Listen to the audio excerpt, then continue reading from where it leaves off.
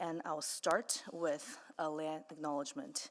I'd like to acknowledge that we meet on the traditional land of Treaty 6 territory and the Métis homeland, and acknowledge the diverse Indigenous peoples whose ancestors' footsteps have marked this territory for centuries, such as Cree, Dene, Saulteaux, Blackfoot, Nakota Sioux, as well as Métis and Inuit, and now settlers from around the world.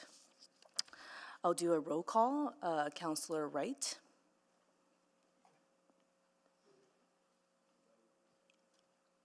I'm sorry, good morning. Good morning, Councillor Knack. Good morning. Councillor Principe. Good morning. Councillor Stevenson. Councillor Stevenson. Okay, we'll come back to you. Councillor Paquette. Good morning. Good morning.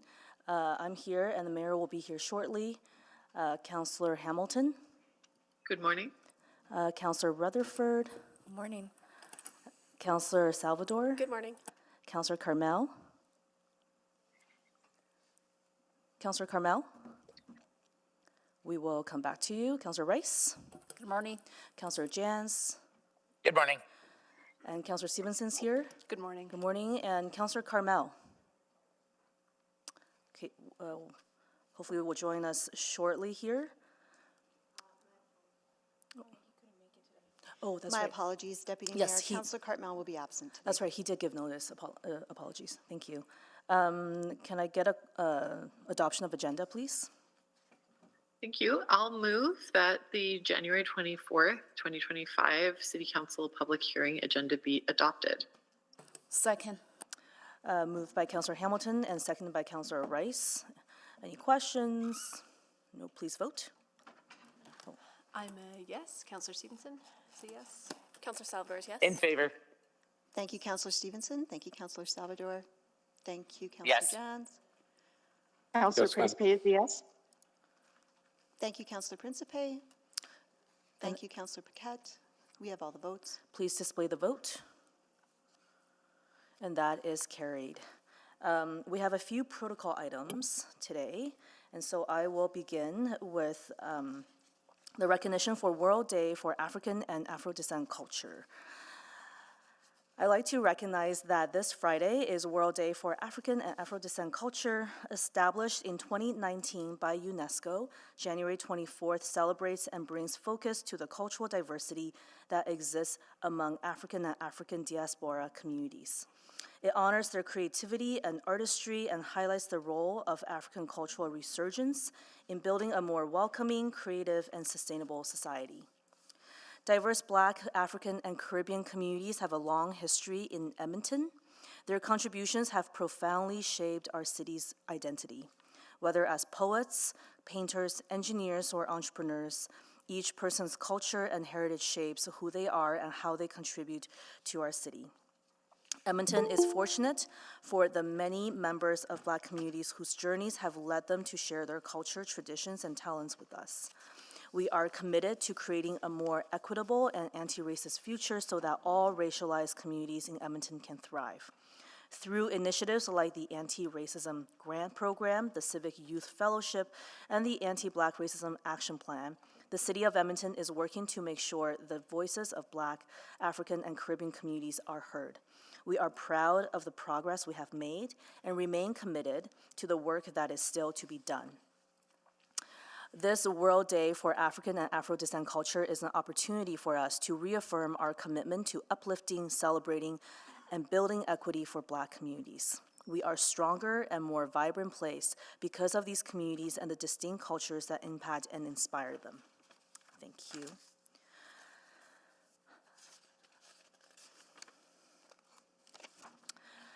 Next, I'd like to take a moment to acknowledge that today, January 24th, marks International Day of Education. The City of Edmonton has established itself as a hub of learning excellence where we embrace and celebrate diversity, culture, and arts, and a strong social fabric. As a learning city, Edmonton is committed to promoting lifelong learning through partnerships, equity, and diversity while continuously building capacity within our community. In 2022, Edmonton became the first Canadian member in the UNESCO Global Network of Learning Cities, an international network of cities committed to excellence in learning for all. This network champions a culture of lifelong learning that enhances social inclusion, economic development, and cultural prosperity. Edmonton is proud to be a part of this diverse and vibrant learning community. This year, the theme for International Day of Education is AI and Education, Preserving Human Agency in an Automated World.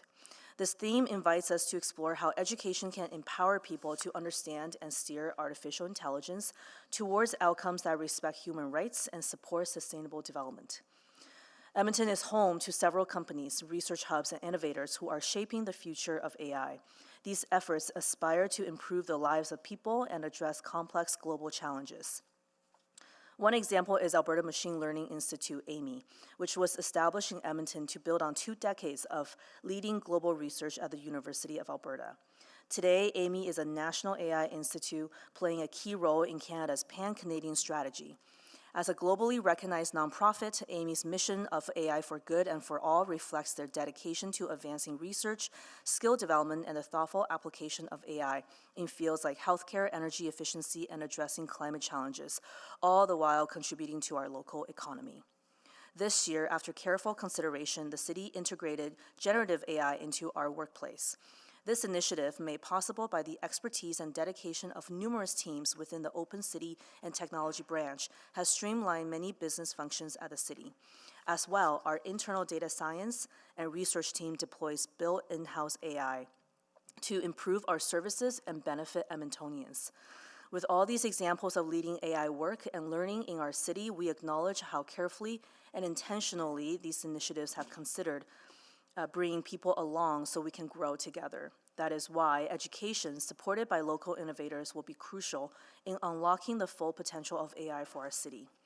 So on behalf of my council colleagues, I invite Edmontonians to further explore learning through technology in their day-to-day. Happy International Day of Education. Thank you so much. Lots going on in our city. At this time, I'm going to call for persons to speak.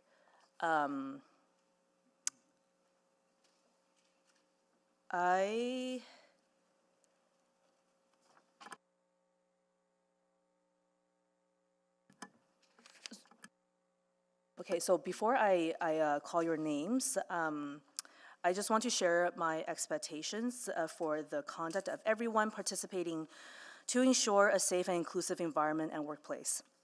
These expectations apply equally to both in-person and virtual attendees. Hearing from the public is an important part of Council's process to ensure we hear the full diversity of opinions that exist in our community. As meeting chair, I have a responsibility to ensure the safety of all participants in today's meeting. As part of that responsibility, inappropriate comments or gestures will not be tolerated, and if they occur, I will direct the clerk to immediately remove anyone engaging in such behavior. The type of behavior that will result in removal from the meeting includes making disrespectful comments directed at individual staff members or other public speakers, or using profane language. Responsive behaviors to show support or dissent, such as shouting, cheering, clapping, or using the chat or emotion response features in the Google Meet are also not permitted. I will not provide any additional warnings, and once removed, the person will not be permitted to rejoin the meeting. This meeting is being live streamed, and everyone is welcome to view the live stream online. Again, my role as the chair is not to moderate the nature of the content being discussed, but to ensure chamber behaviors are maintained to support a safe and respectful and neutral space for my colleagues, city employees, and the public. I thank everyone in advance for your respectful participation in today's discussion. And because today is a public hearing, I want to explain a bit of the process, recognizing we have potentially people participating for the first time. It's always a good reminder. The clerk will call out the bylaws, and I will call out the names of people registered to speak. Council will then select the bylaws they wish to discuss and vote on any bylaws that have not been selected for discussion. Council will then deal with each of the bylaws that were selected for discussion and debate. For each item, administration will first provide a presentation. Members of the public who register to speak will then be invited to make their presentations in panels. The first panel will be those in favor, followed by a panel of those opposed, continuing in that order until everyone has been heard. Each person will have 5 minutes to make her comments. The clerk will run the official timer in council chamber. The timer lights on the podiums will be green for the first 4 minutes, turn yellow when there's 1 minute remaining, and flash red when the 5 minutes are up. If you're participating virtually, there is a virtual timer on the Google Meet, or you may wish to use a timer of your own. When everyone in your panel has made a presentation, members of council may ask questions of you or other panel members. After hearing from the public, council may ask questions of administration. After all questions of administration have concluded, I will ask council if they wish to ask any further questions of those who presented in response to new information that may have arisen during the public hearing. Thereafter, council may close the public hearing and debate the bylaw. If participating virtually, please remember to mute your microphone when you're not speaking. If experiencing any technical difficulties, please reach out to the office of the city clerk using the contact information provided in your confirmation of registration or at city.clerk@edmonton.ca. And if you're here with us in person, city staff will guide you to your seat when it is time to hear from your panel. Madam Clerk, may you please call the bylaws? Thank you. Items 3.1, 3.2, 3.3, and 3.4 will be dealt with together. Is there anyone here to speak to Charter Bylaw 21043 to amend the West Henday District Plan? Yes. Sorry. Yes, we have Holly Mickelson to answer questions only from Stantec. Holly, are you online? Yes, good morning. Good morning. And we have Chris Nicholas to answer questions only from MLC Land. Good morning. Good morning. And no one opposed. Thank you. So the bylaw 21004 to amend the Lewis Farms Area Structure Plan, bylaw 21005 to amend the Rosenthal Neighborhood Structure Plan, and bylaw 21006 to allow for small-scale commercial centers and a range of small-scale housing Rosenthal are to be dealt with together with item 3.1. Yep. And those are the two names I read for that item. We're on 3.5. So thank you. Item 3.5 and item 3.6 will be dealt with together. Is there anyone here to speak to bylaw 21019 to amend the Gorman Neighborhood Structure Plan, or bylaw 21020 to allow for the conservation, preservation, and restoration of natural areas, to Yes. allow for infrastructure, systems, and facilities that provide a public benefit and a range of small and medium-scale housing, Gorman? Thank you. Yes, we have Amy Stewart to answer questions only from Schaefer Andrew. Amy, are you online? Yes, I am. Good morning. Good morning. And no one to speak opposed. Thank you. Item 3.7, bylaw 21021, to allow for the preservation of natural areas, parks, infrastructure, a range of small to medium-scale housing, River's Edge. Is there anyone to speak to this item? Yes, speaking in favor, we have Christine Lee, answer questions only from Qualico. I see you in person, thank you. And Rihanna Raymond to answer questions only from Qualico Communities. Rihanna, are you online? Yes, good morning. Good morning. And no one opposed. Thank you, Councillor Tang. Is there anyone here to speak to item 3.18, bylaw 21022, to allow for infrastructure, medium-scale housing, and medium-scale mixed-use development, River's Edge? Yes, we have speaking in favor, Christine Lee again, who's here in person, and Rihanna Raymond, both from Qualico Communities, who's online, and no one opposed. Thank you, Councillor Tang. Is there anyone here to speak to item 3.19, bylaw 21023, to allow for light industrial and small commercial businesses, Belvedere? That's 21023. Yes, okay. Yes, we have Andrew Olson speaking in favor from INS to answer questions only. And Andrew, are you in person? Oh, yes, thank you. The light is very hard to see, thank you. And no one opposed. Thank you, Councillor Tang. Bylaws 21026 and 21027 will be dealt with together. Is there anyone here to speak to item 3.10 or item 3.11? Bylaw 21026 to amend the Granville Neighborhood Structure Plan, or bylaw 21027 to allow for a range of small and medium-scale housing, Granville? We have in favor Connor Pope to answer questions only from Arcadis in person, thank you. And David Bengersdorf to answer questions only from Aldra and Land Corporation in person. Oh, hello, thank you. And no one, speaking opposed, we have Jody Luchek online. Jody, are you with us? If not, we'll come back to you on that item. Hi, yes, I am with you. Oh, great, thank you so much, Jody. Yep. Thank you, Councillor Tang. Is there anyone here to speak to item 3.12, bylaw 21030, to close a portion of Alley Strathern? Yes, speaking in favor, we have Adrian Benoit to answer questions only, GEC Architecture, remote. Adrian, are you online? I'm online. Good morning. And Jim Stein to answer questions only from Strathern Heights Limited, remote. Yeah, I'm here. Good morning, thank you, and no one opposed. Thank you, Councillor Tang. Is there anyone here to speak to item 3.13, bylaw 21024, to allow for medium-scale housing, Central McDougall? Yes, speaking in favor, Marcelo Figueira, Green Space Alliance in person. Good morning, and no one opposed. Thank you, Councillor Tang. Is there anyone here to speak to item 3.14, bylaw 21031, to allow medium-scale housing, Britannia, Youngstown? Speaking in favor, Jordan Mendez in person. Good morning, and Jeff Booth from Situate in person. Thank you, and no one opposed. Thank you, Councillor Tang. Is there anyone here to speak to 3.15, bylaw 21028, to close a portion of Alley West Meadowlark Park? Yes, speaking in favor, Joanna Young to answer questions only from the city online. Yes, good morning. Good morning. Natalie Lazurko from the city in person. I see you. Pascal Ladouceur to answer questions only.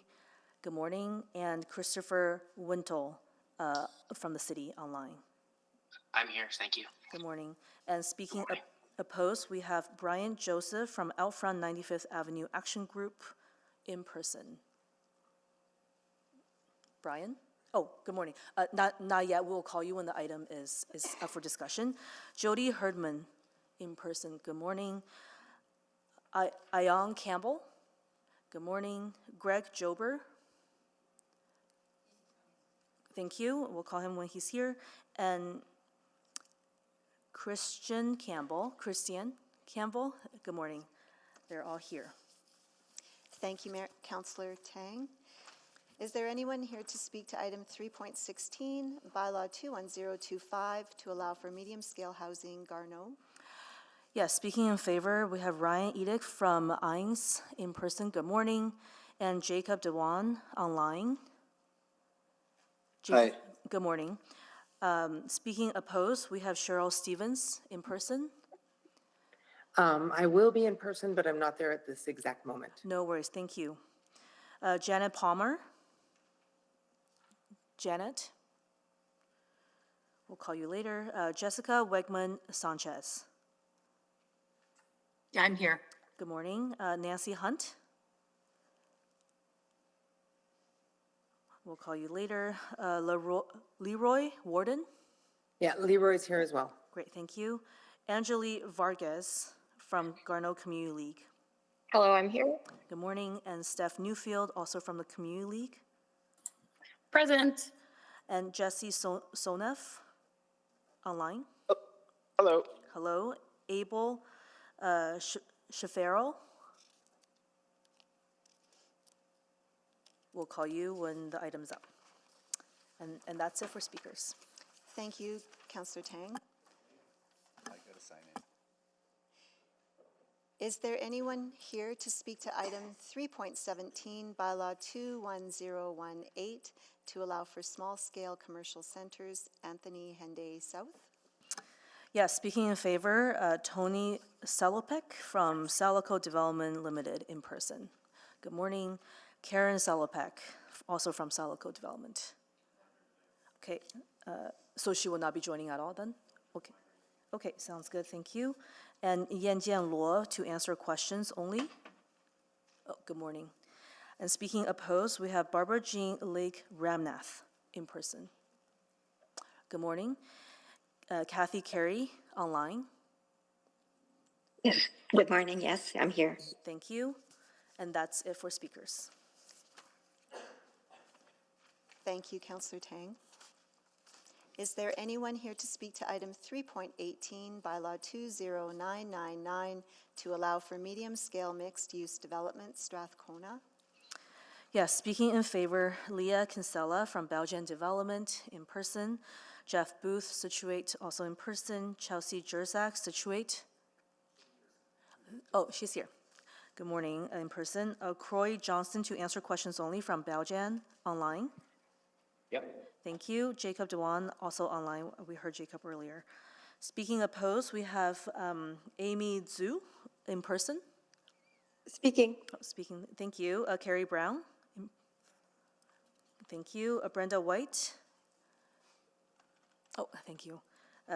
Tyler Yaremko.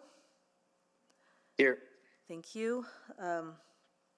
Waltraud Grenoir. Good morning. Good morning. And Mark Pearson. Good morning. Thank you. That's it for speakers.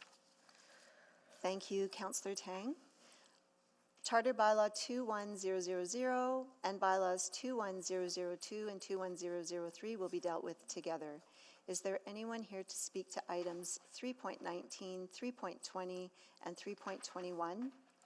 Charter Bylaw 21000 to amend the Northwest District Plan, Bylaw 21002 to amend the Rampart Industrial Area Structure Plan, and Bylaw 21003 to allow for large-scale facilities that provide community services, Rampart Industrial. We have Andrew Olson speaking in favor from INES. He's here in person. And that is it. And the mayor is here, so I will turn the chair back to him. Thank you, Councillor Tang, for filling in. Sorry for being late. So we are going into selections, right? Okay, all right. So colleagues, which items would you like to select for discussion? All right. Councillor Hamilton, go ahead, please. Thank you. I would like to select item 3.10 and 3.11, as well as 3.15. So 310, 311, and 315. Okay. Thank you. Councillor Stevenson. Yes, I'd like to select 319, 20, and 21, please. 319, 20, 21.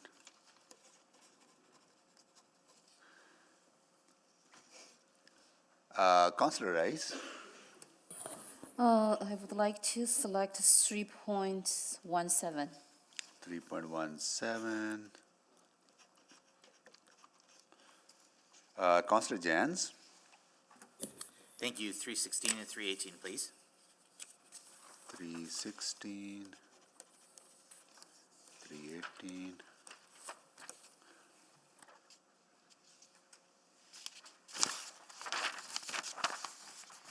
I see no further selection, so 310 and 311 selected by Councillor Hamilton, 315 Councillor Hamilton, 316 Councillor Jans, 317 Councillor Rice, 318 Councillor Jans, 319, 320, and 321 Councillor Stevenson. Okay.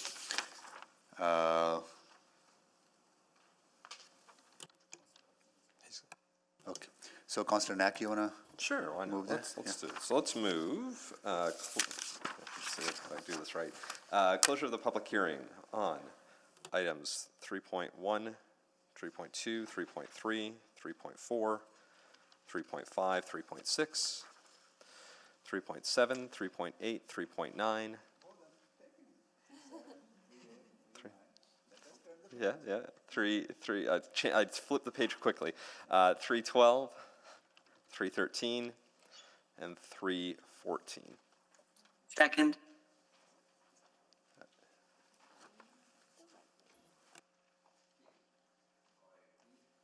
Please vote.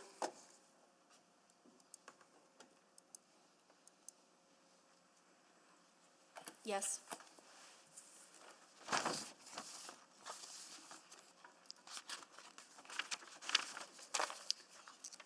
Just waiting on one vote.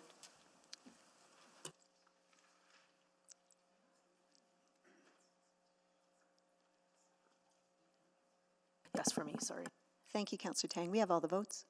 Display the votes, please. That is carried. Mayor Sohi, I will move first reading of those bylaws. Second. Okay, please vote.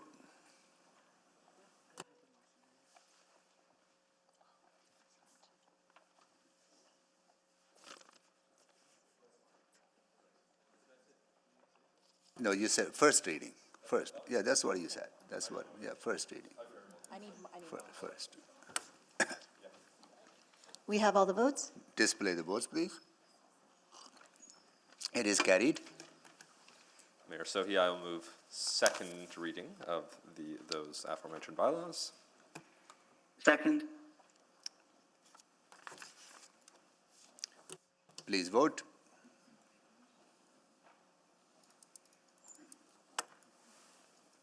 Thank you. We have all the votes. Display the votes, please. That is carried. Mayor Sohi, I'll move consideration of third reading on those bylaws. Second. Please vote for the final reading. Consideration. We have all the votes. Display the votes, please. That is carried.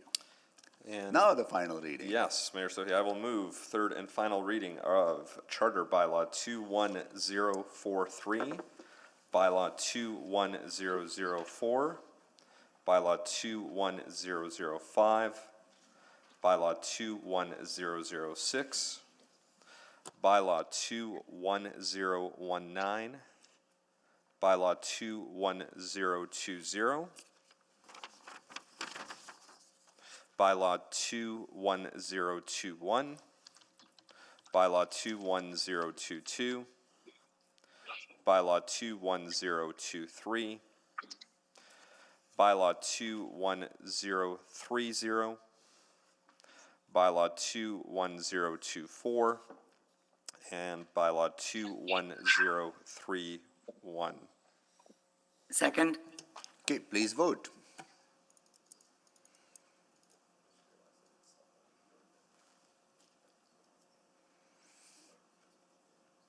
We have all the votes. Display the votes, please. That is carried. Before we carry on to our council proceedings, I want to welcome some students who are joining us from Millwoods Christian School, grade 6 class, and they are here with the teacher, Ms. Betty? Did I say right? Okay. And Ward Garillo. Councillor Tang is your ward councillor.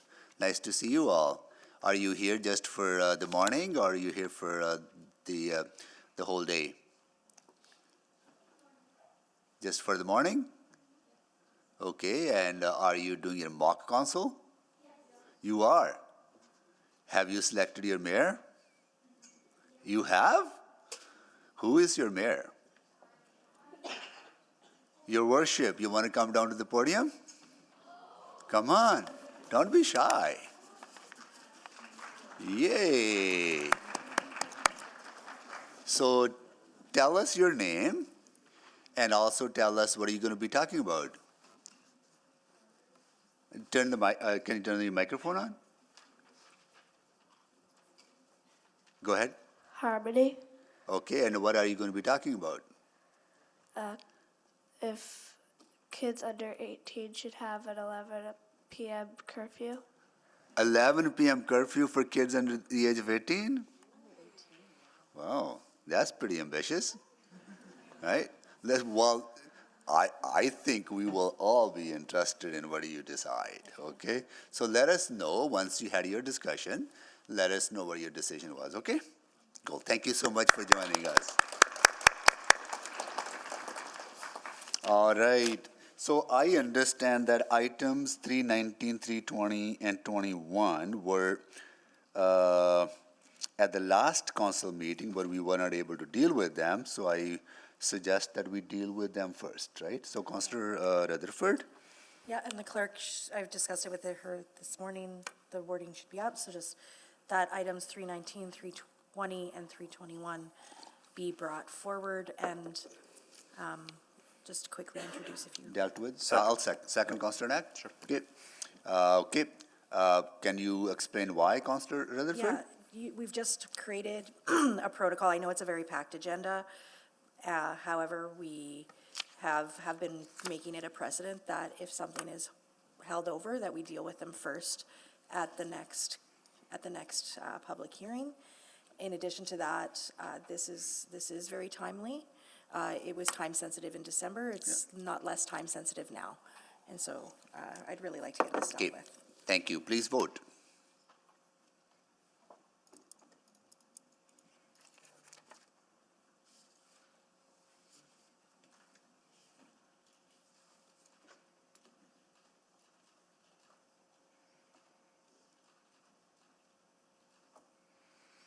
Thank you. We have all the votes. Display the votes, please. That is carried. Okay. Mayor Sohi, sorry, I made one maybe mistake I want to just double check on when I was doing the omnibus.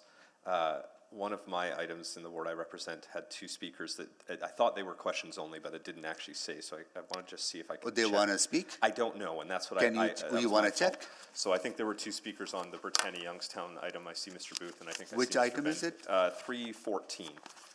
I thought they were registered for questions only. I was not paying close enough attention. I don't know if Mr. Booth or Mr. Mendez was interested in speaking. Okay, great. Good. Sorry, That's great. I should have paid a little closer attention. No, that's fine. Yep, that's fine. Great. Okay, now we are on to our first item on the agenda, which are cross-reference 319, 320, and 321, and we'll go to administration for a presentation. Thank you and good morning. This application includes three components. The first proposes to rezone 14.9 hectares from the medium industrial, or IM zone, to the urban facility, or UF zone. The second and third components include amending the Rampart Industrial Area Structure Plan, or ASP, and the Northwest District Plan.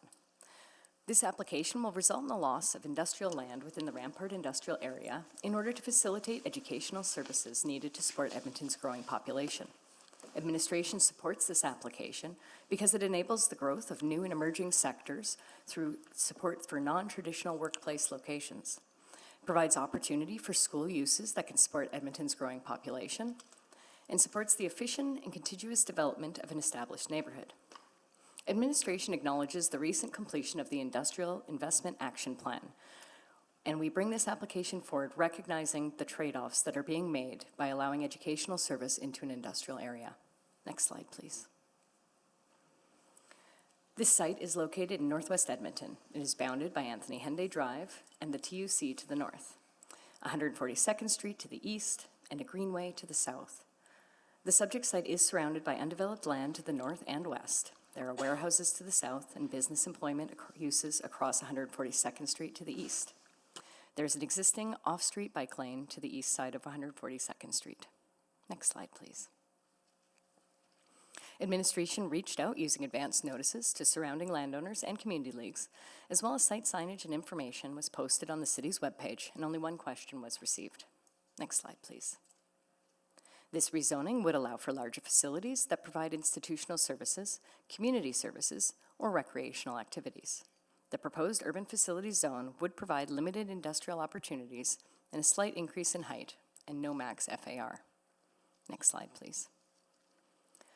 While the city plan contains policies that both support and oppose the application, as there are trade-offs between priorities to meet the needs of Edmontonians, the city plan encourages the adaptability of districts and non-traditional workplace locations, which suggest we look at and consider alternative uses where context permits.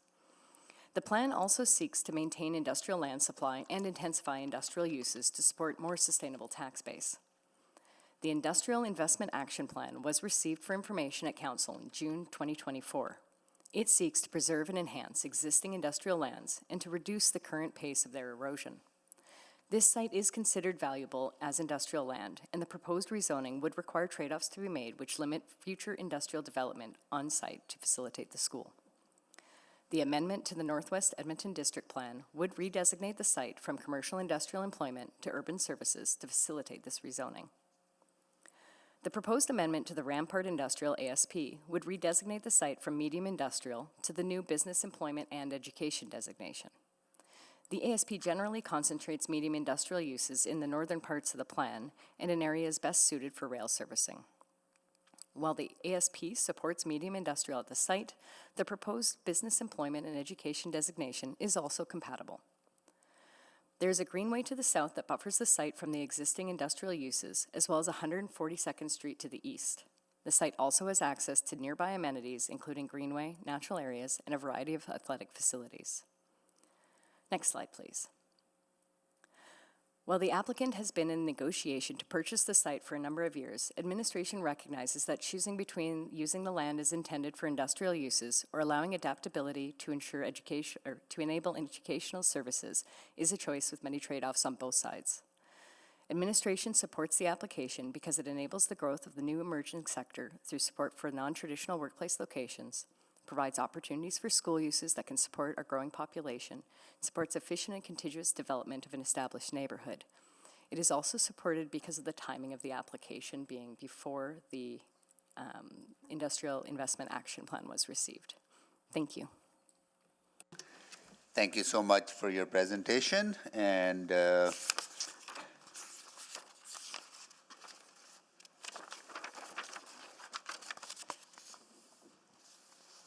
we'll go to Andrew Olson if they would like to make a presentation.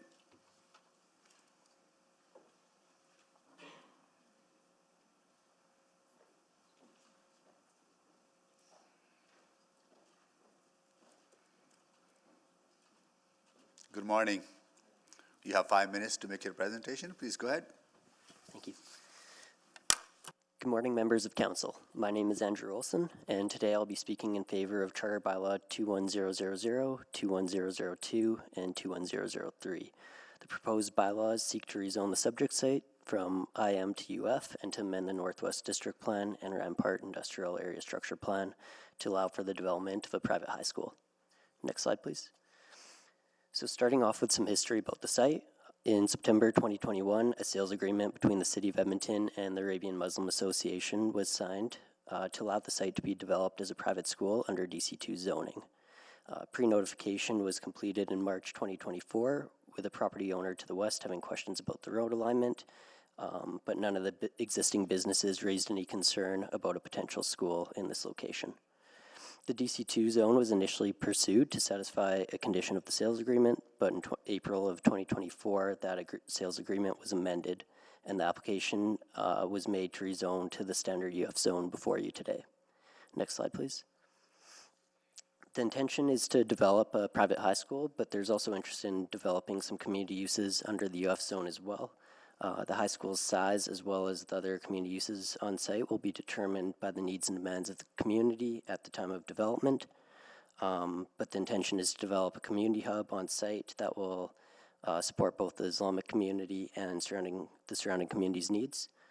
Right now, the plan is to develop a school that would accommodate 1,500 students in size.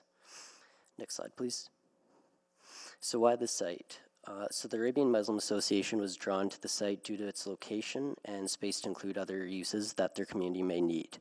The site is a couple kilometers away from the existing academy and a future K-6 school that was recently approved in October. And it's way more accessible from other areas of the region. The students will come from all over, so having a large site with this kind of proximity to the Henday is very important from an access perspective to help students from all over the region access the future high school and community hub. The location of the school has yet to be determined, but there are spots where the community, or where the school will not go on the site. So there's a utility corner on the north portion of the site, which is shown in yellow, and a roadway that will be constructed through the middle of the site, shown in light blue. Next slide, please.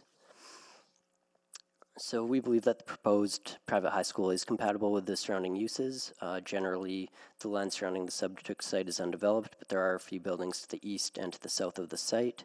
There are 2 business employment zone sites to the east with buildings built in 2016. the types of businesses in these buildings aren't very intense and are more commercial in nature.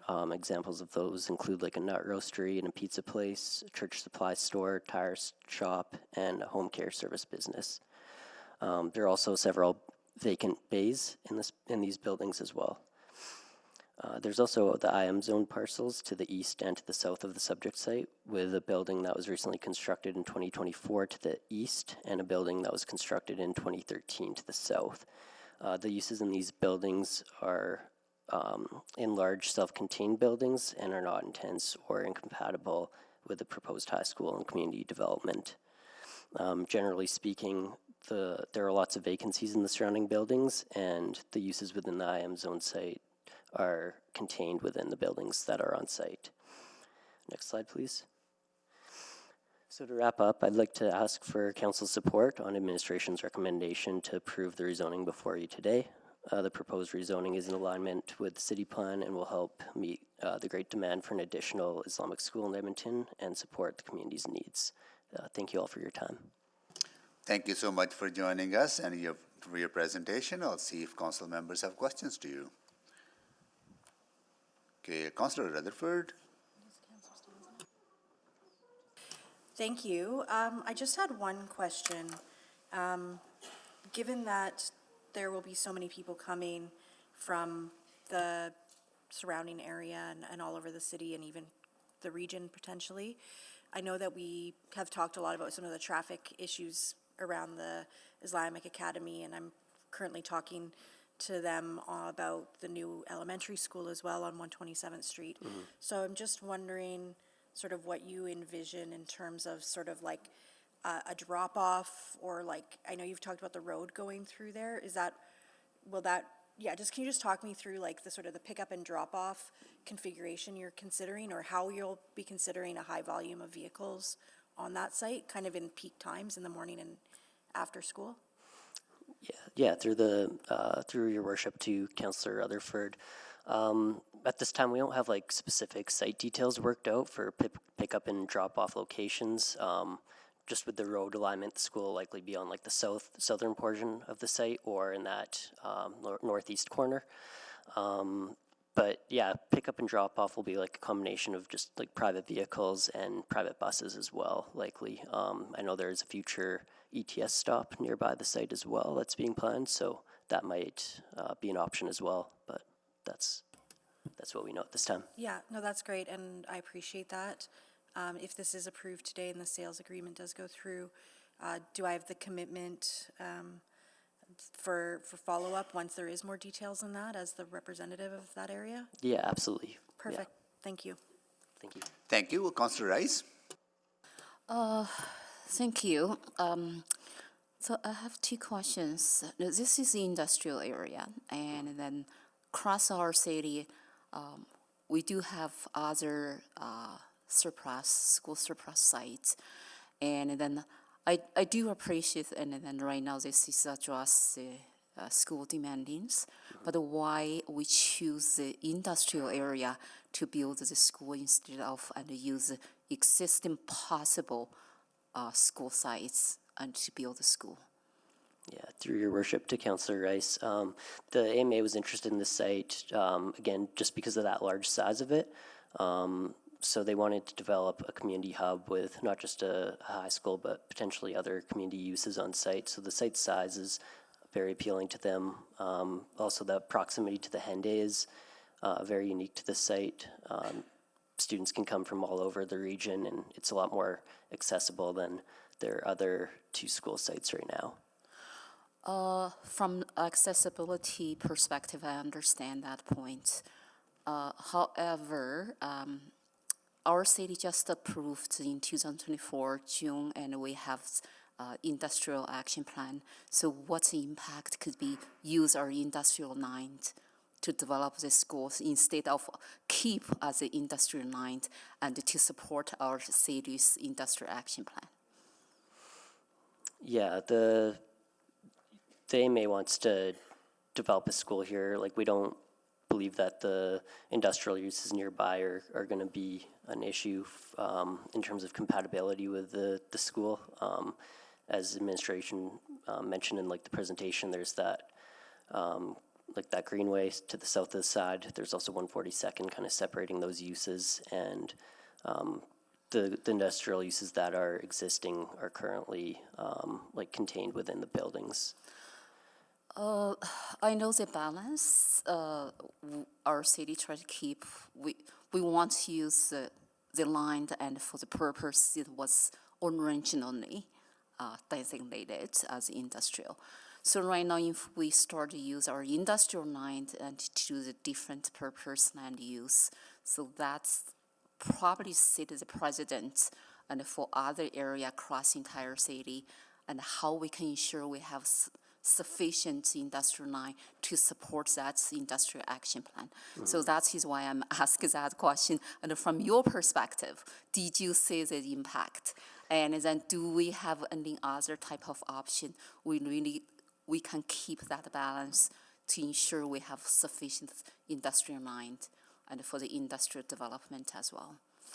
Yeah, as administration mentioned, like that is something that council will have to kind of balance is the use of industrial land versus using it for an urban facilities land. But again, this site was purchased before this industrial action plan was approved, and like the rezoning was also made before this industrial action plan as well. So I'm sorry, I put into this position. So from select the existing school sites and then use the industrial land to change that land use to the school site, do you see the cost difference? Sorry, I'm not sure I'm understanding just a cost difference of using this and site versus. Yeah, if you use the existing school site and instead of use the industrial land and change the land use and to the school site, and then where is that cost difference? Mr. Mayor, if we could just be careful that we're not dealing with cost of development and valuation. Okay, for the land use, so we're not talking about the cost for the land. In comparison between sites, for sure. Thank you. Okay, that's my question. Thank you. Thank you. Thank you so much, Councillor Rice. Councillor Tang, can you take the chair, please? So taken. Thank you. I just want to understand the timelines better. We approved our industrial action plan in June of 2024, but I understand that AMA has been in conversations, and if you were part of those conversations since September 2021.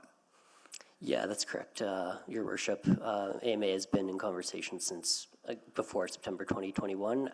We weren't involved in that at that point, the sales agreement, but we were engaged in, I believe it was 2023, to kind of start looking at the site and doing the groundwork for the DC2 rezoning.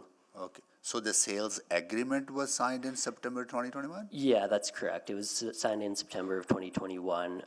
The AMA had to, there's conditions in the sales agreement to like conduct environmental testing and soil testing for the site. So that's what was going on in those kind of a couple of years. So those conditions have been removed? Yeah, the AMA has met those conditions now. So, Have? Yeah. Okay, got it. Okay. Yeah, they had to be done by, I believe, 2023. So that is the delay then from 2021 to 2024. Yeah, that's correct. That work needed to be done, environmental studies and contamination and all that. And that's why we're here. So it's the time, I want to understand the time gap from September to March 2024. Yeah, they were doing that, and they were also working on their K-6 school as well. So, yeah, those are kind of the reasons why there's the delay. I see.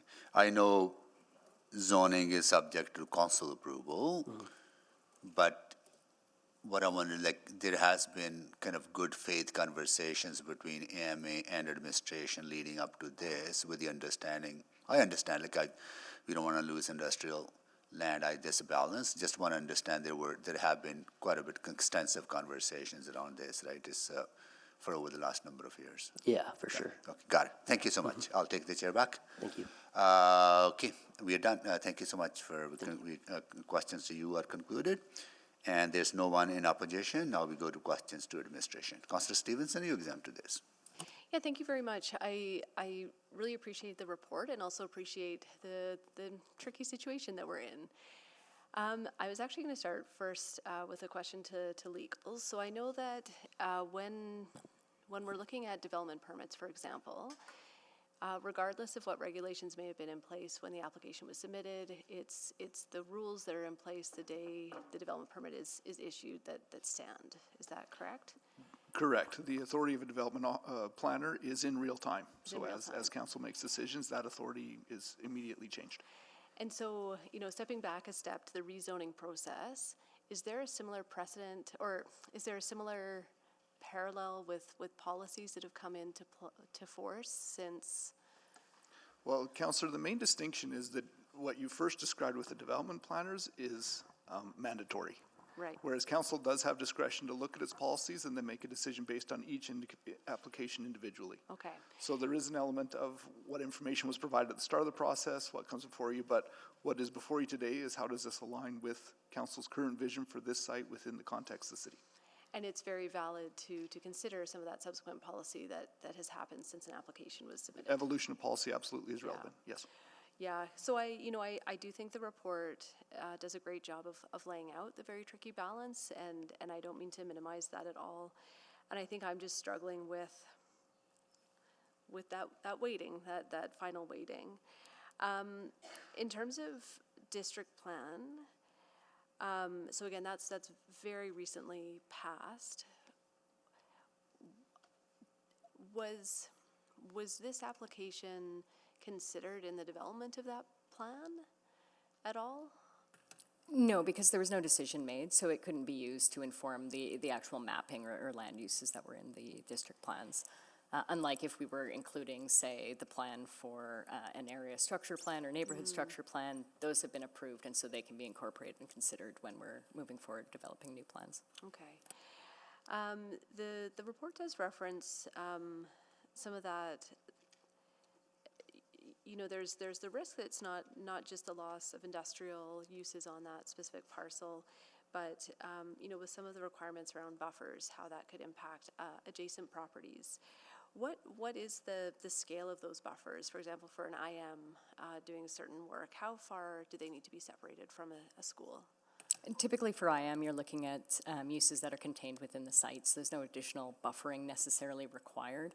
That being said, this one has the addition of 142nd Street as well as the green way to the south. So there really is an abundance of space and caution being given there. Right, and sorry, I'm mixing up my zones. Heavy industrial?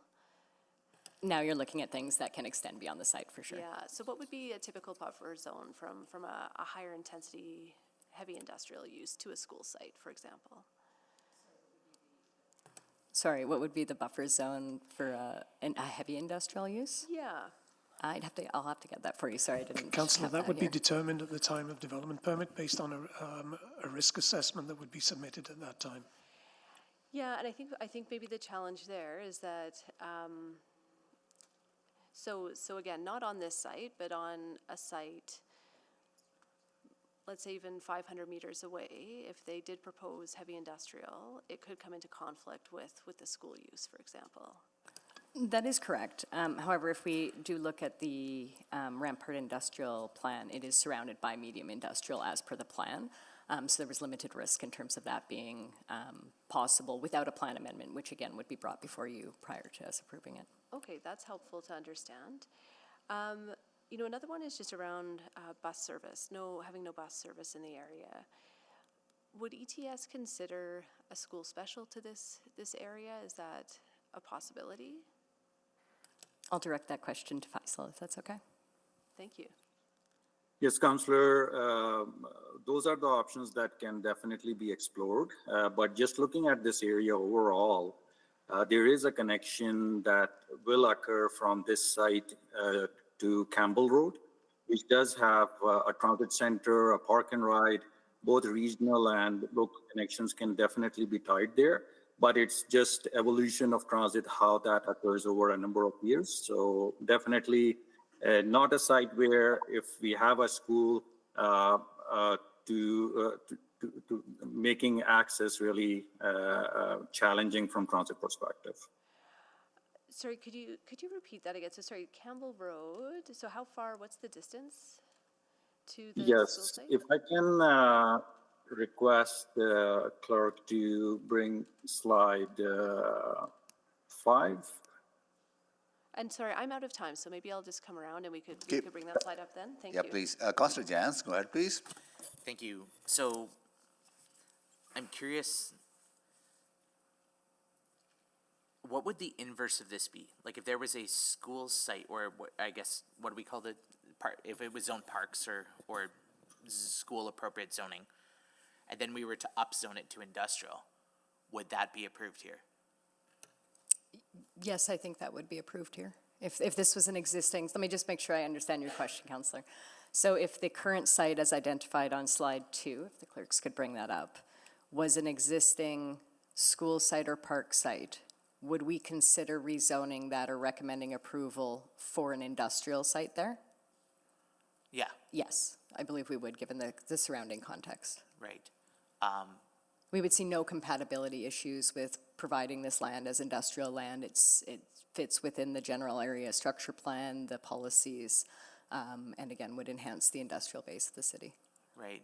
So when, and I'm looking at legal to throw a flag if I'm offside here, but like when administration is making a recommendation about land use, they are recommending sort of what is the highest and best use of a land to council. Like I'm curious why this would have why administration would be recommending what is effectively a downzoning, I think would be the word of this land. Administration evaluates and reviews the proposals brought forward by an applicant. So an applicant has a use that they're looking to, and then we negotiate with them to kind of understand what their needs are and understand how that will fit within the city's context, within the plans and policies and the aspirations that are put forward through priorities by City Council. It's not that every application that comes forward is going to be the highest and best use for that land. It's whether or not it fits within the context and works and is a good use for that land. There are many times where there could be better uses, but they're not necessarily within the realm of what is intended to be developed or what there's, financial will to be developed by an applicant. And so industrial land is by nature more expensive.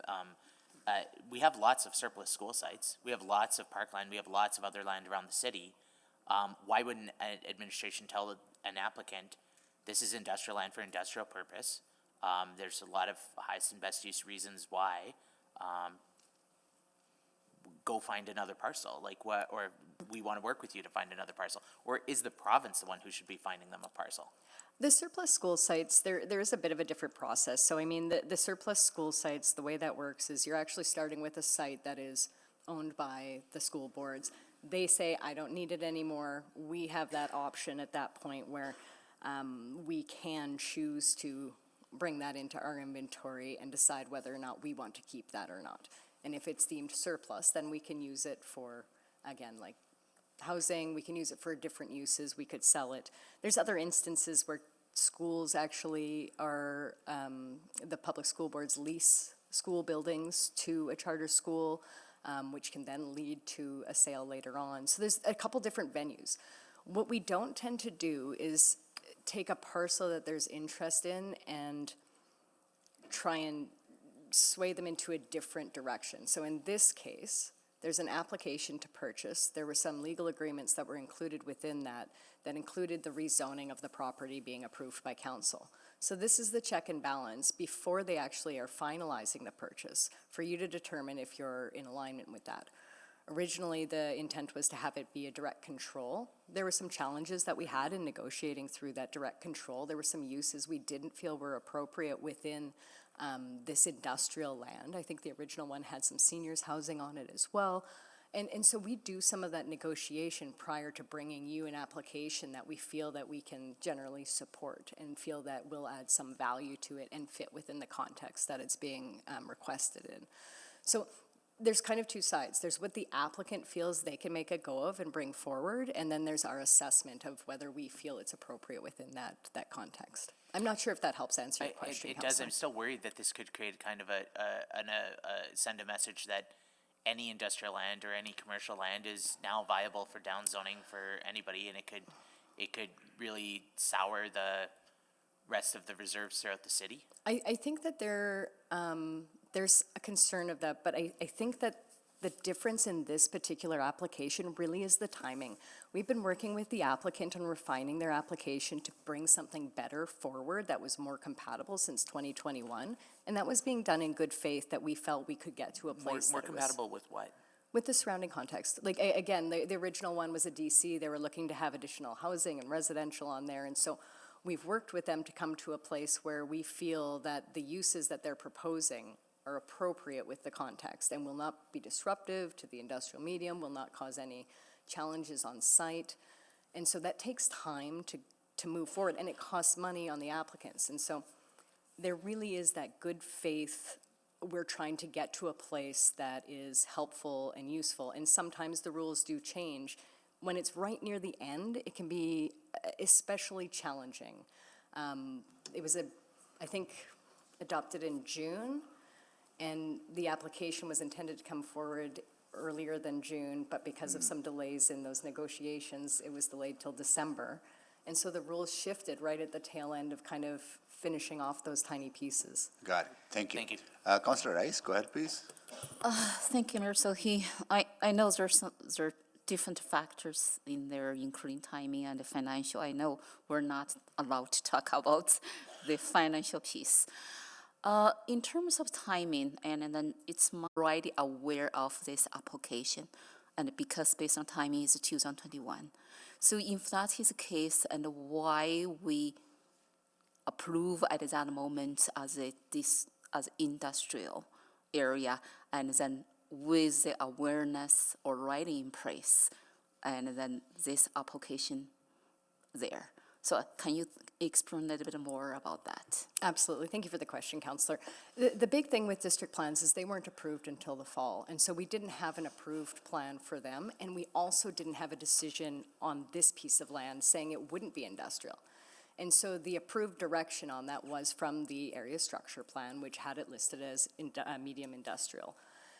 That's what the district plans would be based on unless there was some sort of decision by council to change that. And so because this application hadn't come forward, we would have no rational reason to include it as a different land use within the district plans prior to having your approval for that decision. Councillor, the question in front of us today is this use appropriate at this site? And bringing forward the amendments to support that. And that's the analysis that administration has taken on and bringing to council today for decision. The land use, both land uses, whether it's industrial or the proposed UF to support a school, is appropriate. And so administration has identified those trade-offs. But our job is to evaluate the application and bring that forward to you today. And plan amendments happen, and we deal with them at every public hearing, and so that's what we're bringing forward today. I know I asked this question earlier. I'm not going to repeat that. And I heard my colleagues repeat my questions as well, or the concerns as well. From land use perspective, the requirement for the land use and then compared to the industrial use and the school use is totally different. I heard the risk assessment will be done at the level different on this level. So then question is, what's the requirement for the land use and to the school and to ensure our school takes the school site in the industrial area to ensure that safety for the students? I think from land use perspective, and maybe you can explain it a bit more. Yeah, I'm not entirely sure I fully understand your question, Councillor, but I think it's important to understand that we have approved other schools, other charter schools in industrial lands before. In this case, it's surrounded by medium industrial and thus unlikely to have any industrial uses that would be around it that would require any additional risk. However, if there were any, then those would be dealt with at the time. If the clerks could pull up, I've added a slide 8 to the slide deck. And it just shows a couple different places where administration in the past has approved charter schools in industrial areas. So you, Sorry, council has approved. We didn't approve them. My apologies. so what I heard here, so you did not see the risk and from land use perspective and then to build this school in the industrial area. I don't see an additional risk to this site developing as a school. I'm sorry, I must be misunderstanding the question. No, you understand correct. And then because I try to understand what could be the risk and for the school to be built in the industrial area from land use perspective, is there any? Yeah, And with the medium industrial surrounding it, the risk is we wouldn't require a risk report for the uses that would be going in around them. so at this moment, you did not see that the risk there. No, I do not. Okay, thank you. That's my question. Thank you. I think Councilor Salvador? Yeah, thank you. Maybe just a clarifying question based on the applicant's presentation. So it was mentioned that the sales agreement between the city, the applicant is contingent on rezoning. I just wanted clarity around the language that was used there and what that means on our end. Contingency piece. So first I'd start by saying probably not a relevant factor for you is the sales agreement, but it is completely common commercial practice that a person will acquire land conditional on zoning that is suitable for their desired purpose. Okay, and one of the things that stood out to me in the report was around rail servicing and access for this particular site. I guess, you know, how important is that type of access typically when we're contemplating industrial land? Are those sites relatively scarce citywide, or is it common to have this type of pretty direct rail access to a site? This particular site is actually indirect access. The CN is across from 142, another parcel. So it's not particularly close in this case, but it is close. And I would say it's definitely an asset for industrial land to have access to it. There's often spurs that are pulled off to assist with that, but it's not uncommon. Okay. Okay, and I just wanted to loop back to a question that was asked earlier around transit connectivity to Campbell Road. Do you have an answer on that? Sure, Councillor. If I can get slide 7 on the screen, and then also I would like to just offer a correction to what I said previously in terms of school special service. Currently, the school specials are only for public and Catholic schools and not for private schools. But just looking at what you have on the screen here in red box, the current site or the subject site, Campbell Road does have regional connections spurring out from the transit center that does have a park and ride. And if we flip to slide 5, to just give a sense of how the neighborhood will connect to Campbell. So it's a combination of a road that is shown through the subject site in black, and that connects to the internal collectors. So there is that opportunity to have that transit connection through the site. It is adjacent to 142 Street, which currently doesn't have a transit service, but in future will likely have that. Great, thank you so much for the clarity. And then is it, you know, step in if this is not a fair question related to land use, but is administration able to share how land sales are progressing in Rampart Industrial? We don't have that information, sorry. Councillor, in general, the northeast portion of the industrial areas in the city are progressing quite well, whether it's through private development and land development, or in this case, the city-owned parcels here. What's helped significantly is that commitment to the 137th on-ramp, as well as the revolving industrial fund that seeds some of those upfront servicing costs. Great, thank you. Thank you. Councillor Rutherford? Yeah, just a few quick questions. I know there's been sort of a line of questioning on like surplus school sites, but it's fair to say that like a surplus school site comes with a lot of liabilities versus building on what we would call green field, right? It's the comparable difference of building a school on infill versus greenfield, or brownfield versus greenfield. Am I understanding that correctly? I think I understand your question. There's surrounding neighbors, there's other things to consider within the There context. could be a structure already on the site that either fits or doesn't fit the purposes of the school, but probably has. Oh, in the maintenance. case of a surplus site being a school that is also no longer being used Because there's a with an suggestion by existing some of my building. colleagues that they could just use a surplus school, but that's not always viable for everybody that wants to develop, because they want it to be within the exact specifications, in this case, a cultural community that would likely want to have a prayer space and other things where they could communally gather, right? So sometimes surplus school sites in the existing land isn't viable for certain schools. I might suggest that those are considerations that the applicant may use to select a site that works well for them. Okay. There may be existing features on any site where it may work or not work. Again, for them on this one, the size was considered a very big asset because they had different types of uses that But they had wanted originally to. considered like housing, like I think there was a talk at one point about like a seniors, but that will not be, if this is That's rezoned to correct. UF. It's not this is- permitted. This is not permitted, but things that are permitted, can you just give me some, like, in addition to, we're talking about the school, but what other things would be permitted on that site over time? Yeah, so you've got the school that's permitted in there. You've also got sports fields, recreation. Sorry, I'm just pulling up the general list of permitted uses. Special events would be allowed there. There's home-based businesses.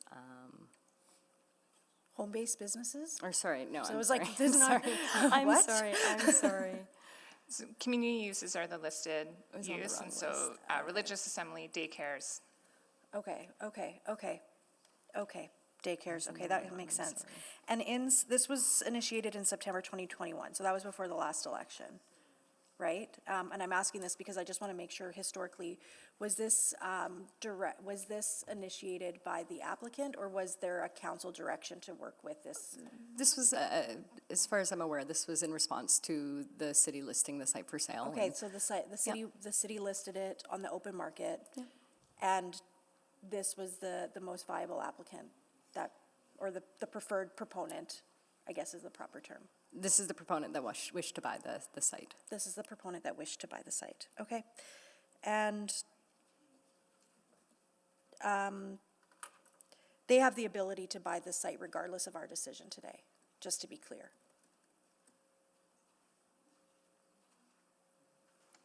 I'm not sure how the sales conditions would apply to that. It's In contingent the normal on course, speaking hypothetically, a condition to the benefit of a purchaser can be waived by a purchaser. So yes, most likely. Okay, thank you. That's all my questions. Thank you, Councillor Rutherford. I would like to welcome some guests who are visiting us from students from Millwoods Christian School, class grade 5 and 6. And they are here with their teacher, Ms. K. Sabo. Okay. Nice to meet you, all of you, and thank you so much for coming over to City Hall. Your ward councillor is Councillor Tang, Ward Gary Hill. There was another class from your school here earlier. Are other classes coming as well, or so is anyone at school today from your class, or all of you are here? All 5, 6 are here? Okay. I asked your previous class if you have selected your mayor to discuss the topic. Have you done that? You have. So would you, your worship, you want to come over to the podium? Come on. Don't be shy. Come on. Let's go. Come on. Why are you going to chair the meeting of council at your mock council with students, right? So tell us your name, and also tell us what are you going to be talking about. there's a little button there at the podium that you can press.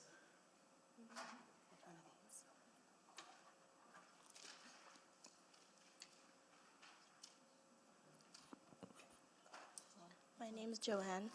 Your name is Johan, and what are you going to be talking about, Johan? What are your topic of discussion for your mock council? Whether or not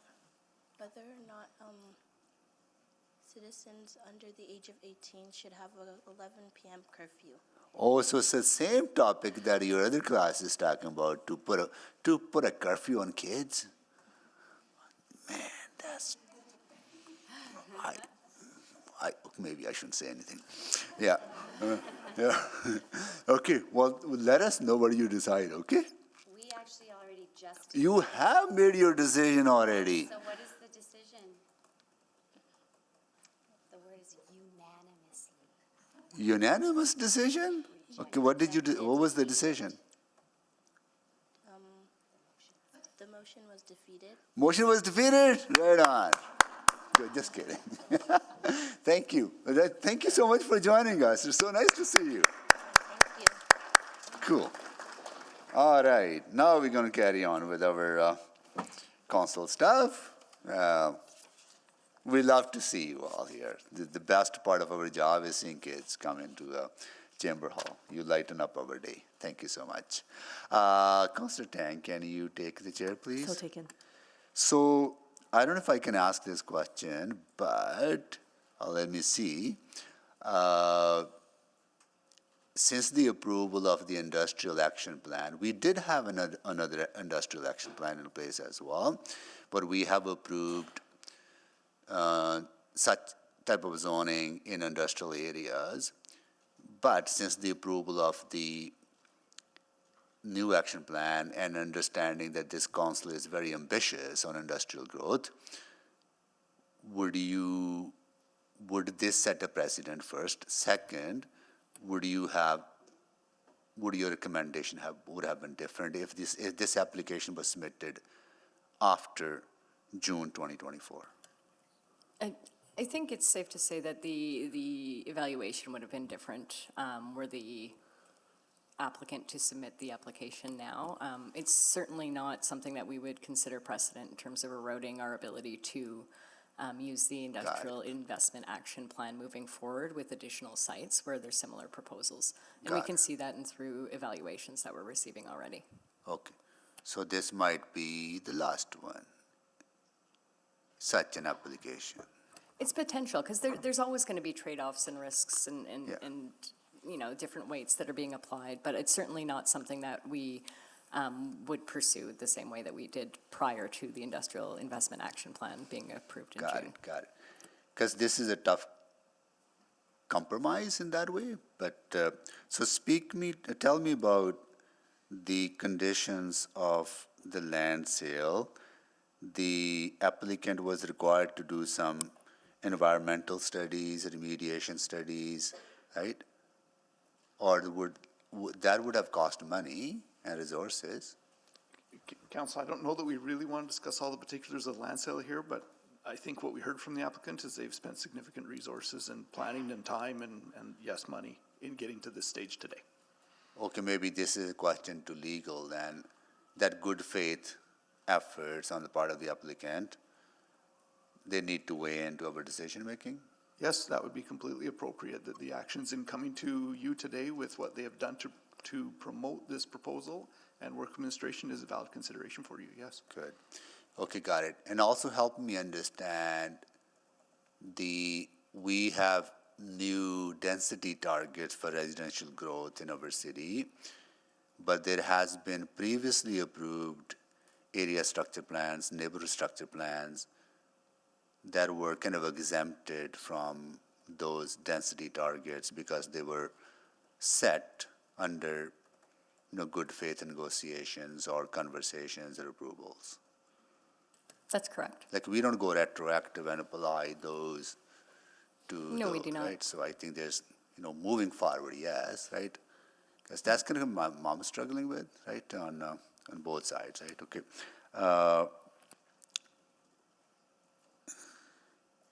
would there be opportunity, like we tried to create green spaces in industrial areas as well.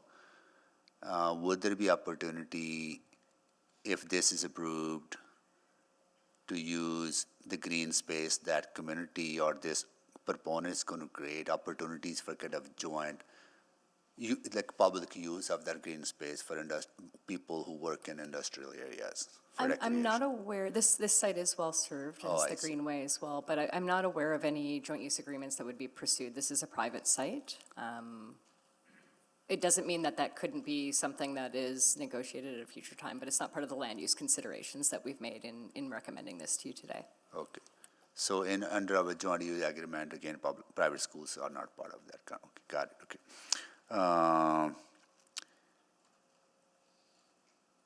So this is light industrial, right? This particular land use? Or the area? The area is medium industrial. Medium industrial. And what I heard you say to Councillor Stevenson, that having a school there does not create hindrance for future light industrial. That's correct. Medium industrial growth. Got it, okay, good, thank you. Good. I will take the chair back. Councillor Tang, go ahead, please. Yeah, great, thank you. So just so I'm really clear on that last piece, the report says this is, that triangular parcel is one of 3 rare large sites in the city with that type of, I guess, industrial potential.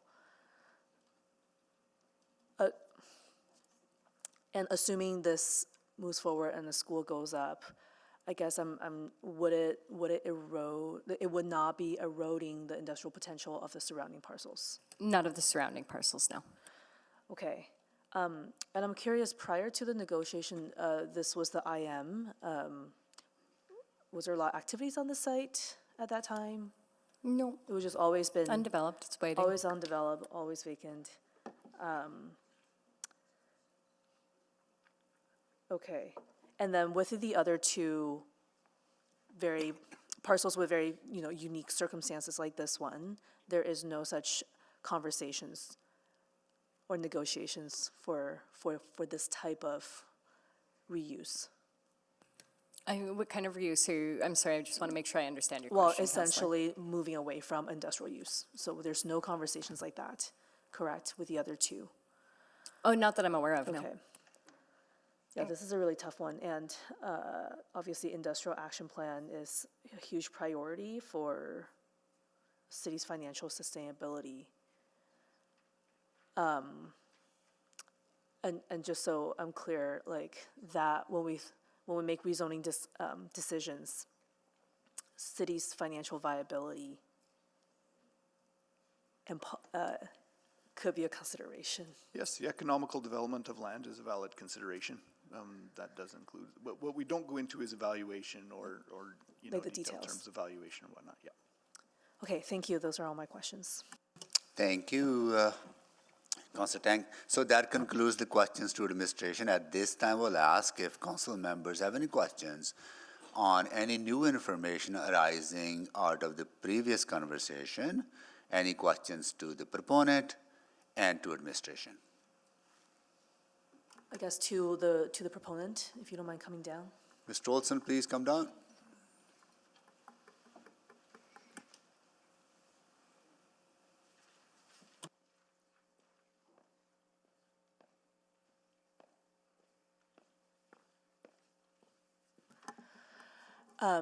Obviously not a very straightforward discussion, as perhaps you might originally thought. And obviously all these conditions were discussed with your client. And some of these factors are really difficult.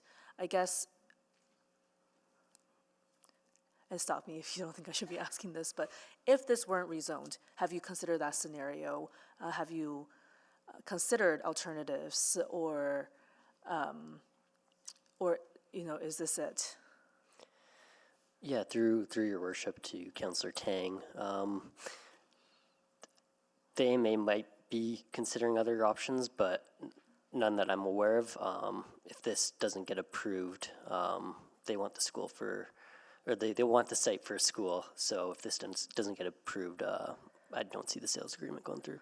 Yeah, because I am aware of a lot of pressures for many of these communities to have their own educational institutions, and given kind of the need for school in general is really dire. So I want to recognize that. But anyways, thank you very much, and that helped. Thank you.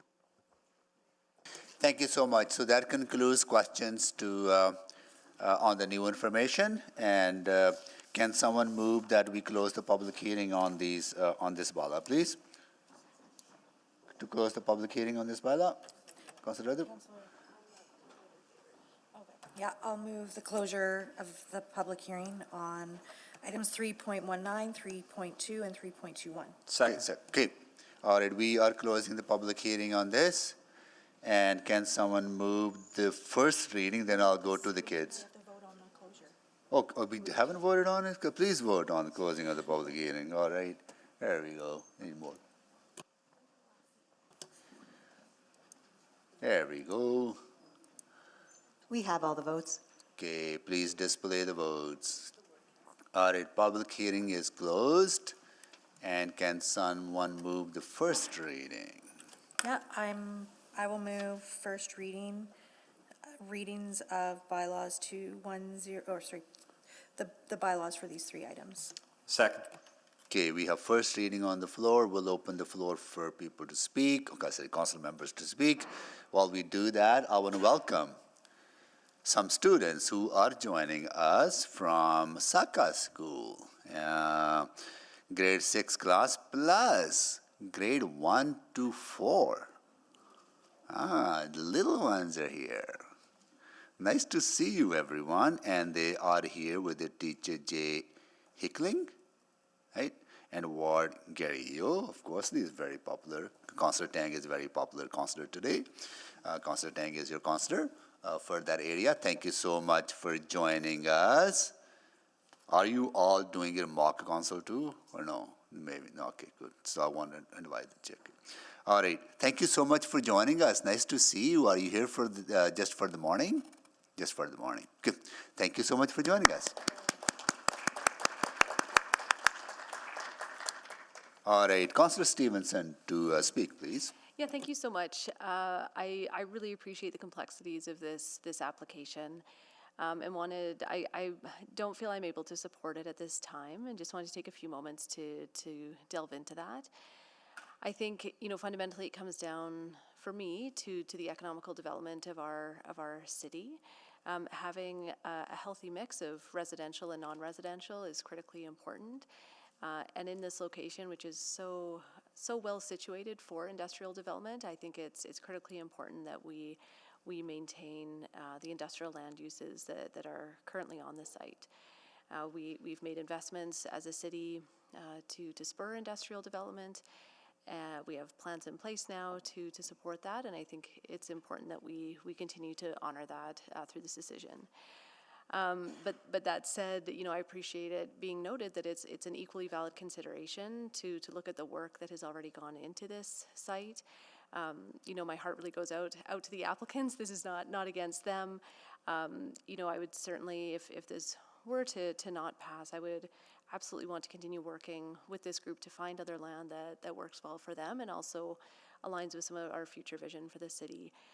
Really value the work that's gone into it, and I don't take this decision lightly. It's really thinking about that long-term future, because once we change the designation here and once there's a school on site, those non-residential industrial uses are extremely unlikely to ever come back. And so thinking about the students who may go to this school, want to make sure that there's a really viable and vibrant city for them in the long term. So again, appreciate all the considerations, appreciate the analysis that administration has done, and also recognize the different considerations that my colleagues may have. I think they're all very valid, and it's a tricky situation for sure. Thank you. Thank you. Councillor Jans. So it's really cool that the kids are here today to hear this debate, because I think this highlights, and I know they're leaving, but I think they'll overhear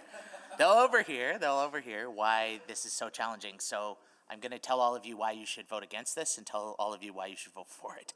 because I truly don't know. We are told to come here with an open mind, and I have gone back and forth 7 ways from Friday today on this. And on one hand, we have this is not highest and best use of the land. We talk all the time about that. This is absolutely, in some ways, on the surface, absolutely not an appropriate use. And I think we should have a conversation about our industrial land strategy with administration. How we should never be signing agreements that does anything less than that for industrial. Period. Hearing that also, the land isn't moving. If there's an applicant, if there's interest, if there's an opportunity here that has been working on doing something with high schools are tough. They're a large parcel. They have complex needs. They've got parking. They've got traffic. They got a lot of. They're messy. And I can see why many other parcels or spaces would not be compatible uses. So I can see on one hand why we would want to support the applicant here and want to enable this project to go forward. And when we talk about highest and best use, a lot of people come to Edmonton for a lot of different reasons. A lot of communities choose schools and places to live and to be for a lot of different reasons.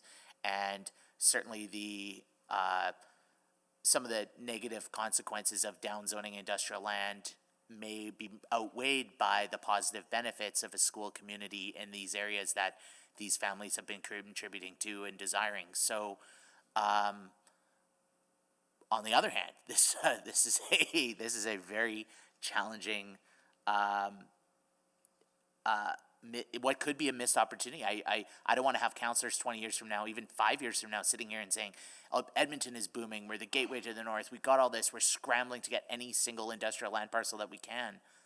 And then I go back to, well, this is not just an Edmonton problem. This is a provincial problem. Education is a provincial responsibility.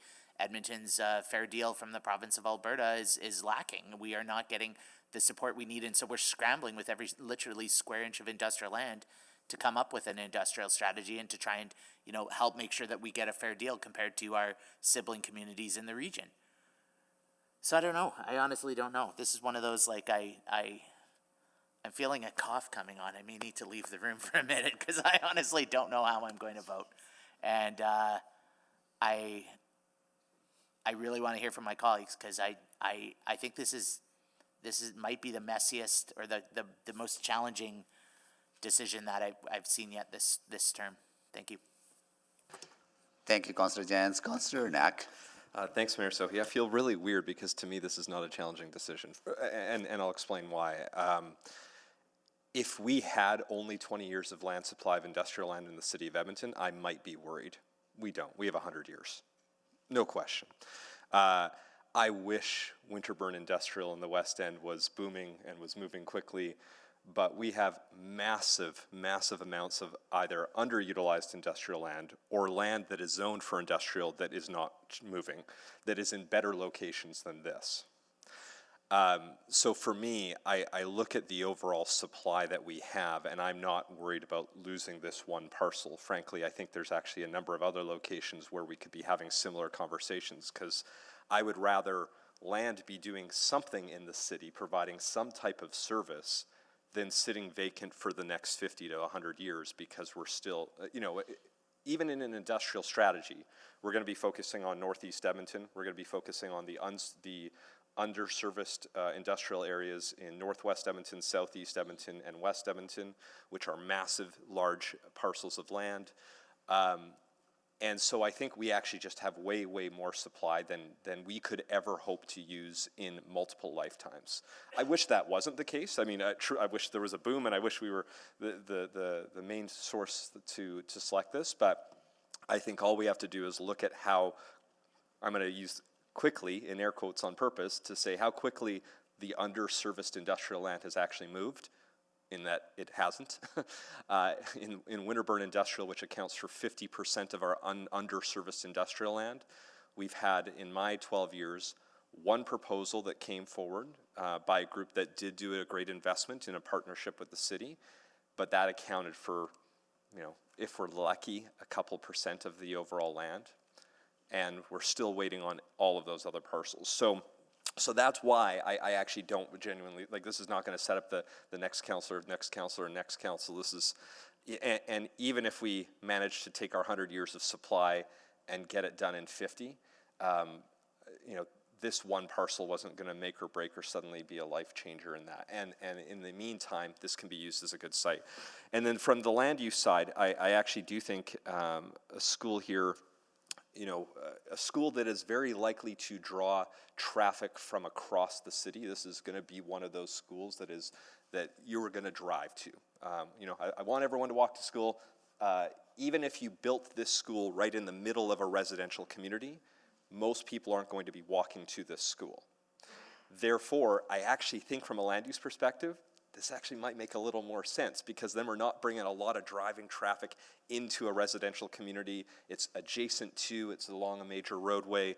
I actually think from a traffic management perspective, this is a better way forward for a school that is always likely to draw folks from across the city. So it's for those reasons that's why I didn't really feel like this is a challenge. I appreciate the questions. I think they're very thoughtful on that, and I think if we were in a very different circumstance with the industrial land that we have, maybe we'd have a different conversation, but it doesn't change it even with the industrial land strategy that we're going to do. So I think this makes a lot of sense, and we should focus our staff's time and resources on those underserviced industrial areas to get them activated, and Northeast Edmonton. I want those larger parcels active, and that's going to have the significant movement on the economic viability of the city. So I'll support this. Thank you. Thank you, Councillor Knack. Before I carry on with the other council colleagues, I want to welcome students visiting us. A lot of kids are coming over to City Hall today. They are from Sakai School, grade 6 class, and they are here with the teacher D. Henderson, and Councillor Tang is your ward councillor, Ward Garhio. Thank you so much for joining us. Have you done your mock council yet? Just a tour. Okay, wow, cool. Thank you so much for joining us. Nice to see you all. And stick around as long as you want. We are actually talking about land use planning. Where goes what? Like housing, industrial, schools, parks. That's what we do once a month. Every month we come together to talk about land use planning. Okay, thank you so much. Now we will, please, welcome. We are, next is Councillor Tang. Thank you. And Councillor Knack, that was very convincing. I feel like you kind of resolved some of the last of some of my lingering thought and struggle on this piece. I feel similarly to Councillor Jans. We're working as fast as we can. Considering during the last budget, one of the key adjustments we made was in industrial development, which is a key puzzle piece for the future of the city's financial sustainability. At the same time, I want to acknowledge also kind of the shortage of schools in general in the city, which has been a long struggle, and prior to some of the current provincial announcement, schools are facing a lot of lack of space. I meet regularly with private schools, ethnocultural communities who are seeking to build their own education institutions. The regular rules around school development on lands don't apply to them, and they have to seek lands such as industrial development or raw greenfield land, which becomes so cost prohibitive for them to pursue their ambitions. And with the school and ambition of this size, the length of time that they have been negotiating and wanting to establish something, I don't necessarily see, even if this were turned down, I don't necessarily see an alternative solution just come to the fore right away. I would be worried about this land sitting vacant nonetheless, depending on what pathways there is for and what options for the applicant, but also for even our own industrial development. I think one of the questions I had earlier about, yes, this is one of the 3 unique sites, but if I look at the ASP, it's fairly sizable. There's still lots of other parcels, and if this were to go forward, it will not erode the industrial potential of the surrounding parcels. And so I think for a lot of the factors my colleagues have highlighted, I will be supporting this, but that was also not easy. And I recognize sometimes in our decision-making process, policies and decisions are made that actually changes, the evaluation of an application, making it much harder and make it uncertain, right, for people to figure out their next steps. And I recognize the challenge in that. So financial viability, absolutely, and I don't necessarily see this holding us back significantly. And, I think school supply is another huge consideration as well. And weighing all of that, I will be supporting this application. Thank you, Councillor Tang. Councillor Paquette. Oh, thank you, Mr. Mayor. It just occurs to me that a kid could be born today, grow up, and graduate before this land gets developed under the current zoning. We have plenty of industrial land, enough to last for generations. Just look at the Northeast, the Energy Park, for an example of that. So while our city urgently needs schools, homes, and community spaces now, here's someone who is sort of handing that up to the residents and just needs a decision from us. So I do believe that this will bring the land to life. It'll create opportunities for families. It'll definitely create jobs and much needed tax revenue that we need right now. So let's get this land working for Edmonton today, not decades from now. I'm going to obviously support this, and I hope my colleagues think about that too. Thank you. Thank you, Councillor Paquette. Councillor Tang, can you take the chair, please, before I go to Councillor Rutherford? Yeah, I really appreciate this conversation. This is not it's a decision that is complex than sometimes we think because, this council has been very, very ambitious for rightful reasons to push for industrial growth that will allow us to create more jobs in our city, at the same time expand our tax base to reduce dependency on residential property taxes, which has been a challenge over the last number of years. So absolutely, that is a concern. But I think the impediments to industrial growth in our city are not as much about how much land do we have available, as Councillor Paquette and Councillor Knack have stated. I think impediments are around, is that land serviceable? Is that land shovel ready? Is that land, how much the development standards that we have are a hindrance because they're much, much higher development standards than the region has when it comes to the cost of industrial development. The taxes, we charge 3 times more on industrial development taxes than we do on the residential, and comparatively our residential taxes are higher than our neighboring municipalities. I think those are the real challenges that we have to overcome in order to spur industrial growth along with so I think that's where we need to focus on. I also want to acknowledge that this applicant and this nonprofit organization has been working with our administration in good faith since 2021. And they have put resources, considerable amount of resources and time to get to this arrangement. And I also understand from administration that they were actually planning to bring this application forward prior to the approval of the industrial action plan. For some reason that did not happen, but that should not be on the applicant, right? So I think we need to consider those things in our decision.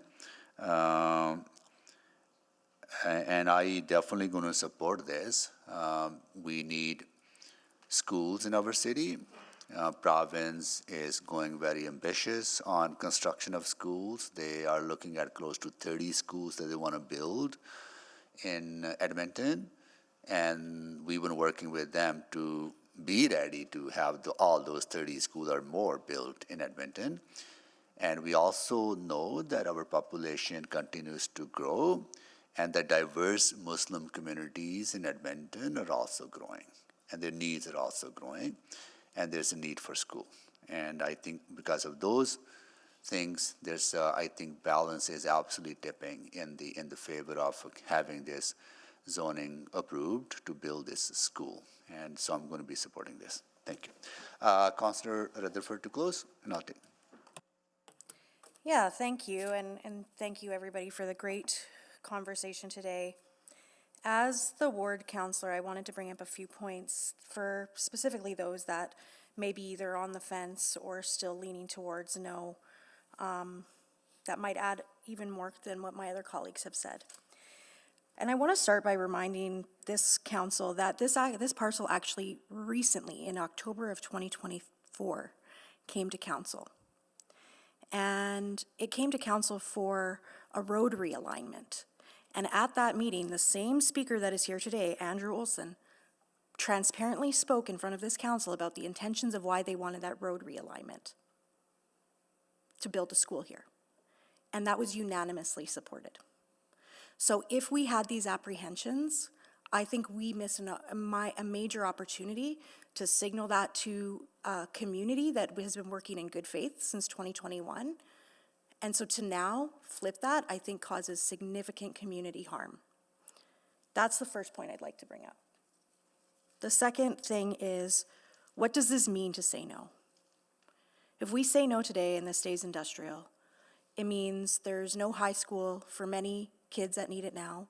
Islamic Academy is already having to turn away so many kids that want to have a Muslim-based, faith-based education.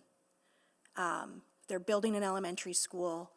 That school that's currently on 127th Street would ideally be a junior high, and this would be the high school. Because right now, all of those are there, and they're but it also says no to the potential for other community gathering spaces for this community that are well needed. It's saying no to the potential for this development to support the surrounding commercial. So for example, we talked about Mezzo's. Mezzo's is right across the street from this. They are a nut roastery, they do pizza. Imagine those high school kids being able to go and use that business. And I met with that business recently, and they are struggling. So we have to think about the viability of the commercial spaces in this industrial area surrounding this, and what saying yes to the school, even though we might lose the opportunity for industrial development on this zone, does it actually make some of those other vacant parcels surrounding this even more enticing and viable if there's increased traffic to this industrial area? So I'd like you to think about that. I'd also like to highlight that we're competing with, in this specific area, Atchison and St. Albert's industrial area just immediately to the north of the Anthony Henday. And so this was put up for public sale, and while administration was vague, their answer was this was the application. So the idea that if we say no, there's going to be a lineup of people wanting to develop an industrial site is, I think, a bit of a fallacy. So in the meantime, we might have vacant land, or we might have land, if we say yes today, that actually creates a positive feedback loop that will actually help our industrial tax base in the long run. All that also to say, I think that this group that wants to build this school has been a key community stakeholder. You know, I think about Al Rashid Mosque opening up during the winter emergency response. There's potential for them to show that kind of kindness in a space like this within urban facilities. So they have been an amazing stakeholder and a valued stakeholder that this council collectively has given them accolades for on many other occasions. And so I think there's a real risk and harm in say no at this juncture.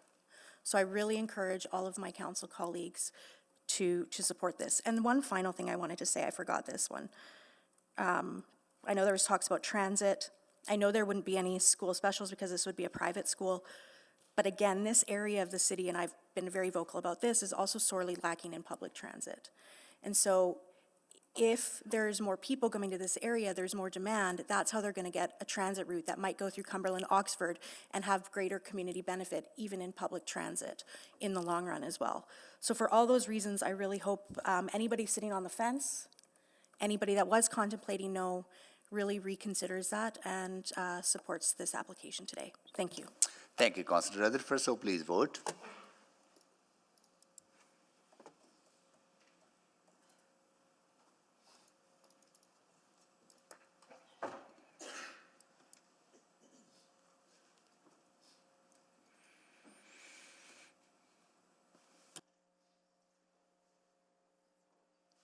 Just waiting on one vote.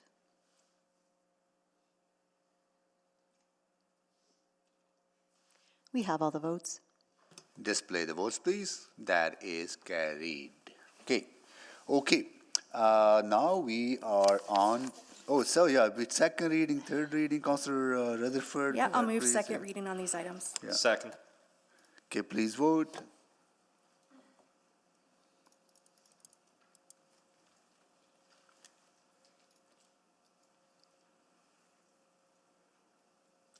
We have all the votes. Display the votes, please. That is carried. I'll move consideration of third reading. Second. Please vote.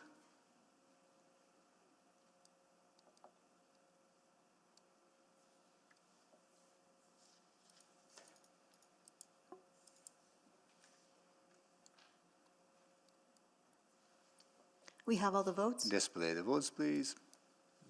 Oh, Councillor Stevenson? This is consideration. To reconsider consideration. Please vote. We'll just recall the vote. Or recall the vote. Thank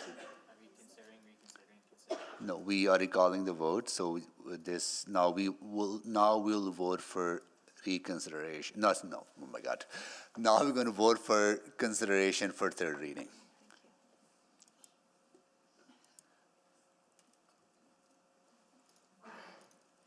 We have all the votes. Display the votes, please. That is carried.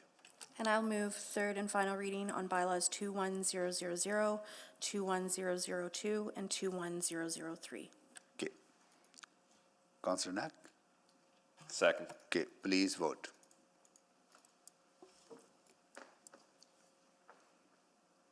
We have all the votes. Display the votes, please. That is carried.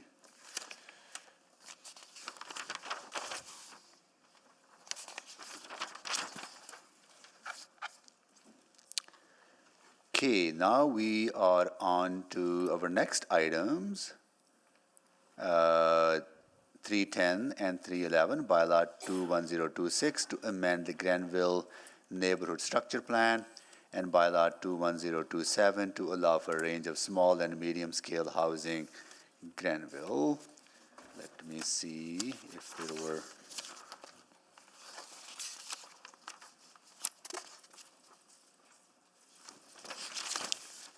Okay, there were speakers, and I'll confirm before we go to administration. Is Connor Pope to answer questions only, right here? And David Benjestarf, you're here to answer questions only. Is Jody Luchak joining us remotely?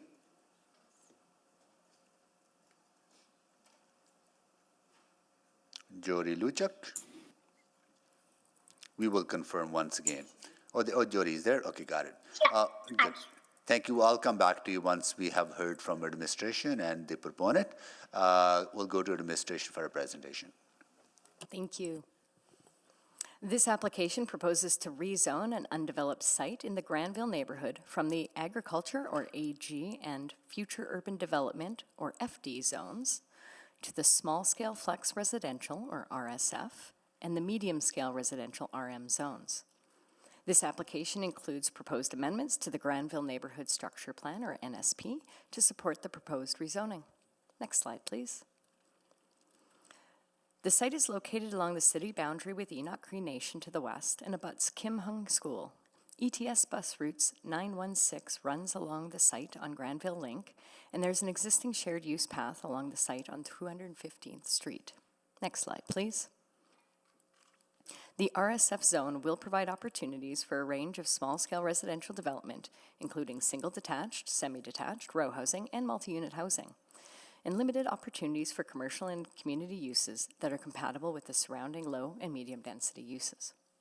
The RSF zone contains a site and building regulations that provide additional development flexibility in appropriate contexts such as new neighborhoods and large undeveloped areas.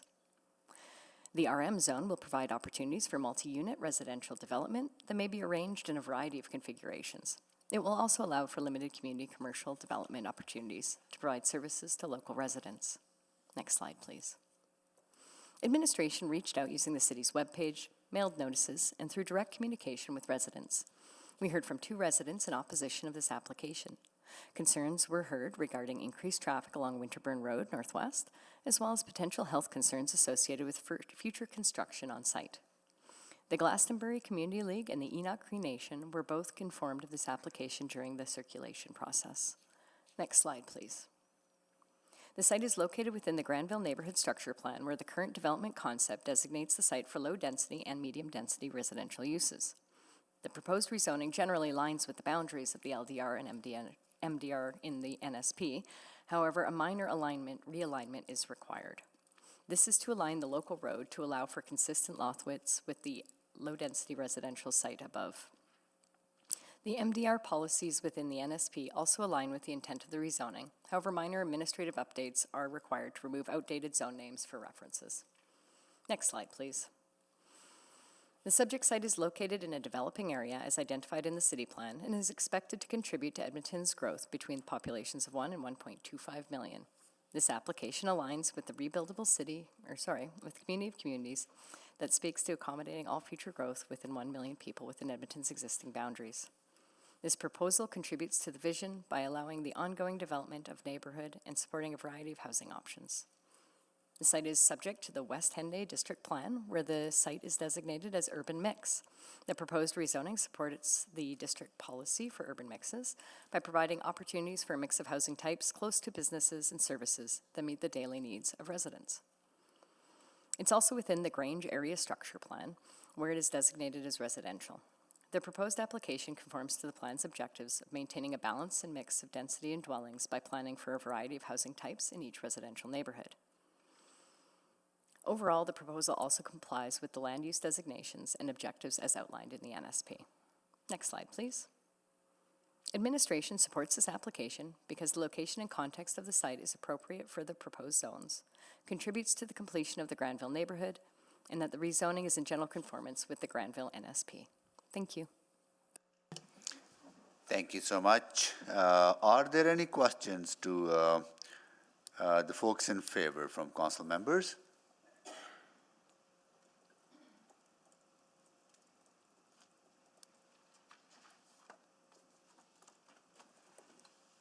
Okay, seeing none, we'll go to Jody Luchak to make a presentation. Please go ahead. I don't really have a presentation, I just have some questions. I'm wondering, I'm concerned about the traffic, not just on Winterburn Road, but also on 62nd Ave and just south of 62nd Ave. There's a lot of parking on the street, and I'm wondering with possibly a 6-story high multi-unit complex going up, what is going to happen with the parking for that many people? And what do they, I'm most concerned about the corner, that's the southeast corner of that piece of land, and really concerned about going from kind of small scale residential development to, fairly moderate with 6-story apartment buildings or condo buildings. And just wonder if anyone could speak to that, please. Great, thank you. So do you have a highlight to those questions? Thank you so much. We'll see there are questions to you from council colleagues. Councillor Hamilton, go ahead, please. Hi, thank you. I don't have a lot, but we can. What I can do on your behalf is ask those questions of administration and the proponent. So just to reiterate, your concern is about sort of how traffic volume will be managed, and then what mitigations are going to be made for parking. Correct? And you're identifying that the southeast, you're concerned about the southeast portion with the mid-rise development, and you're currently seeing a lot of traffic just south of 62nd Avenue, correct?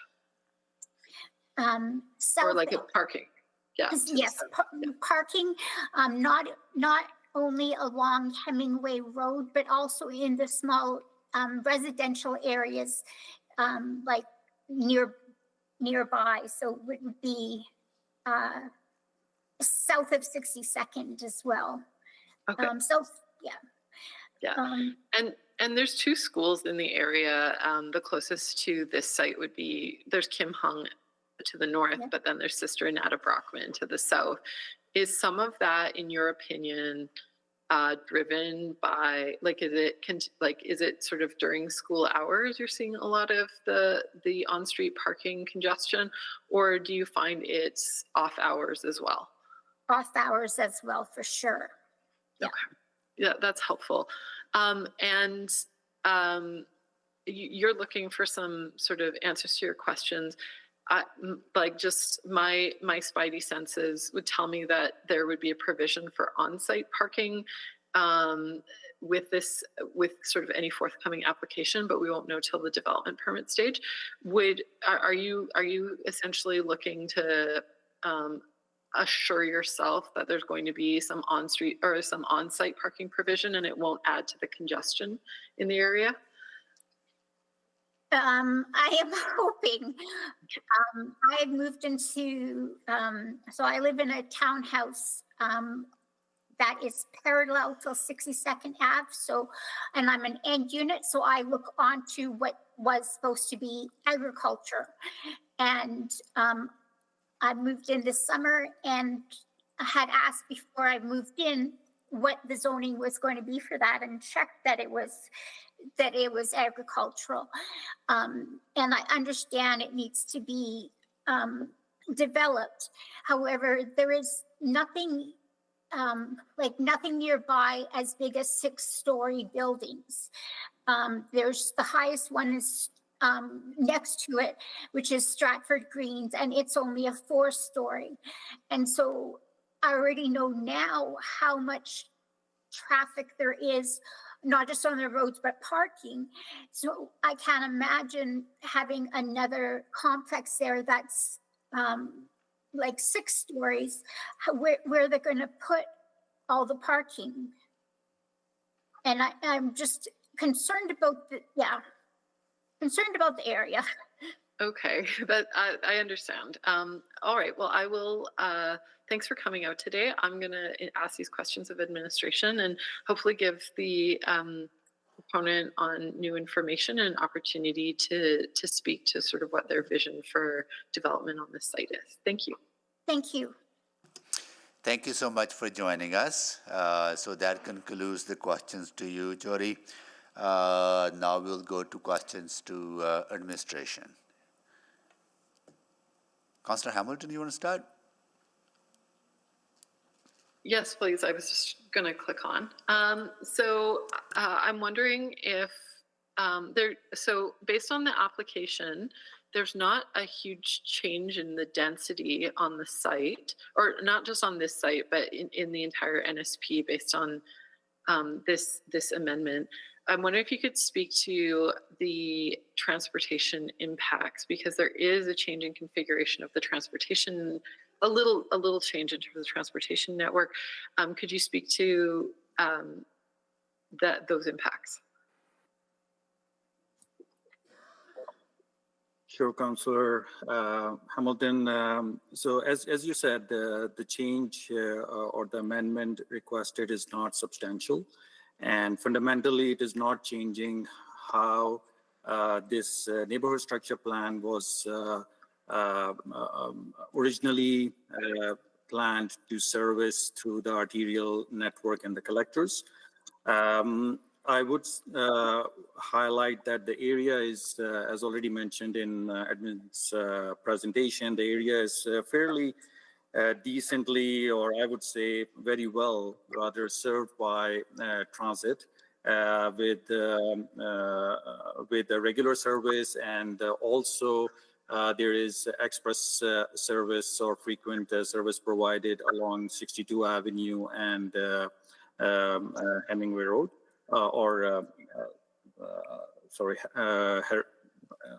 The collector to the south. Sorry, the name is missing me. So going back to your question, there are those elements, and then the change is not significant, so we don't really see much of an impact. There are, however, some upgrades that are planned for the area for arterials, for 62 Avenue and 215 Street as well, south of Hope Road, which will be conditioned with subdivisions in this area. So while I have you, Mr. Saeed, and I'm going to come back to some of the interior roadway reconfiguration that I think is proposed in this change, but a lot of residents in the area have been concerned about potential upgrades to Winterburn Road, as in they're concerned that they won't get potential upgrades to Winterburn Road as we add density into this corridor. Could you speak to any planned upgrades along 215 Street that are planned in the next few years? Absolutely, and if I can request clerk to bring slide 9 on the screen, please. So currently, 215 Street or Winterburn Road, north of 62 Avenue, is 2-lane urban standard, but south of it, it's a rural roadway, which does have safety and operational concerns. So that is the next segment of the road that is planned to be upgraded to full urban standard. There is also a widening of 62 Avenue, which also triggers an assessment of that intersection at 62 to be signalized. So those are really some of the substantial improvements planned for this area next to the zone site. I'm not sure that I heard you mention the timeline. I hear it's going to be soon, but is it going to be in the next year, next 2 years, next 5 years that they're going to see that upgrade? So we have a subdivision approved and conditioned to make those improvements, and subsequent to the servicing agreement commitment, I would say in the next 5 years, within the next 5-year horizon, including the commitment in place and then servicing agreements and all. Okay. Thank you. One last question, and I'm like flipping through my report and I can't seem to find it. I feel like I just saw it. Is there a planned change to the interior road configuration near the application site? I feel like I saw a map that showed that it was supposed to be essentially one circular road interior around this application site, and is now changed to what I would describe as sort of like a number of connecting small residential roads. Am I understanding that correctly? Yes, that's correct, and that is shown on slide 6. If for clarity, if you'd like to bring that on screen. Okay. And I can I'll ask the proponent as to whether or not they believe they'll alleviate some of the parking concerns that Ms. Luchuk is seeing. Thank you for that clarification. Thank you, Councillor Hamilton. Okay, are there any other questions to administration? I see none, and I'll just ask if there are questions to the proponent, member of the public in opposition, and to administration on any new information arising out of the previous conversation. Councillor Hamilton, go ahead, please. Thank you. I believe the proponent is present. So I'm wondering if they could speak to the project and specifically to the comments in opposition with respect to what on-site parking considerations are being made.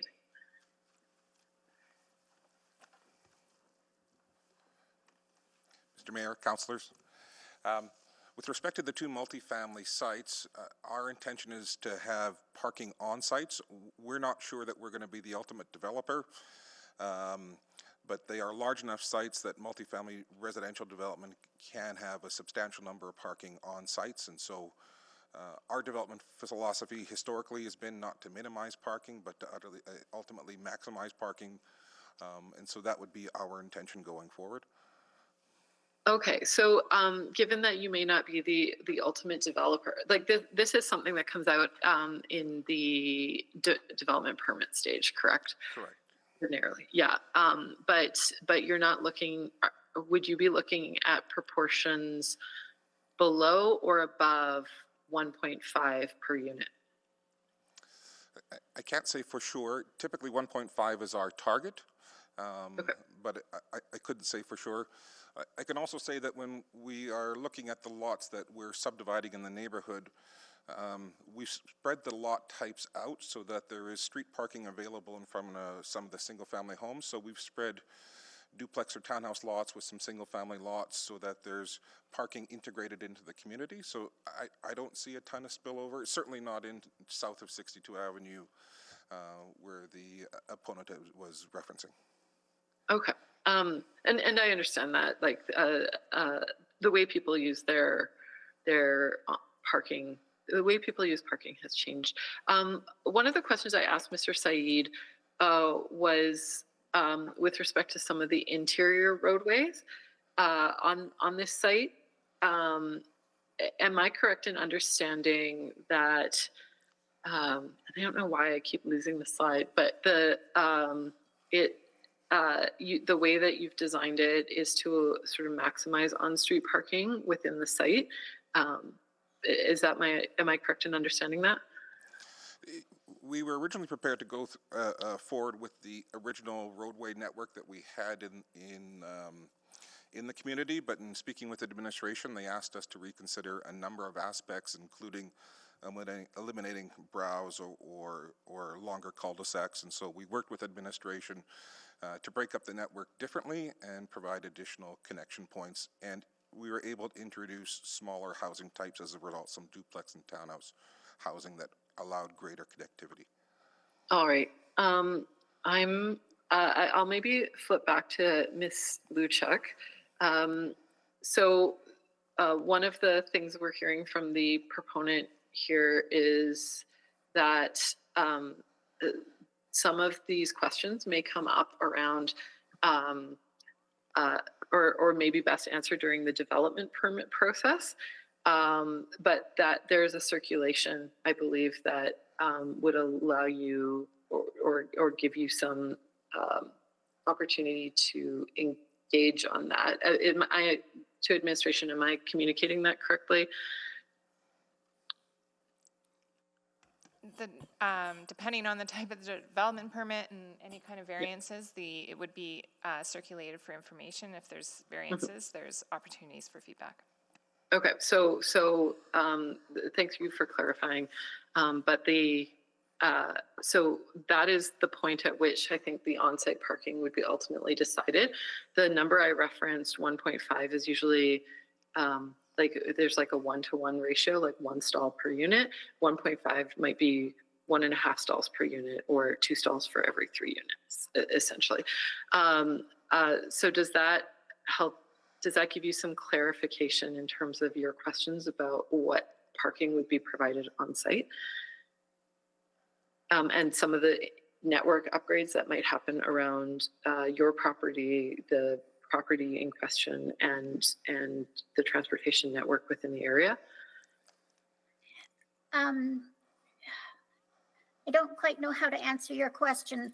The 1.5 is that they're working towards as a max is still concerning because there's a lot of people in even not apartment building styles, but like townhouse styles, who have more than 2 vehicles per household.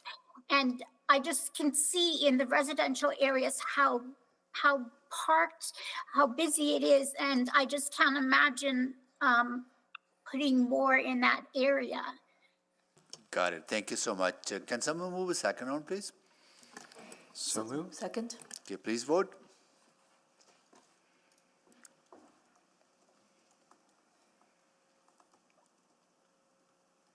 Councillor Prince-Pay is a yes. Yes. Turn on the microphone. Thank you, Councillor Principe. Just waiting on one vote. Councillor Hamilton?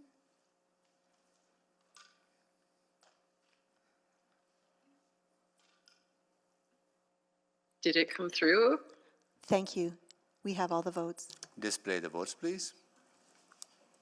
That is carried. Councillor Hamilton, go ahead. Thank you. Sorry, I ran out of time there. But as you were speaking, Ms. Luchuk, but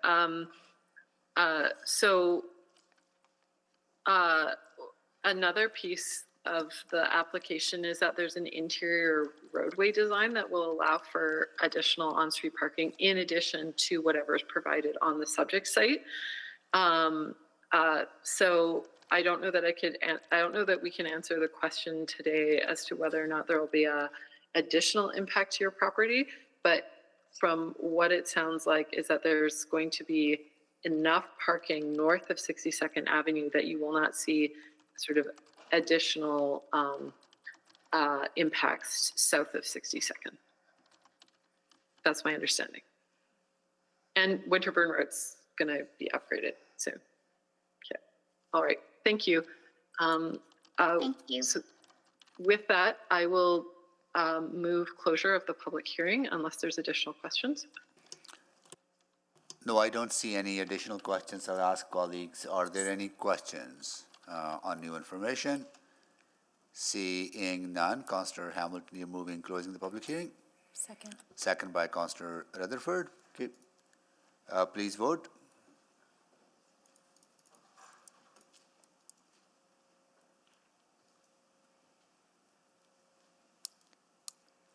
We have all the votes. Display the votes, please. That is carried. I'll move first reading of items 3.10 and 3.11. Second. Okay. All right, we have the first reading on the floor. Anyone to speak? Councillor Hamilton to close. Yeah, thank you. I was just going to click on, but I guess in closing, I can thank the speaker in opposition for coming out today and sharing her concerns. I know this parcel of land has been vacant, where it's greenfield land. It hasn't been developed on. So I appreciate her attentiveness and good questions. I hope that we answered some of them for you. I would encourage the proponent to keep in touch with not just Ms. Luchuk, but other residents in the community in terms of how development will proceed and what impacts they may see, just for the goodwill of the community and to keep the conversation open. And thank you to everyone for answering questions in good faith. Thank you. Thank you, Councillor Hamilton. So please vote.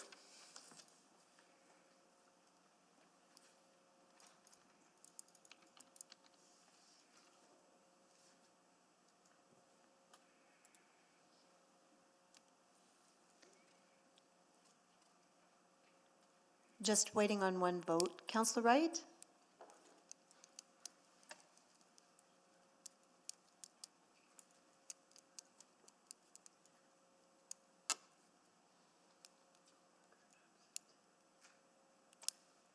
Councillor Wright's a yes. Thank you, Councillor Wright. Got all the votes? We have all the votes. Okay, display the votes, please. That is carried. I'll move second reading of items 3.10 and 3.11. Councillor? Second. Okay, please vote.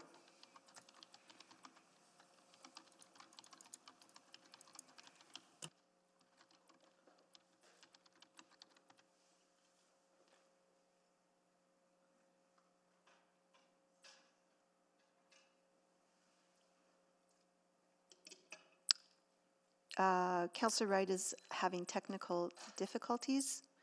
We I'm don't mind back. perhaps. Thank you, Councillor Wright. Was that a yes? Yes. We have all the votes. Display the votes, please.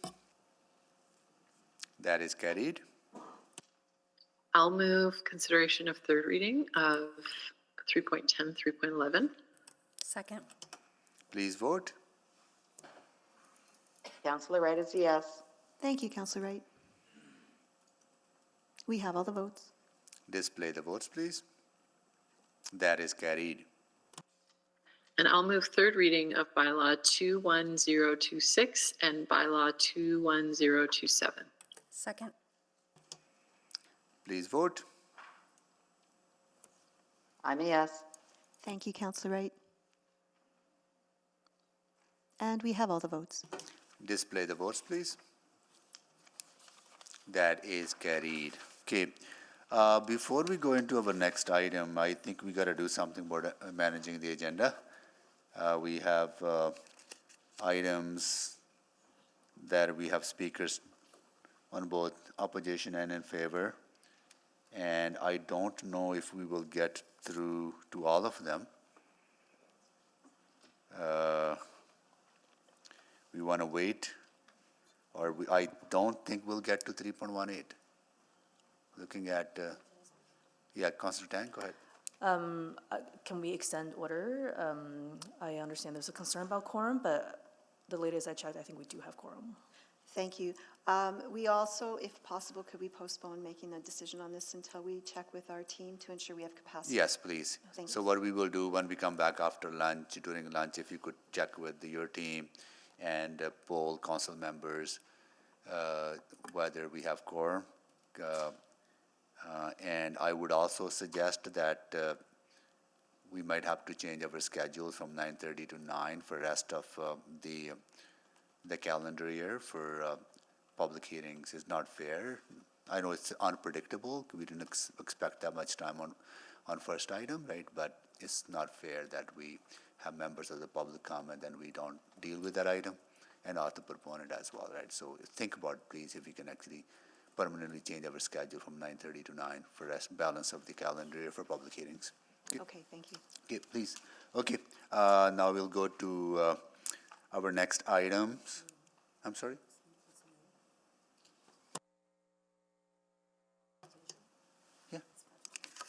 Yeah, we are going to go to our next item, which is 3.15, bylaw 21028, to close a portion of alley West Meadowlark Park. We'll go to administration for a presentation. Good or morning. to the proponent, sorry, to the proponent for a presentation. Or to admin. Oh, sorry, to to admin first, then we'll go to the city is also the proponent. Go ahead, please, yeah. It There's is. a little We are, confusing. we do Little have, confusing, yeah. we are wearing two hats today, so. Good morning. This application proposes to close a portion of the alley as a part of the city's 95th Avenue renewal project. The alley will be closed to vehicles, but remain open to active modes. Next slide, please. The alley is located south of 95th Avenue and east of 170th Street at the northwestern edge of the West Meadowlark Park neighborhood. The alley currently connects to an existing service road on the southern portion of 95th Avenue. Existing bus service is available on 170th Street and 95th Avenue, and 95th Avenue is planned as a district connector bike route, and 95th Avenue and 170th Street are designated urban greenways. Next slide, please. The proposed closure aligns with the city plan, the Jasper Place district plan, and the access management guidelines. The city plan supports Edmontonians living closer to what they need and ensuring they are supported by walkable communities, active transportation networks, and greater connectivity across all travel modes, as well as encouraging a shift to transit and active transportation options. The Jasper Place District Plan plans for an urban greenway and district connector bike route along 95th Avenue and 170th Street. The proposed road closure application aligns with this direction and facilitates implementation of the district policy through capital projects. Next slide, please. Engagement was done through a mailed notice, information on the city's website, and through one-to-one communication with residents. A total of 5 responses were received, all in opposition. We heard broader scale concerns about the related 95th Avenue renewal project as a whole, including a petition from 2022. Concern that city engagement is insufficient and processes are technical and convoluted. Concern about vehicle access if the alley is closed, and existing challenges with construction, including cross-cutting, speeding, safety concerns, delays, and congestion. We also heard the shared pathway is not necessary as there are many existing active modes. There are not many existing active mode users, and the service road and existing sidewalk can be used. Next slide, please. Administration supports this application. It aligns with planning policy, and it helps to achieve this big city move, community of communities target of 50% of trips made by active travel. Thank you. Thank you so much. So we'll take a break here, and we'll be back at 1:30, and we'll go to the proponent. I understand there's a presentation that proponent wants to make. Okay, good. We'll be back at 1:30. Until then, we are on the recess.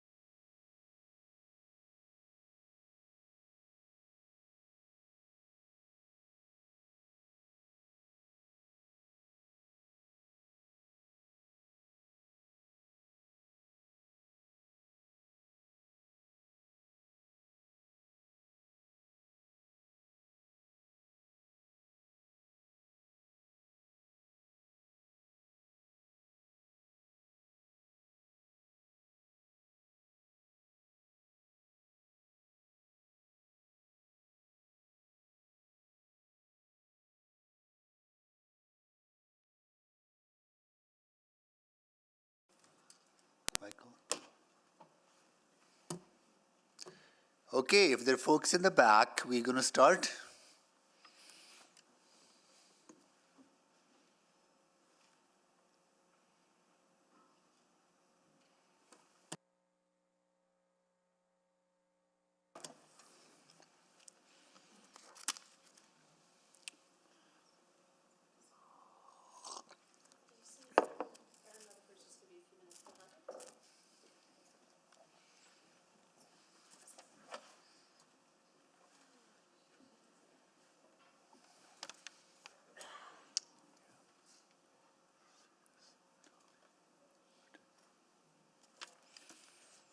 Who is joining us virtually?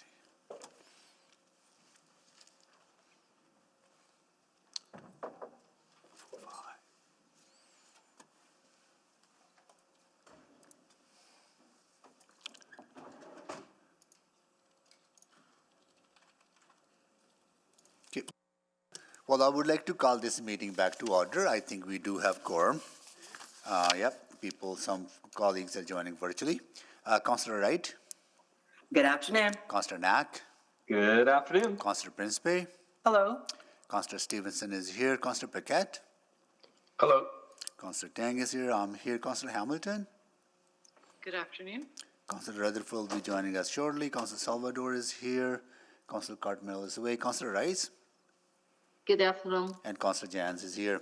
Okay, before I get into our the rest of the agenda, I would like to welcome some guests joining us from Northwest College Transition to Employment Program. And they are here with their teachers or instructors, Danielle Matthias, as well as Dolly Horton. Thank you so much for joining us. I hope you're enjoying your visit to City Hall. Cool. Okay, nice to stick around. We're talking about land use planning. With that, we have to do some agenda management. Over the break, we had some conversations. I understand that the folks on 318 will not be able to stay, some of them, for the evening, and the proponents are unable to participate as well after 5.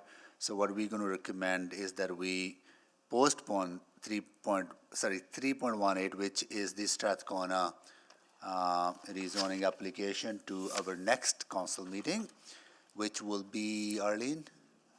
That will be February 3rd. February 3rd. And what we have done in the past is whenever an item is postponed, we make that item the first item of the day that is postponed to. So it'll be the first item on February 3rd. So can someone move? Councillor Jans, you want to move that? Second. Yeah. So please vote to postpone item 3.18 to February 3rd, public hearing.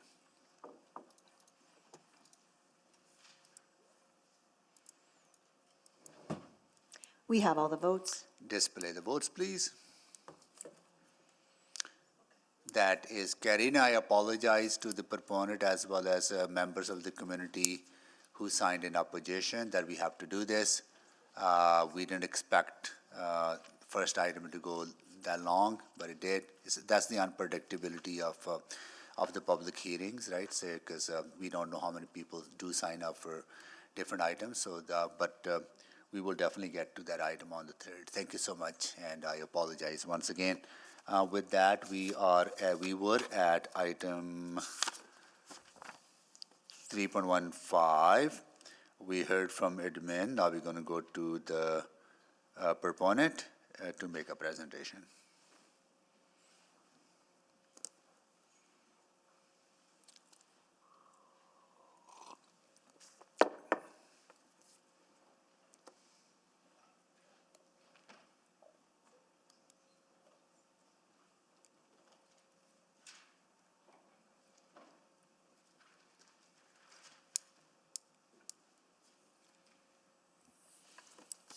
Good afternoon. I'm Natalie Lazurko. I'm the Director of Transportation Planning and Design at the City of Edmonton. I'm here today to share a short presentation with you about the work that my team did in planning and designing 95th Avenue reconstruction that has resulted in the closure being brought forward to you today. I'm joined by my colleagues Pascal here in person, as well as Joanna and Christopher online to support with any questions that you might have.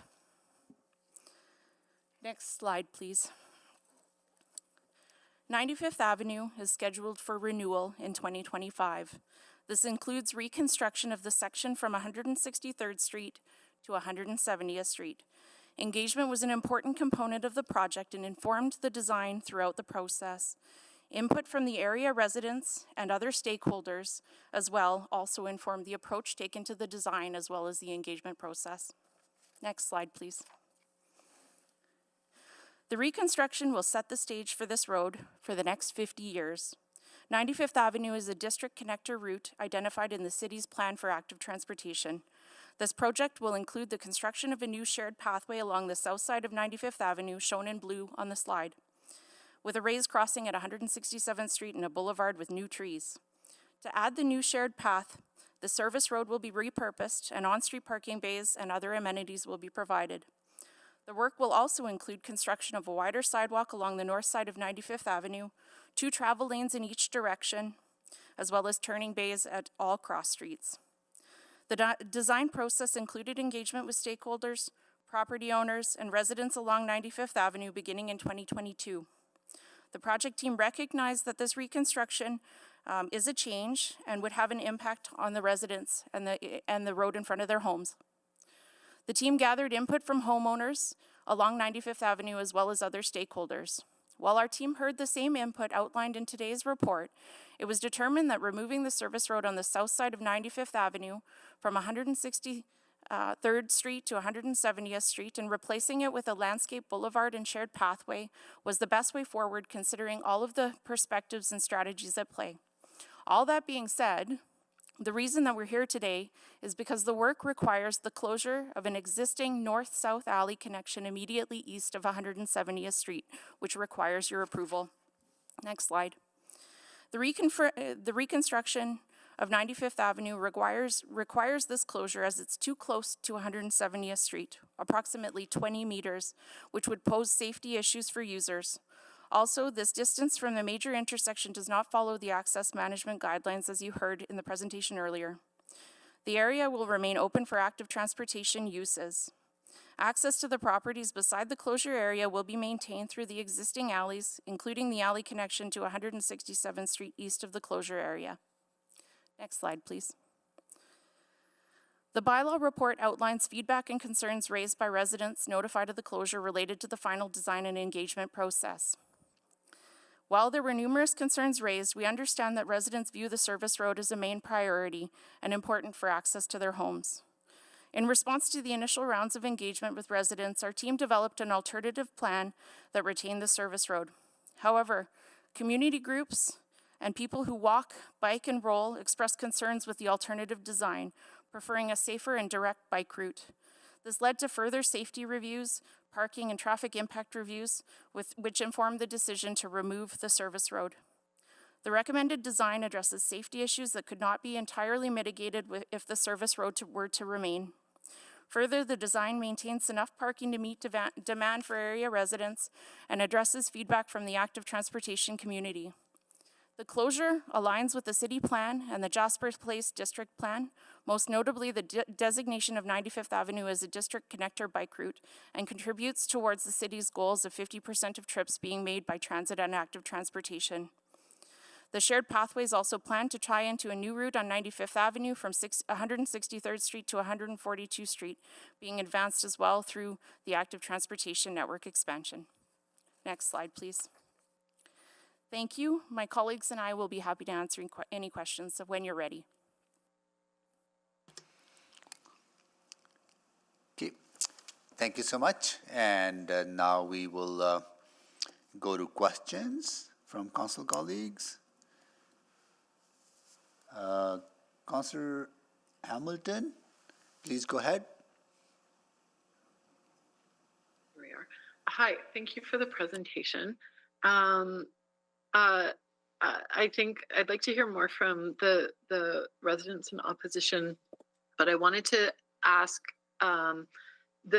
something that you mentioned is that access to the existing properties will be maintained through the alleyway access via 167th Street, correct? That's correct, yes. Okay, and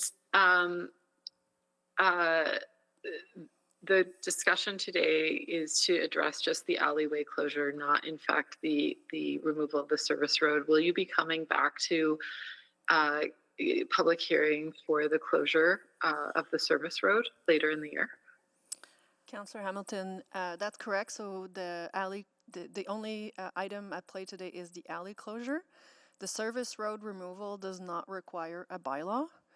It remains road right of way, and so it is not a closure. Okay. And what is, and I know that I'm asking about the service road because there may be concerns about access to the adjoining properties and that are also affected by the alleyway closure. Parking is planned to be maintained in front of the properties on 95 Avenue, correct? On 95 Avenue, yes, the parking will be changed, but it'll be on-street parking via a parking bay along 95th Avenue on the south side. All right, and regardless of whether or not the service road were to be maintained, my question on, would the alley be closed? Would you be coming for this alley closure regardless of the service road change? Yes.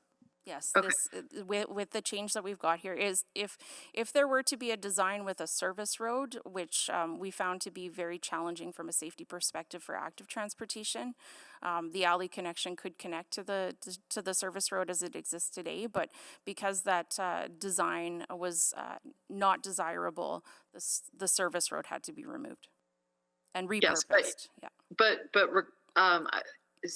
So that was an option, but in the principles of contemporary road and use design, were you heavily considering closing this alleyway access regardless of whether or not the service road was maintained? I don't know if I'm being clear. Councillor Hamilton, yes, the question is clear. I think it's just the idea of maintaining the service road was, as Natalie was mentioning, not feasible given all of the objectives. So the alley closure would not be necessary if the service road was maintained, because the alley comes out onto the service road, which doesn't have a safety issue. But what we are saying is the design maintaining the service road is not safe more globally for all the users. Okay, those are my questions. I'm going to hear from the speakers in opposition. Thank you. Thank you. Councillor Knack, go ahead, please. Thanks, Mayor Sohi. I think, sorry, I feel like I might somewhat be repeating a question. I want to make sure I'm clear here. Because I do think there's with what we might hear versus what's before us. So before us today is solely this alley closure. And the way I understand it is that, let's say for the sake of discussion today, that council voted no to this alley closure. There is still a renewal project that will be advanced this spring in the next couple of months that will remove the service road regardless. That's correct? Yes, that's correct. Yeah, and so the only difference, I guess essentially the only difference or the only question we're being asked today is, being that project is happening this spring and is already, I don't know if you've tendered it out yet, I don't think that's relevant to our land use conversation, but it's a couple of months away from beginning. There will be no service road. And so the question is, do you want to have an alley access that connects to what would essentially be the newly reconstructed 95th Ave with a turning bay coming in? And so that's the only question. Do we want to have that potential conflict of somebody coming off 170th Street versus somebody potentially using that alley trying to get onto 95th Avenue? Because there won't be a service road for them to go on to. Is that correct? Councillor Knack, that would be the scenario if we maintain an alley access to 95th Avenue. The reality is that it would cause significant safety concern. And so, as you mentioned, the project is going ahead. The alley will not be open to 95th Avenue. The difference between what we have in front of you and what could be implemented is that we are looking to close the alley, or we could make it a dead-end alley. Yeah. And so Yeah, those and are the two options. that's so I guess in that scenario is that even if again, I'm just trying to play out the scenario here. Even if council said no to what's before us, I'm hearing you would have the ability to make it a dead end alley, because you wouldn't want to try to connect that into 95th Ave, being we have the slip lane is what I'm thinking is the word. Because we have a slip lane there, you wouldn't want to try to have any type of connection where those two are sort of in connection to each other. So is that correct? That's correct, Councillor Knack. Okay. All right. Okay. I think that's clear on, I just wanted to make sure I understood what we're sort of going to be discussing. I get there might be some discussion from the speakers in opposition about the broader work. I'll ask that question to Mr. Johnson at the time when we get into that, but we're just talking about this alley piece today. Okay. Thank you. Thank you, Councillor Knack.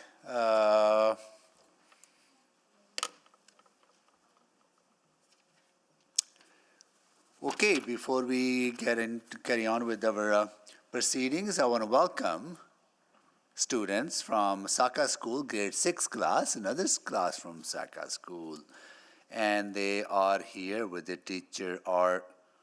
Shohanta from Ward. Oh, hi. Hello, how are you? Nice to see you. How's John doing? Cool. We're friends. I look at the names. Okay, my God, cool. I haven't seen you for a long time. Okay. Ward Garhio, thank you so much for joining us. Councillor Tang is your ward councillor. And thank you so much for joining us. Are you doing your mock council today? You're not. Okay, cool. Well, thank you for joining us. We are talking about land use planning, which is around how we build our city, what goes where. And we've been doing that since the morning, and now currently have application from the west end of the city for alleyway to be closed, and that's what we are discussing. So thank you so much for joining us, and thank you for listening. Okay, all right. So that concludes questions to the proponent. Now I'm going to call folks signed up in opposition. Please come down on this side. Brian Joseph joining us in person. You'll be speaker number 1 from Out Front 95th Avenue Action Group. Jody Herdman in person. Please come down. You'll be speaker number 2.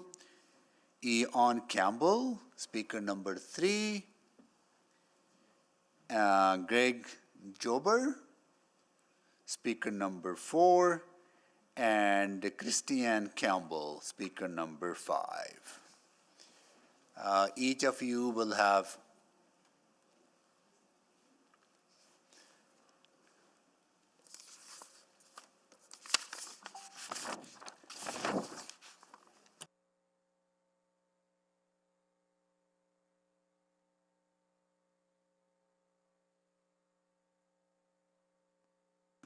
each of you will have 5 minutes to make your presentations, and after we have concluded hearing from you, then council members may have questions to you.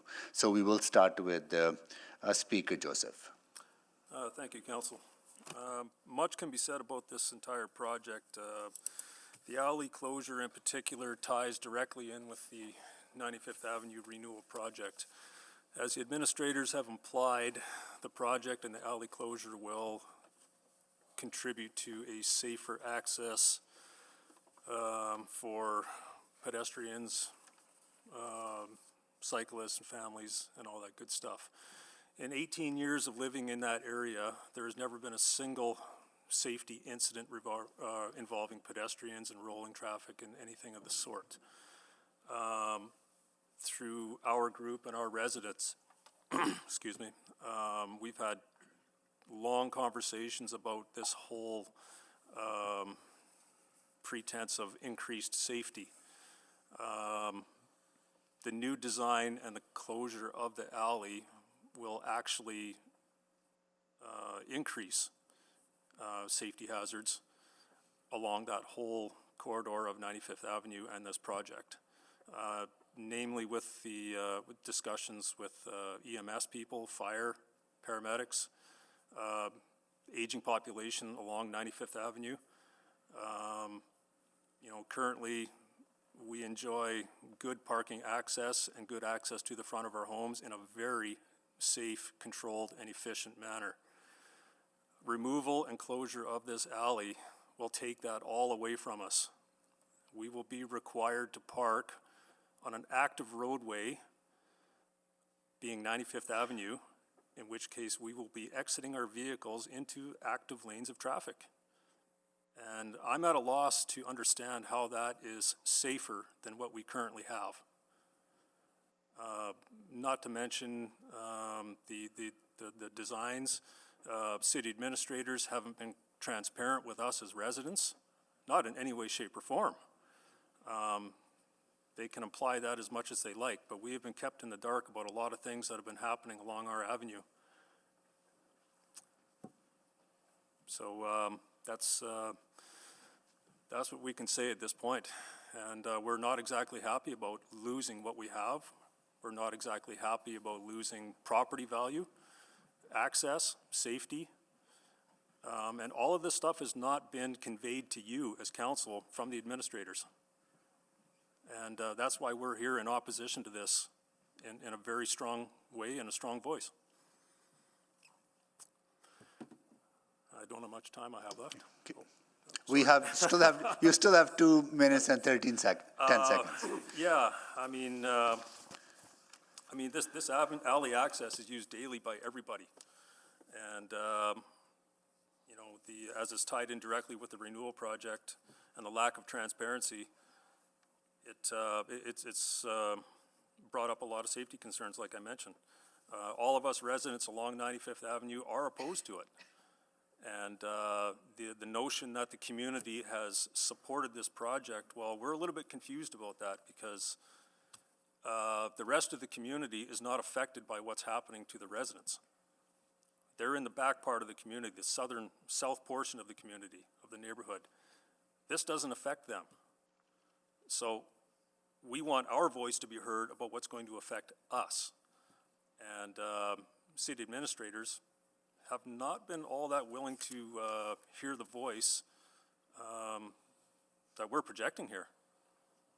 And the whole Avenue project with its design and flaws is not going to be practical for the aging population, seniors, EMS, rolling traffic, everything. A lot can be said about this. Unfortunately,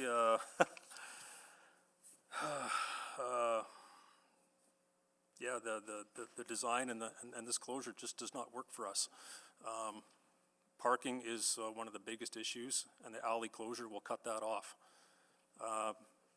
The first 3 homes in the east-west direction, mine included, we will lose all parking in front of our homes.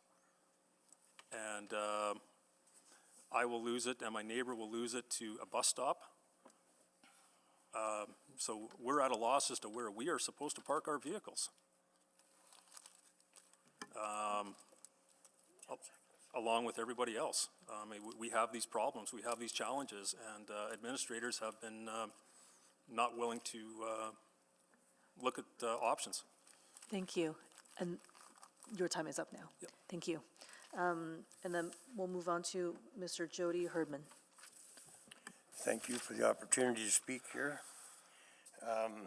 There's a lot of people that have to access the laneway behind, south of 95th Avenue, because the overhead doors are facing west. The only way we can access into our garages is we come down the service road on the lane closure that they want to make, and then to come back eastbound in the rear lane so we can access into our garages and into our driveways.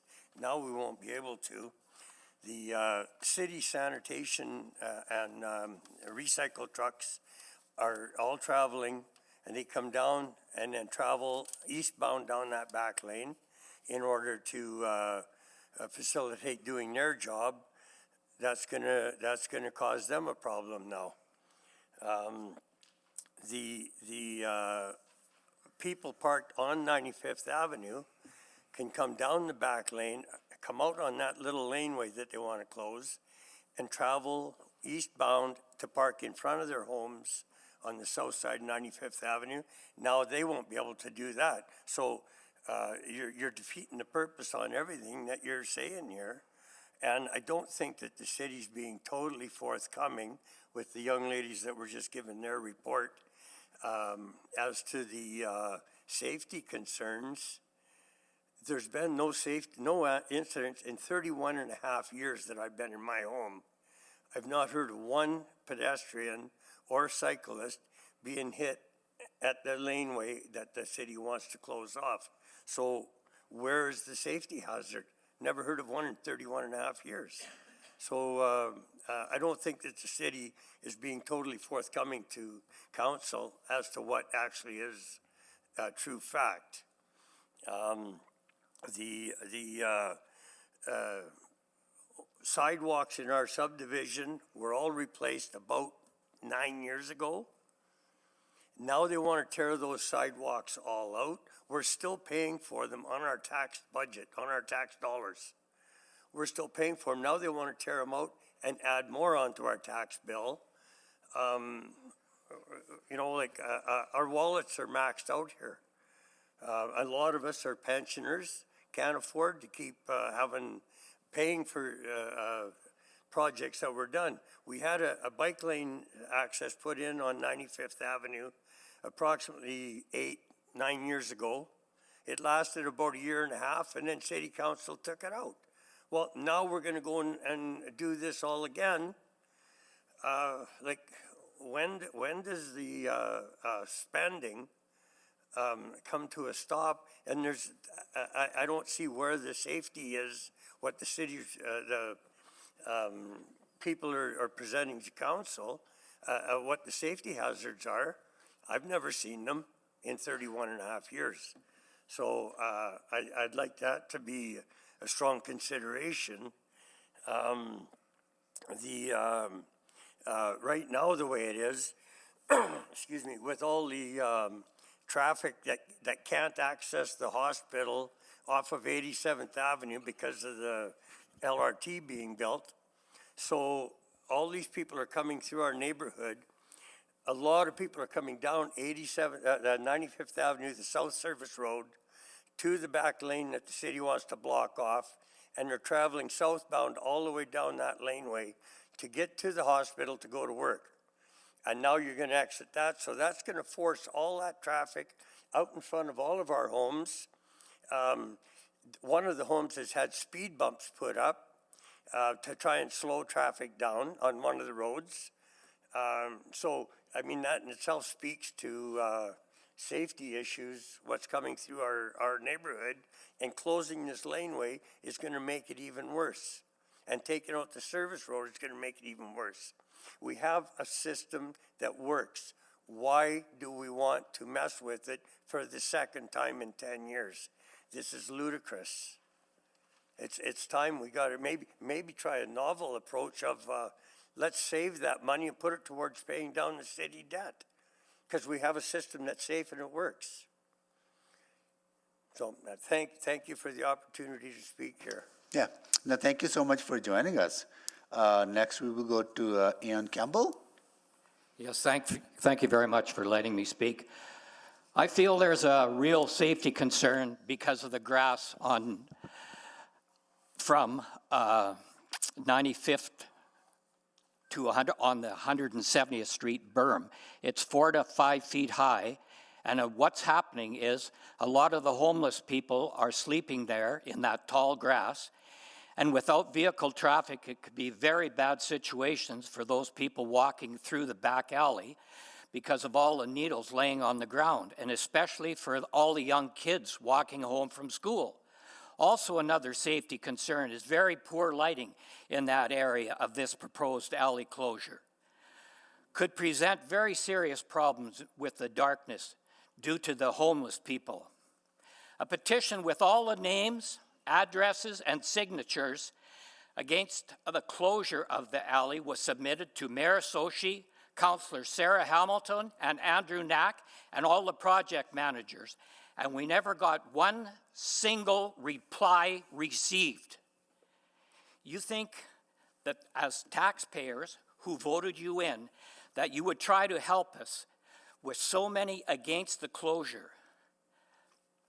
The most extreme safety concerns for me is that on the proposed new shared pathway, the city gets 48 hours to clear the snow, which means we can't even get out to this new snowbound shared pathway to our vehicles, not to mention all the poor people with the walkers, wheelchairs, and canes. This has to be told because it is such a severe safety issue. Also, the lighting on the pathway is poorly designed and could cause many dangerous situations. It would be a travesty to make these changes when everything is working perfectly, 100%. If not broken, don't fix it. And on that 95th Avenue, from 189th Street to 165th Street, there was already a shared pathway which cost millions of dollars, and they got rid of it. Also, our cement sidewalks, which I have pictures of, are absolutely in perfect shape. And we as taxpayers are still owing over $600 for each taxpayer on these new sidewalks. And we're going to get replaced with asphalt sidewalks, and also 3 real estate agents that we had sign for us all agree that we will lose up to 15% depreciation on all of our houses. And again, I reiterate on the 48 hours where the city gets to come before they do the snow is absolutely ludicrous, because we have all our sidewalks cleaned once or twice, so there is no safety issues, because the sidewalks are all in perfect condition. And even on the north side, on Andrew Knack's council for the north side of 95th Ave, all the people voted no against the alley closure and also the shared pathway project.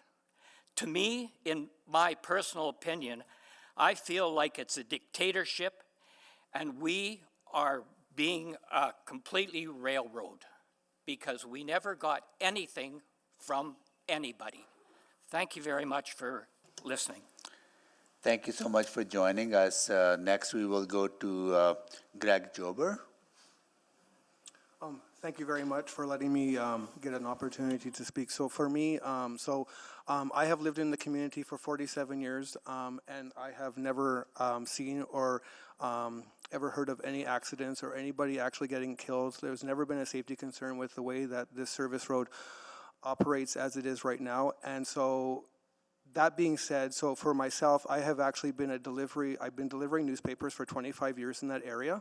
So basically what this is going to create is going to create a really big safety hazard for my well-being, as fact is that, so by closing the service road, because I use the service road now to deliver to the homes that are actually along the service road, so pretty much like 70% of the people get the newspaper along that road. So by closing the service road, I will not be able to drive my vehicle going west anymore because it'll become a one-way street.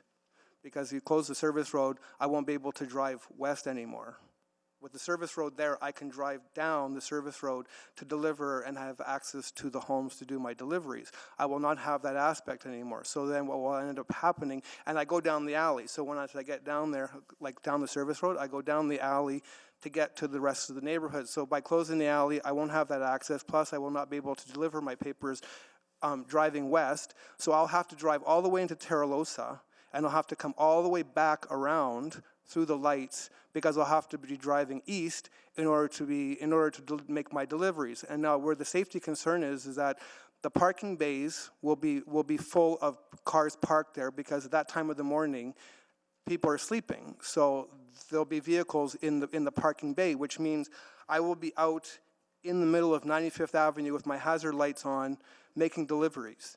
And so from 170th Street to 165th Street, I'll be in the way of traffic that are trying to go. They'll have to go around me in order to get to work. And I know the way that people drive to this day, I've already had my life threatened because I have had to use my four-way flashers and I've had to block the traffic in order to make my deliveries. So by doing that, I cannot do my job that way. My safety has already been jeopardized because of that. And by removing that service road, it's going to be even more because I'll be on that road for at least 10 minutes. And people will have to go around me. People are vicious that way. If you're blocking them, they honk their horn and they'll get out of the vehicle and they'll threaten you. And that happened to me. I've already been threatened. The other issue is, as a contractor, I'm a contractor and I do plumbing work for the residents that live along 95th Avenue. And by taking away the service road, if the parking bays are full of vehicles, I will not be able to park my service truck in the parking bay, which means where am I supposed to park to service or to do the work at my clients' homes? I will have to park around the corner and carry my tools. Like I have lots of tools, like 10 or 15 houses away from where the house is, depending on where the house is located. So for me, this is a safety issue all around for me as an individual for my deliveries and also for me as a contractor. I mean, I live in the neighborhood. I don't live right on 95th Avenue, but this really affects both of my jobs that I do at this time. And like I said, in the 47 years, there has never been an accident. That service road, as it is right now, you can have a bike on there, you can have a stroller on there, there's a sidewalk, there's a road. Everybody's happy, nobody gets injured. You're not in the line of traffic the way it is set up, how they want to change it. The way they want to change it, you're going to be right in the middle of the traffic when you open your doors. And in my case, I'm going to actually have to be out on 95th Avenue blocking one lane, which makes my safety. My safety my safety is going to be damaged. And like I said, I've already been threatened because I had to do that once already on another road. I was already threatened. My life was threatened. Like, if you do that again, and then the next day, that same individual followed me around in his car in the neighborhood, and I had to call the police on that. So I should not have to deal with that. And I service a lot of residents that are older in that neighborhood, and the one that's further up, one of my clients, she has a front driveway, and in order for her to get out of that driveway, she's going to have to back up into 95th Avenue, which is oncoming traffic. And 95th Avenue, if you drive down there at any part of the day, when the light turns green, that whole roadway, there's about 50 cars in a row. You will never be able to back out or get into the traffic, or even if I have to parallel park. Let's say in the parking bay there is an opening. If I have to back my vehicle into the parking bay, I'm going to be holding up the traffic. Again, that's another safety issue. So that's my presentation, so thank you. No, thank you for joining us. Before I go to Christiane Campbell, I want to welcome some students who are joining us from Millwoods Christian School, grade 6 class, and they are here with the teacher T. Dubé, and your ward counselor is Counselor Karen Tang. And thank you so much for joining us. There were other colleagues of yours here earlier as well. So it seems like the entire Millwoods Christian School is visiting City Hall today, along with Saka School. Are you guys doing your mock council? You have? Have you done it, or you want to? Who? Okay. Well, I'm going to invite your. I won't call him mock mayor. The mayor, selected mayor, to come down. Designated mayor, I should say, right? Designated, right? Designated, that's the right word? Yeah, designated. Both words were right. Okay. So tell us your name. My name is Jace. Jace, tell us what was your topic of discussion, Jace? If there should be an 11 p.m. curfew. Oh, the same topic. Okay. What was your decision? That there shouldn't be. There shouldn't be? Just like your other class, you said no? Yeah. Cool. Thank you so much. Thank you for joining us. Nice to see you. Okay. Take care. Okay. All right. Now we'll go to Christian Campbell. Please go ahead. Good afternoon. Thank you for letting me address you today. I'm a resident of West Meadowlark. My husband and I have lived in our house on 95th Avenue and 168th Street for the past 36 years. We've been very happy in our community of West Meadowlark and have had wonderful neighbors and have maintained our home and supported our community as we have raised our children and been proud citizens of Edmonton. I'm very disturbed and troubled, as are others on 95th Avenue, at the City of Edmonton's intention to close off the alley behind our house and thus cut off access to our service road in front of our house on 95th Avenue. Knowing that you have read the council report, land use planning bylaw related to bylaw 21028, you are aware that closing the alley is required to begin the 95th Avenue renewal project, which takes away the service road in front of our house, closes the alley, allows for the construction of a shared pathway directly in front of our house, and provides limited parking on the other side of the shared pathway in parking bays for us as homeowners. We, as citizens, were informed well over 2.5 years ago of this project, and we, as responsible, concerned, and very unhappy citizens, have been trying to somehow deter the city from implementing these massive changes. We have so many concerns, questions, and confusion, mostly about safety for homeowners, drivers, pedestrians, children, seniors, disabled people, about emergency vehicle access, the actual necessity of a shared pathway, the removal of the service road, snow removal in the winter, financial constraints, and implications in this time of stress and anxiety for so many. Perhaps what is most disturbing is why are we having, or are you having, this public hearing about the alley closure when the 95th Avenue renewal project, we were told by the city, is a done deal. We have felt violated, ignored, blindsided, abused by the City of Edmonton after working so hard to be respectful, upstanding citizens of our community. Is this how the City of Edmonton treats the people who live in Edmonton? If so, I'm very sad and disheartened for future generations and their children, as well as for my own children and my grandchildren. I'm asking you to keep the alley closure open and to seriously reconsider the 95th Avenue renewal project and its repercussions on our community and on our city. Thank you for providing me with this opportunity to address you.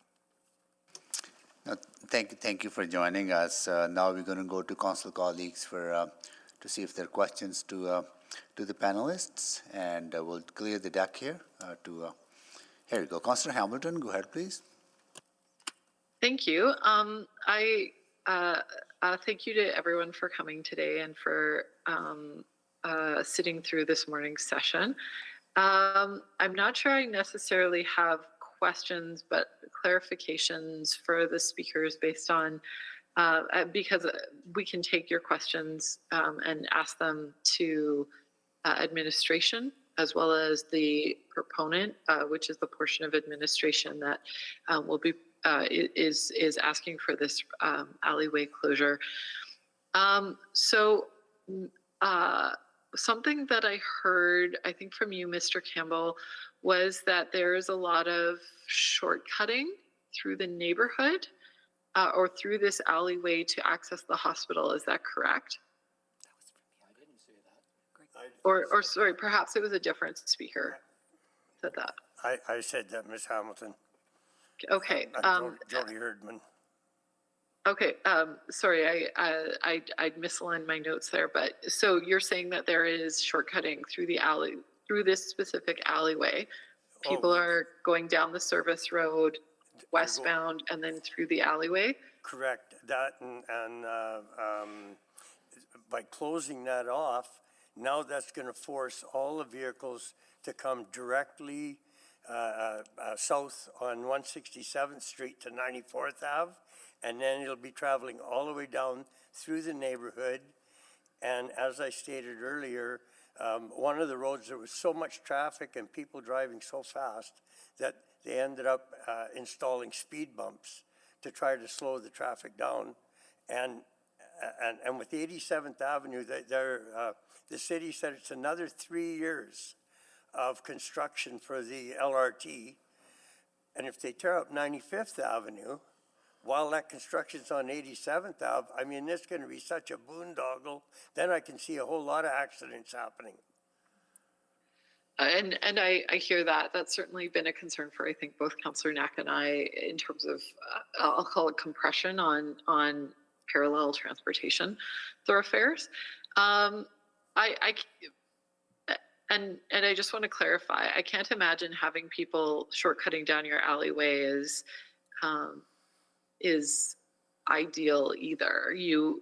But you're concerned about additional pressures on 167th Street if this portion is closed, correct? Yes. Okay. Yes. And I'm going to ask about your concerns about lighting across, Mr. Campbell, you brought up the concerns about lighting and along the pathway as it exists today even. I'm going to ask administration about that. Something that I was sort of racing through my notes on, so something that a number of you have mentioned is that you already had new sidewalks, neighborhood renewal, and new sidewalks are sort of a function of neighborhood renewal, but I couldn't find when you received neighborhood renewal. Do any of you have that date handy? It was 2007. Okay, 2007. So you're one of the first neighborhoods that got neighborhood renewal in the neighborhood renewal program. Have you received alley renewal? Has your alleyway been repaved in the last few years since that program came online? No, it hasn't. Okay, that's also helpful because I imagine your alleyway is probably in the shape of a lot of our alleyways in the city and in need of some TLC. It's a patchwork quilt, yes. Yeah. All right. And this is a difficult question to answer, perhaps. One of the things administration has identified is that the alleyway doesn't necessarily need to close, because that's what the parameters of this conversation is today. The alleyway doesn't necessarily need to close, but it could be dead-ended. Would your preference be that this is dead-ended rather than closed? Well, if it's dead-ended, if they dead-ended it, say at the 95th Avenue end, people can't come down the back lane that live on 95th Avenue. They wouldn't be able to come down the back lane to come on that alleyway and then come along 95th Avenue to park in front of their homes. That would be a no option now for them. So they would have to drive, if they were traveling, they would have to drive and go into, say, Terralosa Shopping Center on the west side of 95th Ave in order to come back eastbound to get parked in front of their homes. Okay, thank you. I'm out of time. Thank you, Councillor Hamilton. Councillor Knack. Thanks, Mayor Sohi, and thanks for being here today. I'll start. I'll apologize because I had heard reference that there had been an email sent that you hadn't received a reply to, and I don't know what happened because I just pulled up my records and I did reply to the email on June 29th, 2022 at 9:13 in the morning, but I'm not sure if it didn't arrive. So my apologies. It came in through the Campbell's email address. So I just thought I would flag that. I'm sorry you didn't get that because I have a record of it here, but my apologies for that. For some reason, it didn't make it through apparently. I think that the main question I want to ask, and this is, I think sort of because I appreciate, well, specifically today we are just talking about the alley. I know the conversation you're looking to have is more broad. I think with the exception of sort of one home at sort of midway through there, all the other homes along this stretch do have garages. I think all of them except one or two cars most of them have sort of driveway pads. And so I guess and it's not that there's no parking on 95th Ave, but I hear it's a change in parking. And I guess I wanted to just get a sense of sort of how people, why people maybe aren't using their garages versus the front streets or the service road. And so if there was a loss of that service road, is the alley just not, are the garages at the back or the pads at the back just not viable for a particular reason? Well, Councillor, I'd like to add to that. I mean, just because people and homes have garages doesn't mean they're made for parking a vehicle in. As myself, I am a contractor, and I utilize my driveway parking for my work vehicle or vehicles, and my garage is utilized for tooling and stuff and materials, that I use for my job. There is no room in my garage to park my vehicles. Of which only one of my vehicles would fit if I had space in my garage. Therefore, for the vehicles that I have, I utilize my driveway space, but I also utilize at least one space in front of my home to park a vehicle. And people visiting me, one or two people at a time, they take up another 2 spaces for vehicles. And based on the design plan, I will lose all of that. There will be a bus stop in front of my house. There will be no parking bays available to me. And there will be no parking for anybody to actually come to my home, or let alone for me to park my work vehicles. Yeah, I see what you're saying. So they might, either they'd have to park further up on 95th Ave in the new parking bay, or they'd have to go to either 167th Street and walk that way, or potentially 1 Avenue over. So that would be the concern. And the other piece I'm hearing from you is that you have a lot of other vehicles that are sort of work vehicles that are using up that space that's currently available to you. That's correct. Okay. As are other residents along 95th that have more than 2 vehicles. Yeah.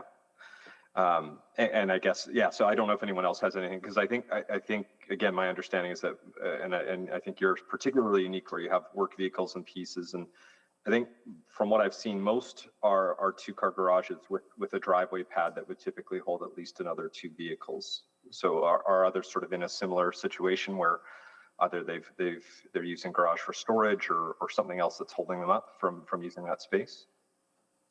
Yes, there is other contractors in the area that don't use their garages because they use their garages for storage and space for work and other means. Yeah, okay. No, that's helpful context. And yeah, I guess, and this is sort of this trade-off, because I mean, that's what most homeowners typically deal with, because we don't always have service roads in front of everyone's homes, and some neighborhoods don't even allow the sort of on-street parking, but this would change that. So, okay, I think that's it for my question for the panelists. Thanks, Mayor Sohi. Thank you, Councillor Knack. Thank you so much for joining us. So that concludes the questions to you. Now we're going to go to questions to administration. You can stay there because we may come back to you for new information. So if you wish to, but you can also step back where you were sitting earlier on. Councillor Hamilton, go ahead, please. Thank you. So to administration, if the, so I hear what the residents are saying, in particular with access to if they're coming east or westbound down the street, they have to park eastbound, and currently they would be allowed they can reconfigure their vehicle within their neighborhood. If the alleyway were to remain open, but as a right turn only, is that permitted? Like, I'm not saying is it best practice, but is it permitted? Councillor, that will not be permitted because of its close proximity to a major intersection. But just to give a little bit of more context of how the travel pattern will change, if I can request clerk to bring slide 4 on the screen, slide 7 actually on the screen.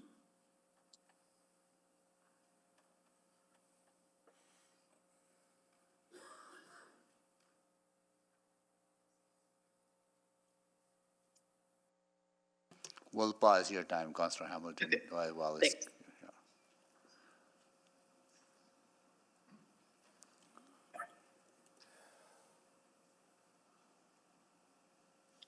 Here we go. What you see on the screen drawn with the red line is with no ability to have any direct access to Service Road or 95th Avenue. The alley does have a loop that connects to roadways on both sides. So this does give ability to use alley going in and out rather than doing a backtrack and considering this to be a two-way alley as an alternative. Oh, okay. Well, I think part of what the residents are concerned about is that they would be going through the alleyway and then loop up through that alleyway connection so that they can park in front of their properties. Instead of, because if you're coming westbound, you would turn down 167th, go through the alleyway, and then come back around so you could park in front of your home if that was what you were seeking to do. But you've answered my question with respect to whether or not that right turn only would be permitted. I wanted to ask about something a lot of, and I probably have to come back around, something that a lot of residents brought up, which was that they had received neighborhood renewal in 2007, and now the city, 95 Avenue renewal is an undertaking of the city. What happens to because I'm hearing a lot of residents are still paying the levy on that. What happens to that levy? Will they be charged? And I know this is external to the alleyway closure. I do have a subsequent question with respect to the alleyway renewal, but with respect to the neighborhood renewal levy, a lot of residents seem to still be paying. What will the impact on that be? Councillor, we can take that information and provide your office with details offline, if that's okay. Yeah, but I know we have a lot of residents today that are here and listening, and so if you're able to maybe come back at a later part of this public hearing, I think that would help them understand the impact. I also want to come back to, and this is maybe a question for the proponent on new information, but septet assessments. In the area you're adding, or your hope is to enhance the pedestrian connection across where the alleyway is currently. Has there been a septet assessment? Are you looking at clarifying, like making more clear sight lines and or adding lighting in the area? Or is that a better question to the proponent on renewal? From what I see on the design, it does reflect those elements, but the proponent can confirm that. Well, I have you, Mr. Saeed, something that came up as well was that there was shortcutting happening down this alleyway, but it was and also down 167th Street in order to access the Misericordia Hospital. With respect to, and one of the concerns residents have identified is that this will sort of create more of a pressure on 167th Street. Is that your understanding of that? Sorry, go ahead. I would offer that there is a north-south connection through 163 Street that connects to 87 Avenue. So there are alternatives available, and we did hear about speed humps being introduced. So those are primarily related to safer speeds rather than shortcutting. So that's why those were introduced. Okay. Thank you. I'm out of time. Thank you, Councillor Hamilton. Councillor Stevenson. Yeah, thank you. I think Councillor Hamilton covered a number of questions I had just around lighting, the levies. Just wondering, I think I heard a question just around waste vehicles, and just wanted to confirm that we didn't anticipate any challenges there. Councillor, there are no challenges because of the entry and exit points available. Okay, great. You know, I think an important question was raised just around safety, and there having not been safety issues in this location in the past. When we have installed separated or dedicated active transportation infrastructure, do we typically see an increase in users? The short answer would be yes, because enhanced infrastructure does attract users. And just taking a little bit of a zoom out in this area, zooming out in this area, we are already doing some enhancements for a district bike network along 163 Street. So there is this connection with the other project that's happening that provides the entire 95th Avenue and connects it to other district bike connectors in the area. Okay, great. Well, and and I really appreciate the concerns raised about the last time we tried bike lanes on 95th Avenue. Could you talk through some of the lessons learned from that project and how we've considered that with this current proposal? That may be for the applicant, but I'll start with you. I would just specify the traffic volume and the interaction between the bikes and the vehicles. Here we have a separated facility that provides added safety. In addition to that, at the intersection of 165 Street, the design does include a raised crosswalk. There are curb extensions that are added benefit and from safety mitigation perspective. Okay, thank you. Thanks very much for those responses. Thank you, Councillor Stevenson. Councillor Knack. Councillor, just before we go on, Mr. Mayor, just an answer to the previous question about the levies for the neighborhood renewal in 2007. So the levy is set to come off in 2027, and as the project or the 95th Avenue renewal is providing a similar level of service through that new shared use path, the action taken is that the levy will continue until 2027, so that the residents will still be paying that until that year. And yes, the sidewalks are being removed, but they're being replaced by another facility that's equal or greater. Okay, and then I think I still had a bit of time left. So on that, I'm assuming that 95th Avenue, though, is would that be arterial reconstruction? Like it's not subject to future levies, is No, that correct? yeah, it's arterial renewal. Okay. So there's no extra pay for the multi-use trail, or sorry, the shared use pathway. Okay. Got it. Okay, great, good. thank you. Okay, got it. Councillor Knack, go ahead, please. Thanks, Mayor Sohi. I think the only other questions I had, because most of them have been asked, just around the shortcutting piece, Mr. Saeed.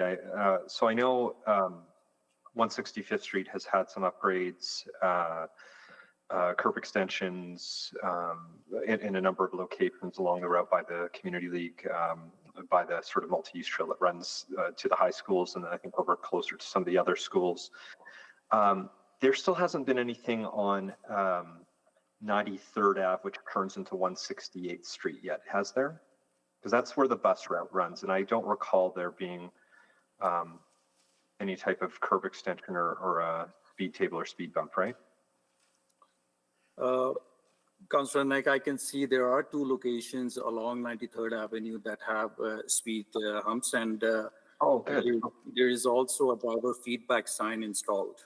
Oh, good. Okay. I know that had been something that just, before I stopped serving this area when the boundary changes that there had been concerns about. And so I'm glad to hear, because I guess my thing is that, I mean, ideally, if you were shortcutting, you would probably stay on 165th because it's the most straight shot. If you were to come in off 167th and go to the hospital, you either have to go sort of west to 169th and then through that road, or you would come up to 166 and then take 93rd. But it's like right now that's a fairly indirect route. But I still know because of the bus lane that was a concern. So there are speed bumps there now. Okay, good. That's good to hear, because I think that was important to sort of combine with the work done on 165th. Okay, I think those are all my questions for administration. Thank you, Mayor Sohi. Thank you, Councillor Knack. Councillor Tang, can you take the chair, please? So taken. This is to administration or maybe to the proponent later on if administration is unable to answer this. Like when we engage the community on such closures, right?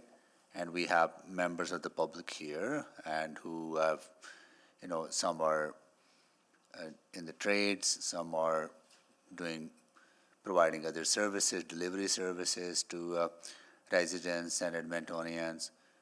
Don't we consider those kind of diverse needs of the community when we are making these changes? How do we accommodate those diverse needs of the community? For example, these folks have to park on the street, right? Or park in the back alley because they're working from home or they are serving Edmontonians and the services they're providing in the trades and the delivery sector. Right, so the application that's before you today, the bylaw to close the alley, is really one of the finishing steps in facilitating the capital project, where we did hear from the applicant earlier that extensive engagement was completed. So through that design and redesign of the initial capital project, that's when all of those would be taken into consideration. But how do you as administration ensure those needs are being accommodated? We've heard from Faisal Saeed today. This has been reviewed by transportation engineers on our end. The circulation and access in this neighborhood is still effective. We circulated to Edmonton Fire Rescue Waste Services. We have had no comments or concerns. Yeah, maybe this is a bigger conversation. Maybe I think sometimes we design these, like whatever changes we're making to, like our work, the nature of the workforce, nature of the services being provided is changing. A lot of people do work from home. They do use their garages for work-related activities. So maybe our thinking needs to revolve around that. To maybe my last, I think we need to think more about that. My last question is related to I understand some of the safety concerns, but have we contemplated keeping that section of the alley open, but have it one way so people can actually get on to 95th Avenue and turn right to park or to just get out of their neighborhood and get onto 95th Avenue? That'll be very local use, right? Yeah, I'm going to defer to Faisal on that one.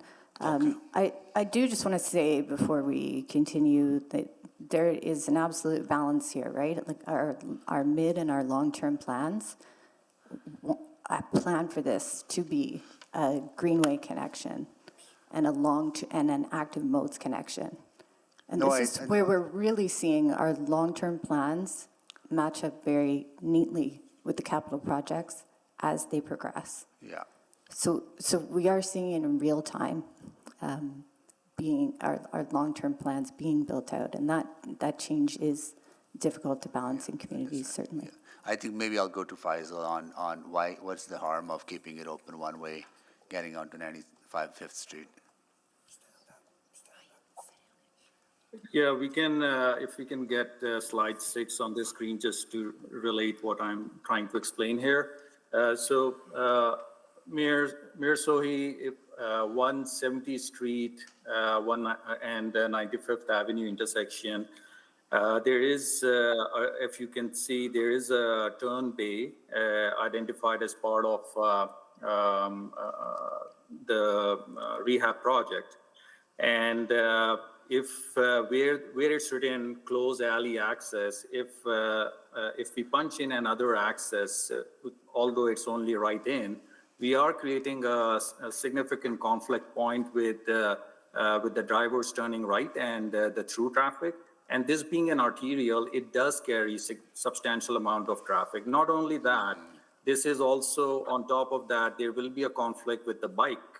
With active modes, which itself, even before getting to the vehicles, you are creating a conflict with the pedestrians, with the bike users. So there are a number of reasons why we are convinced that this is the best design in terms of not having any sort of direct access to 95th. Okay, thanks. Constance Salvador? Yeah, thank you. I really appreciate all the answers that have been provided so far. I wanted to maybe just zoom out for 1 second, and just talk about the decision that is in front of us today, because I am hearing broader concerns around, the design for 95th Avenue renewal, and some of those, of course, intersect with the alley closure in front of us. But I guess I'm just looking for advice from administration around how to discuss and conceive of both of those while still focusing in on the decision that's in front of us, which is particularly around the closure of the alley. Councillor, the decision in front of us is the closure of the lane, and as we evaluate that from a technical point of view as well as a strategic one, it works, and that's why our recommendation is to support that. From the broader perspective, in terms of parking along 95th Avenue, and as well as accessing that parking, that has been evaluated through the capital project. And so that's where that alignment happens. But in terms of the decision before us today, it's technically sound, it aligns with our strategic priorities, and we recommend support. Okay, that's helpful. The rest of my questions have been answered by colleagues, or by you folks through colleagues. Thank you. Thank you, Councillor Salvador. So that concludes the questions to administration. At this time, we'll ask if council colleagues have any questions to administration or members of the public or the proponent on any new information arising out of the previous discussion. Councillor Hamilton, go ahead, please. Thank you. Maybe to the proponent, which I recognize is a little tricky because it's also at our administration, the city administration. But something that the speakers brought up was that there have not been any issues to date with, I'll say, pedestrian vehicle conflicts. And they're concerned that, and I might be paraphrasing too liberally here, but they're concerned that this is an undue impact for being overly careful. And so I'm wondering if you could speak to that, if you can, because I understand their perspective on this. What maybe a better question is, what metrics or how did you decide that the risk of pedestrian conflict was too high? So, Councillor Edmonton, just need to reframe to make sure we have your question right. But a couple of elements is that I believe the members of the public are referring to there have been no conflicts or no incidents related to the current design, which means that the alley comes out into the service road. And so from that perspective, we recognize that there may not have been conflicts or incidents related to that configuration. When we raised the safety issue related to both pedestrians and, as Faisal was explaining, the conflicts with the traffic both from 170th and 95th Ave for the alley to come out into 95th Avenue, it's under the new configuration where there is no service road, which means that vehicles coming north in the alley would have to cross the shared use path and then come into traffic that is either high speed, it's an arterial, or that is coming from that slip lane from 170th, which would have very bad visibility. So that's the analysis from a safety perspective, Natalie. And the slip lane particularly would create, you'd almost have like a blind corner there, because the slip lane, where the slip lane meets, it would sort of intersect directly with the alley. That's right. It is a bit of a challenging configuration and proximity in this case. One of the things that has also arisen, is there plans for any kind of renewal of the alleyway behind the homes on 95 Avenue? I know that's not part of this scope, but perhaps maybe to administration, that's a better question. Do we have a line of sight on when there's going to be alley renewal? Unfortunately, we don't have that information, but we could follow up with you offline. All right, that'd be helpful. Thank you. I think that's all the questions I have. I'll see if any of my council colleagues have any additional questions on new information. Thank you. Thank you, Councillor Hamilton. So that concludes the questions on new information. We are ready to close the public hearing on this bylaw. I'll move closure on the public hearing. Second. Second by Councillor Knack, so please vote.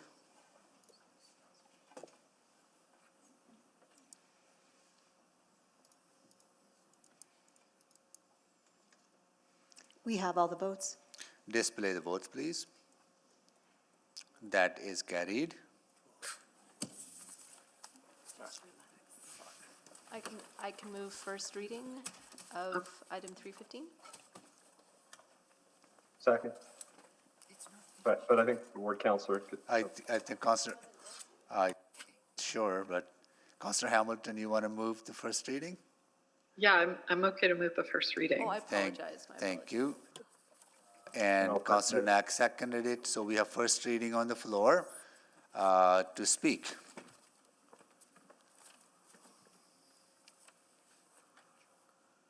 Councillor Knack, go ahead, please. Thanks, Mayor Sohi. So, I appreciate that technically the focus of today's conversation is solely about this alley closure. And so I'll comment a little bit on that, but since it has been brought up, the broader project, I do want to talk a bit more broadly, if you'll give a little bit of leeway. So specific to this alley closure, I think recognizing that this, what's not before today is the overall project. I think closing this section makes sense for the work that's coming up. I think it provides an overall safer experience, and I think it's the right design choice in part because of that slip lane. If there wasn't a slip lane coming off 170th Street onto 95th Avenue, I think there'd be a different conversation we could have about that. But retaining that slip lane was a pretty key part of the 95th Ave renewal. So solely on what's before us, I think it's a reasonable change. But as mentioned, I'll maybe take a little bit of time to just chat more broadly, because while I don't represent this side of the street of 95th Ave anymore, I did for the first 8 years. And, there was reference to the bike lanes that got installed on 95th Ave. They were actually installed 1 month before I got elected. And I remembered extremely well in September 2013, because essentially the day after they got installed, that's all everyone talked about during the election campaign. It was a very hated piece of infrastructure. Even as somebody that cycles now virtually every day, I felt it was not a really good design. It took away a lane of traffic on a road that's technically, while it's a collector road, operates more like an arterial road, at least for the stretch from about 163rd to 178th. And so when we made a decision to remove it, we did so providing guidance that when we reconstruct, it's not that there was never going to be any type of bike infrastructure, but that we really shouldn't be taking away lanes of traffic on a road like this. And so that limits how much you can actually design in that, and a multi-use trail was going to be the sort of future plan for that space. And what's challenging about it is that while I think broadly, overall, this is a good design for a renewed road. We did this work on 178th Street in the West End just about 4 years ago, where we added in a multi-use trail. I think it's fantastic. But the challenge here is we actually have 16 homeowners who are right up against a service road that they have had for, well, the entire time living there. And so this is one of those situations while I think this is better overall design for the majority of folks, there are 16 people who have less on-street parking than they used to have. And now it's right up against 95th Ave instead of separated by the service road.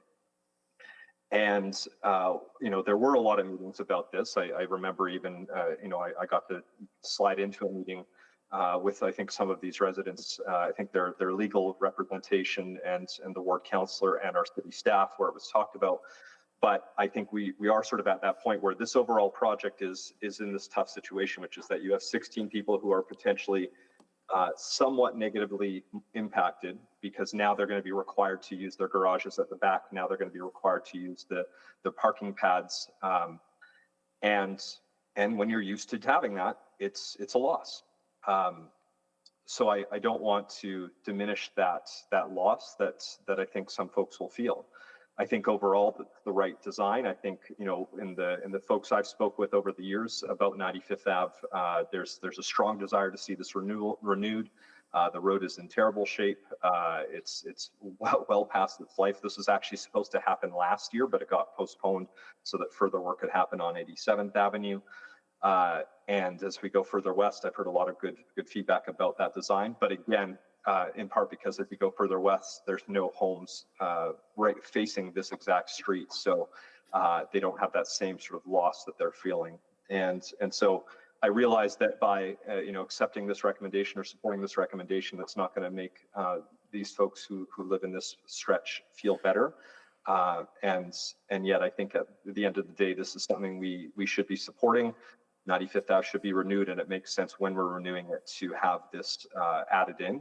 I will add, because in my short last bit of time, when it's completed, we'll also have to look at what the prioritization of that active pathway is. It likely needs to be treated as a priority one, in that it will be cleared within 24 hours instead of waiting the 48 to 72 that you see in other multi-use trails. But that'll be a conversation for council afterwards. So thank you. Thank you, Councillor Knack. Councillor Tang, can you take the chair, please? Taken. Thank you. You know, I remember that old 95th Avenue design, Councillor Knack. I was on council at that time, and it was not a good design. And we did get a lot of complaints. So this design is much, much better, even though it, you know, it seems when I'm looking at the design, maybe it's too elaborate, but that's a conversation for another time. But this is a much better design than what we had. You know, I'm here listening to the folks from the community and all of us listening and paying attention to that. What I'm reflecting on is that sometimes we design our infrastructure or we accommodate community needs based on, I think, the commuting needs of people from home to work and back. I don't know how much we are actually accommodating the needs of those people who work from home to provide a very valuable services to Edmontonians. Whether it's Speaker Joseph, whether it's Speaker Jober, they do provide a very important service. And for that service, their vehicles are their workplace. Their garage is their workplace. And I don't know how much accommodation we actually make for them in that changing atmosphere, changing work environment. And we are seeing more and more people relying on home deliveries because of the changing work environment. I don't know how much accommodation we are making to them. That's what I'm reflecting on. I understand the safety issues. Absolutely, I get that. There are safety issues. There are design issues, and I get it. Right? I don't know what the solution is in this context, but I think we need to start evolving our consultation process, engagement process to really think about those diverse needs of Edmontonians that do use their workplace, that use their vehicles and their home spaces, garages for accommodating their work needs, and how important those services have been and continue to be and will continue, become more important for Edmontonians. So I want to thank you for being here, joining us, sharing your thoughts. It may not change the outcome of this alley, right? But I hope it gives us a little bit more, space for thinking in the future, accommodating those diverse needs. So thank you. I really appreciate that you have shared your thoughts with us today. With that, I'm going to go to Councillor Jans, then go to Councillor Hamilton for close. Councillor Jans?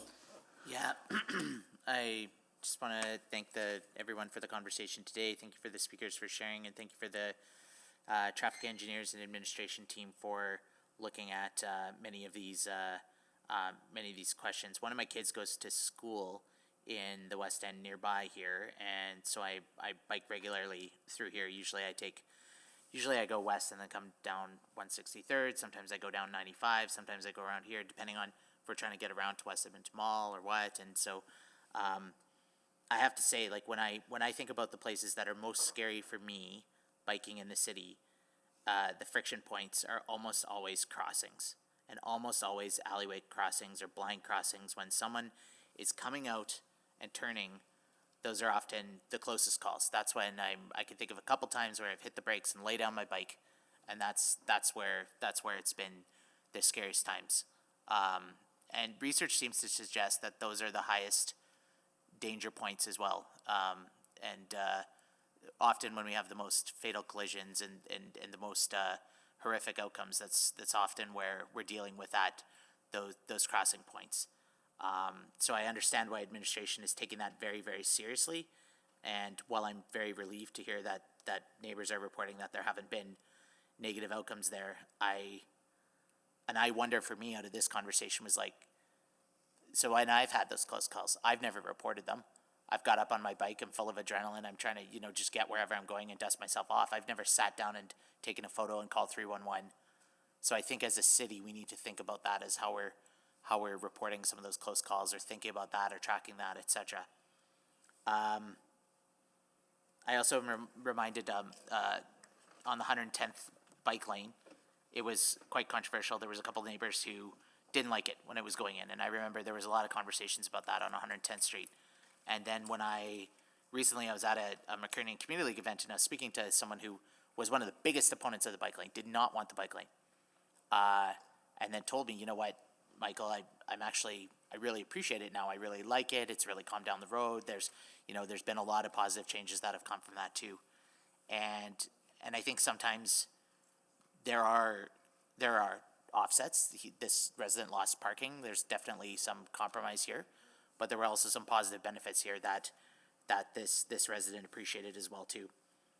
And really, I'm mindful that the decisions we're making here today aren't even really for us, not for us here today, that many of us,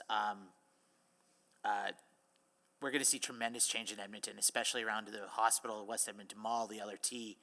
20 years from now, our neighborhoods are going to look in some cases, in some areas, quite different. Transportation patterns may be changing. Different roadways will be changing. We know we're one of the youngest cities in Canada, that we have a tiny tidal wave of young people right now, that half of the city is under 40, that we're going to be seeing a lot more young people, a lot more young families, a lot more changes, and thinking about how they're going to move, how they're going to live, what they're going to do. I think there's going to be definitely in the West End here, especially as the LRT opens and gets going, some big changes. So while today this may seem a little bit chaotic with all the construction going on, especially on 87th and everything else, these neighborhoods are going to become even more desirable as new amenities, as billions of dollars of new amenities are being added here. So I'm thinking about how we can learn from this incident, learn from this situation, learn from this process going forward, but really we have to be open-minded to what the future will be ahead. So I thank everyone for the conversation and the provocations today. Thank you, Constance. Councillor Hamilton to close. Thank you. First, I want to thank all the residents for coming out today and sitting through this morning and all the way into this afternoon. On the question that we're being asked today is, do we think that the closure of the alleyway administration is recommending is appropriate?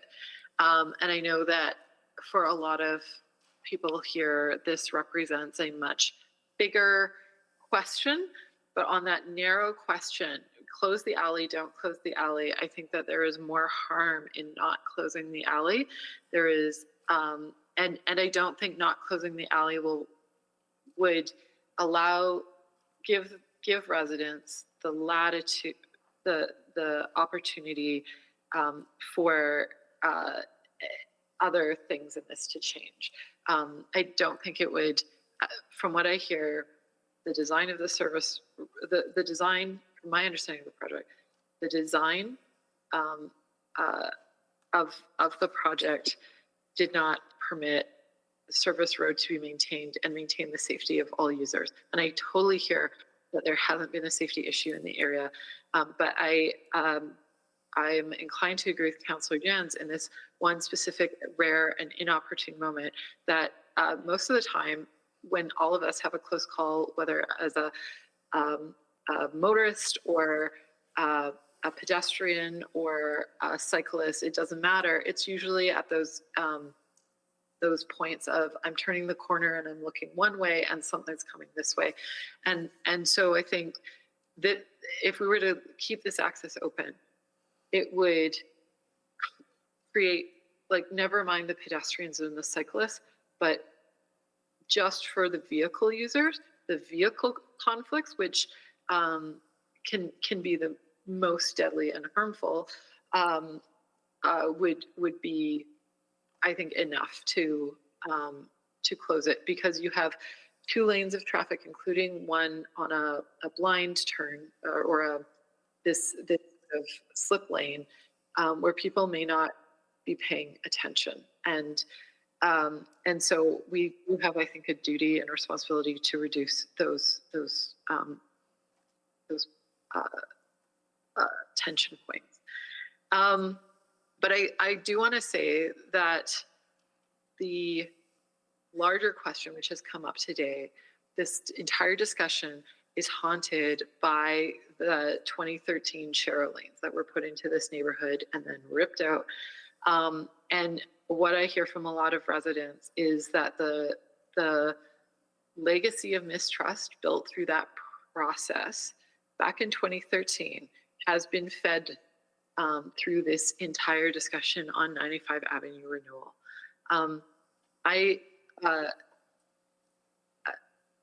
Being new to representing the area, I don't have the same experience both Councillor Knack has on this. I look at the design and I think that on the balance of things, the neighborhood ends up getting a better design that, and I agree with Councillor Knack that we do need to look at the prioritization of the snow removal there, because I can see that being onerous. But I also see an opportunity for the proponent to start to over-communicate on this project, and to, throughout the construction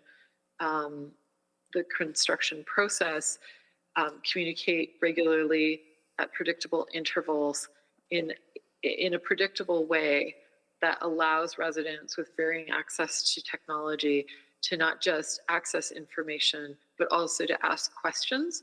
And I've seen this work on neighborhood renewal, which is also run by IIS and Building Great Neighborhoods.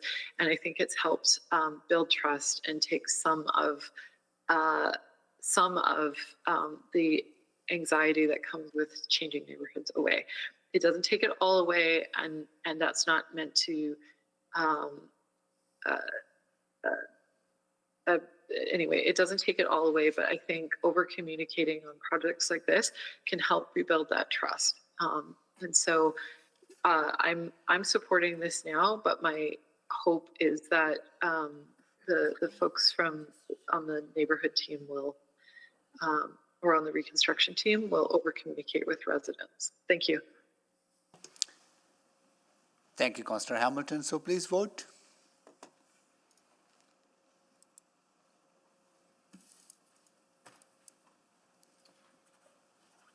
We have all the votes. Display the votes, please. That I'll is move carried. second reading of item 3.15. Second. Please vote.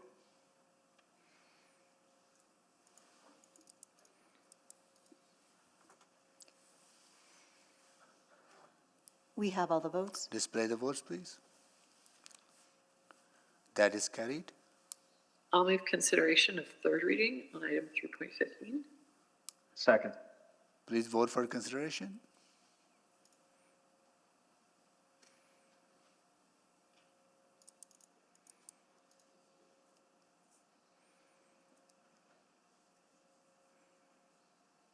We have all the votes. Display the votes, please.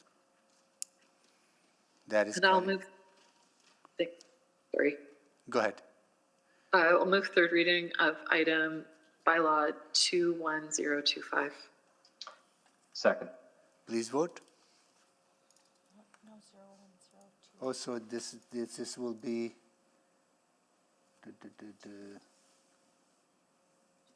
21028. Okay. Okay, please vote.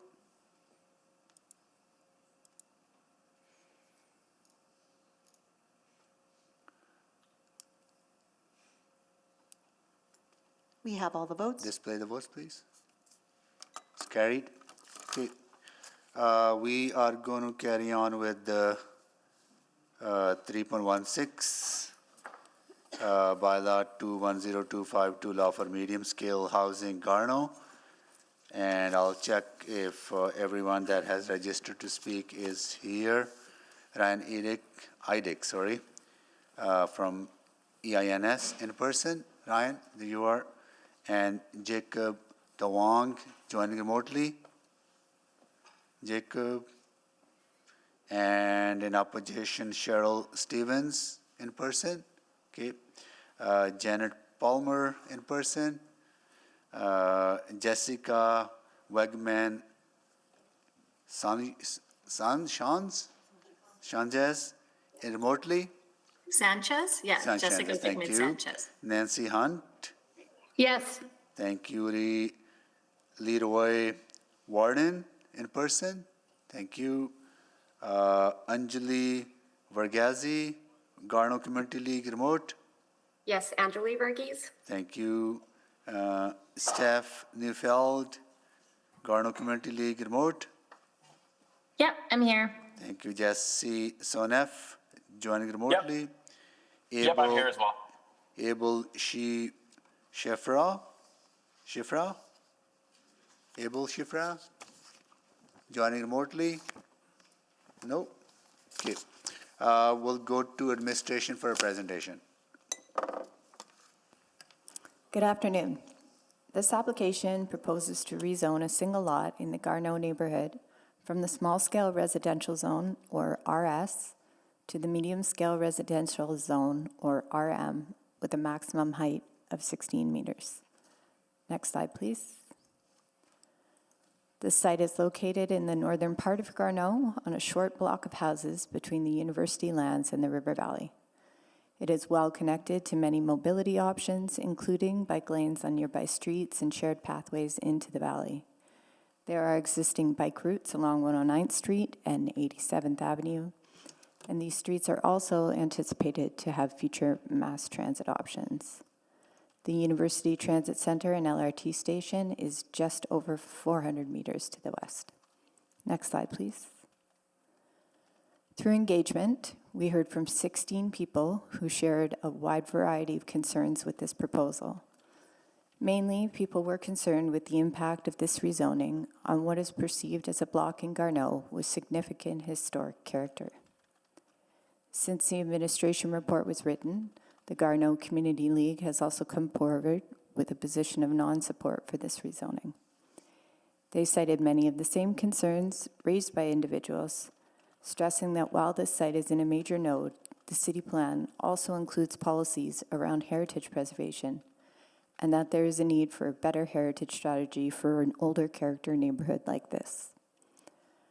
Respondents concerned about the historic character of the block were given information about the city's inventory of historic resources and opportunities for inclusion on the inventory or historic designation, which includes financial incentives. The existing house on the subject site is not currently listed on the inventory. Next slide, please. Within the Scona District Plan, the site is within the University Garneau major node. Low and mid-rise buildings are supportable throughout major nodes. The RMH16 zone would facilitate low-rise, primarily residential development, which fits with this direction. Next slide, please. The RMH16 is considered compatible with the mix of land uses in the immediate area, including existing small-scale residential buildings, but also other low-rise buildings to the west. While both the current and proposed zones would allow for a small multi-unit housing development, the proposed zone allows for more height and site coverage. Impacts to surrounding properties are mitigated by side setbacks of 3 meters. Alternatively, if the height of the proposed development is 12 meters or less, the side setback requirements would be 1.5 meters each. Next slide, please. Given the small size of the site, it is unlikely that the full height of the 16 meters could be achieved because of the required side setbacks. It is more likely that the development will be 12 meters in height with the corresponding reduced side setbacks shown here. Also shown is an example of a single lot multi-unit housing development a block to the south of this rezoning. While this was done under direct control zone, which regulated the architectural design, it is a good example of 12 meters of height on a similar sized lot. In major nodes, where mid-rise and high-rise buildings are anticipated to be the typical built form, this rezoning will allow for a sensitive increase in density that still contributes towards the intent of a major node, but without significantly changing the smaller scale character of the existing block. Next slide, please. Administration supports this application. It will facilitate an increase in residential density in a redeveloping area of the city, near transit and active mobility routes. It proposes a scale that is compatible with the surrounding neighborhood, and it aligns with direction in the Scona District Plan and District Policy. Thank you. Thank you so much. I know there are folks waiting on 3.17, which is the Anthony Henday South. We'll get through this. I don't know we'll get to other item today, but we will see how it goes. But please hang in there. I apologize for the delay. And we'll go to, on this one, is there a presentation from the proponents? Yeah, please come down.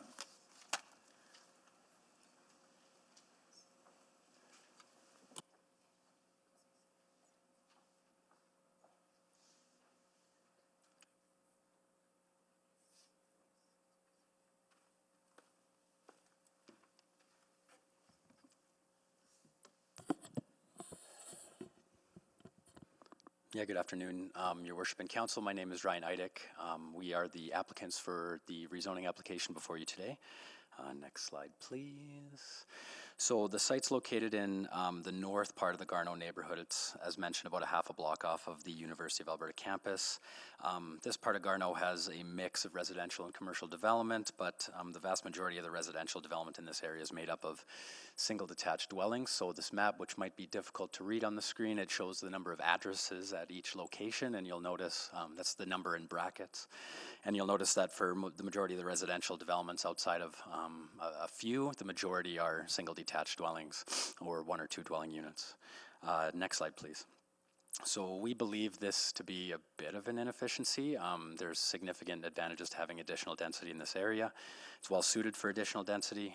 As mentioned, it's within walking distance of commercial areas, which has coffee shops, some pretty good restaurants, services, entertainment. Bus stop for the high frequency number 9, which goes between Southgate and Eau Claire all the way through downtown. There's 3 access points to the river valley within walking distance, major bicycle networks, and of course the University Transit Center. And as mentioned, all of these are located within 450-ish meters or so, or a little bit over 2.5 blocks away at most. Next slide, please. Policy also supports densification here. It's located within the major node that is the University of Alberta in the Scona District Plan and, of course, the City Plan, which supports low and mid-rise development throughout. Next slide, please. It's located within the urban mix area, which calls for a mix of housing types that are in close proximity to businesses and services that would meet the daily needs of residents. Next slide, please. Site's located within walking distance of both citywide and district mass transit, both planned, that's the dotted lines, as well as existing, those are the solid lines. Next slide, please.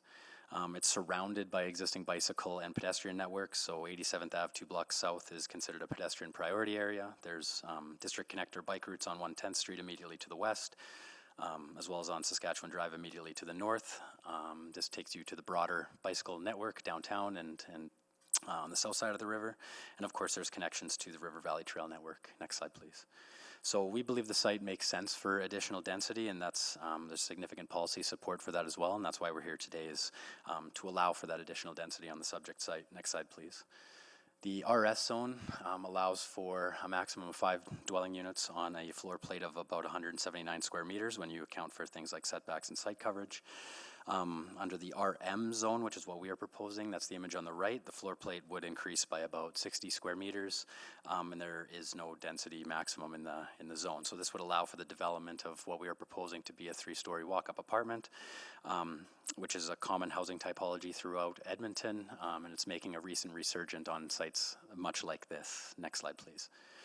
Examples of these types of developments already exist in the Garneau area. There's 5 within a 10-block radius, in addition to the one that the file planner, or Ms. St. Aubin, brought up.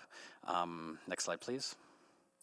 They come in lots of different architectural styles. These are all examples within Garneau, so they fit in with whatever is on the street. You'll notice in the top left image, it's in between an older 3-story walk-up and a single detached dwelling. On the bottom left image, it's between a semi-detached dwelling and then an apartment tower. And then on the bottom right image, there's actually 2 of these types of developments side by side. All of these within Garneau are zoned RMH 16.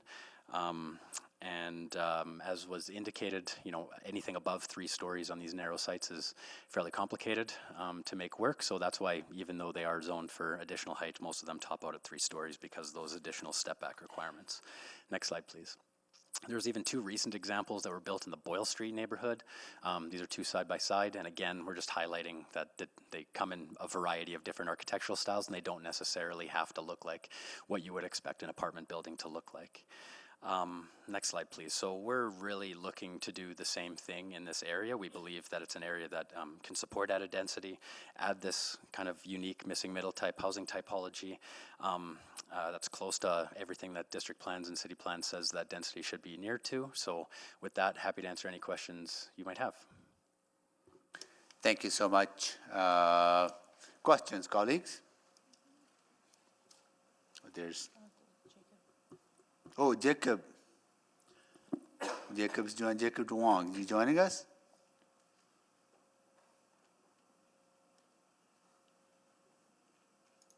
Nope.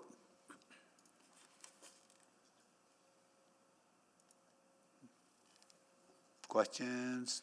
No, thank you so much for joining us. Appreciate it. Okay, now we're going to go to folks signed in opposition. Please come down to the front if you are here. Cheryl Stevens, please come down. You'll be speaker number 1. Janet Palmer, speaker number 2. And Jessica Wegman Sanchez is joining us remotely. You'll be speaker number 3. Nancy Hunt, speaker number 4. Leroy Warden, please come down. Leroy, you'll be, just grab any seat there. You'll be speaker number 5. Angeli Varghese is joining remotely, speaker number 6. Steph Neufeld, speaker number 7. Jesse Sonev, joining remotely, speaker number 8. And is Abel Shefferall joining us? Abel Shefferall? No? He is online. He's having some connectivity issues. No worries. We'll come back to them when the turn comes. We will start. Each of you will have 5 minutes to make your presentations, and we will start with Speaker Stephens, please. Is that on? Okay. Good afternoon, everyone. I just wanting to start off with the block of 89th Ave east of 110th Street represents an important cultural architectural legacy. Sorry, you can tell I'm a little emotional here. This whole block is amazing, with many homes from the 1920 architectural style. Specifically, the following properties are recognized as historical significance. Celeste Bourgeois' house at 10958 89th Ave is already designated under the Municipal Historical Resource. On our block, there's 4 other homes that are indicated on the actual inventory of historical resources. So we've got 10942, 10934, 10953, 10947. Those are all included on the inventory of the historical resources. My home that I've just purchased 2 years ago was actually built in 1917. It was actually originally built as a finishing school. So we have a lot of history in our block. So we too will be applying for a historical inventory list as well. The rezoning would allow a building up to 53 feet, which is 4 stories, which is not in proportion to the scale of the existing historical homes, most in which are only 1.5 to 2.5 stories. The increased height and the density would visually dominate the streetscape, undermining the cultural area of the historic identity of it. I know that the policy implications, section 2.3.25 of the city plan states the development adjacent to the historical places must be sympathetic architecture and design features. A mid-rise apartment is neither sympathetic nor historical homes, nor consistent with the cohesive 1920 homes in the area. The Strathcona District Plan emphasizes preserving cultural areas, noting that redevelopment should respect the unique integrity of the historical neighborhood. Redevelopment of the site under the current RS zoning allows for moderate densification that aligns with the character of the block and is considered with policy direction to set out in the district plan of the city plan. Approval of the RM rezoning would not only disrupt the historical flow, but risk the erosion of the collected identity of the area, which is fundamental to the community sense of place. While infills are encouraged in the city, it must be sensitive in scale and size to avoid unintentional consequences, particularly in historic areas. The RM zoning would allow the building more than 2 times the size of height of the surrounding homes, resulting in negative impact of the adjacent properties like mine. I am literally next door to this property. So you're going to create shadowing of a 53-foot high building, which would cast tons of shadows on the property. I purchased the property because we have a ton of natural light. With that, we would lose all of our natural light when there's a building 53 feet high. We would lose our privacy because the increased height and density would take over the privacy from, again, we've got a lot of windows in our home, so we'd lose the actual privacy from our master bedroom window, our bathroom, our dining area, the kitchen, our whole backyard would then be exposed. We also then would have a security factor that everybody can see into our home. We'd have noise factors from their AC units or the other mechanical equipment. We also already have a narrow back lane that I feel like would be compromised with congestion and make it very difficult for people just trying to enter and exit their garages because of all the extra garbage bins and commercial dumpsters. And where this may not seem like a big deal, we can tell you from the example of the developer using the one street over, there is overflowing garbage all the time. There is bins that are just like, it just looks awful and it takes away from the current aesthetic of the community. We understand that you want more properties in the area. We get that. Thank you. But that's it? Yeah, thank you so All much. right. Thank you for joining us. Next, Janet Balmer. Good afternoon, Mayor and honorable councilors. My name is, I'm Dr. Janet Palmer. I attended the University of Alberta. I came back here in 1987. I moved on to 89th Avenue in 1999. I moved to Garneau because of the lovely old houses with mature trees.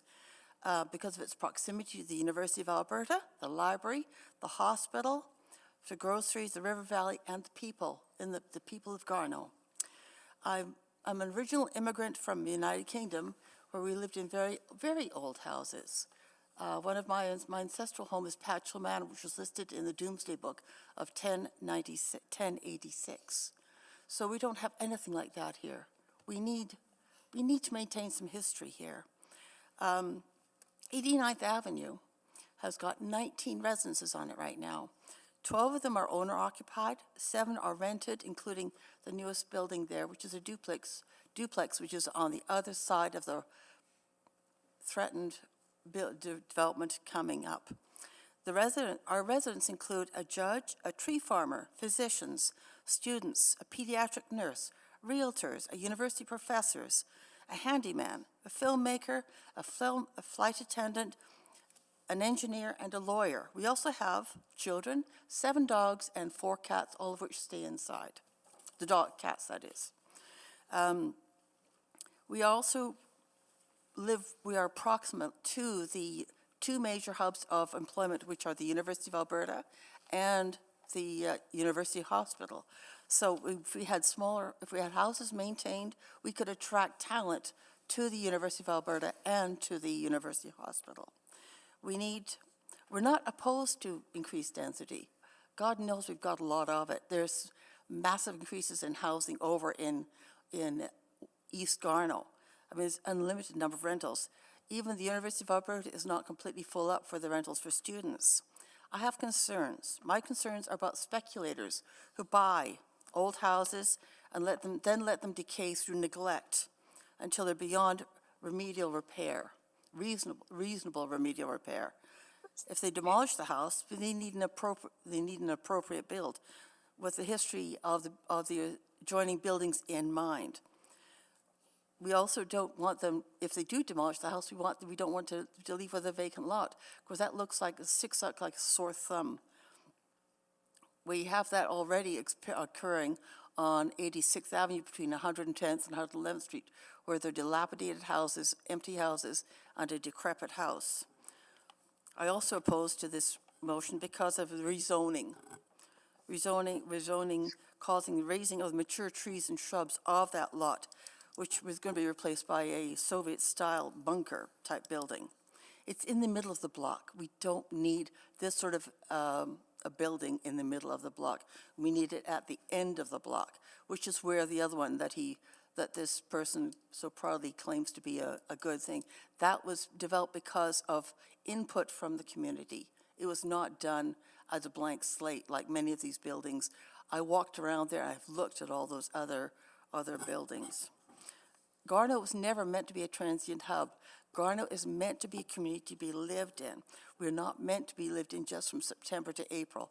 We need people all the year round. We love our trees. We love our nature and our gardens. And we appreciate our luck. As a retired physician, I can attest personally and professionally to the healing power of walking to the river, getting my groceries, the library, to work. I want to stay here on 89th Avenue as long as practically possible. Sorry. I love my neighbors. I love my neighborhood. I accept change, but I want to be for the better. I want us to have a reasonable development. I don't want 18 meters a long, ugly building to just destroy the character of our neighborhood. Please vote against this rezoning. A great many of our Garneau residences attended hearings at the university and the city. And after those hearings, the city assured us that they would save the North Garneau as being of historic significance. And now you're turning your back on us. And I feel betrayed. I'm sorry.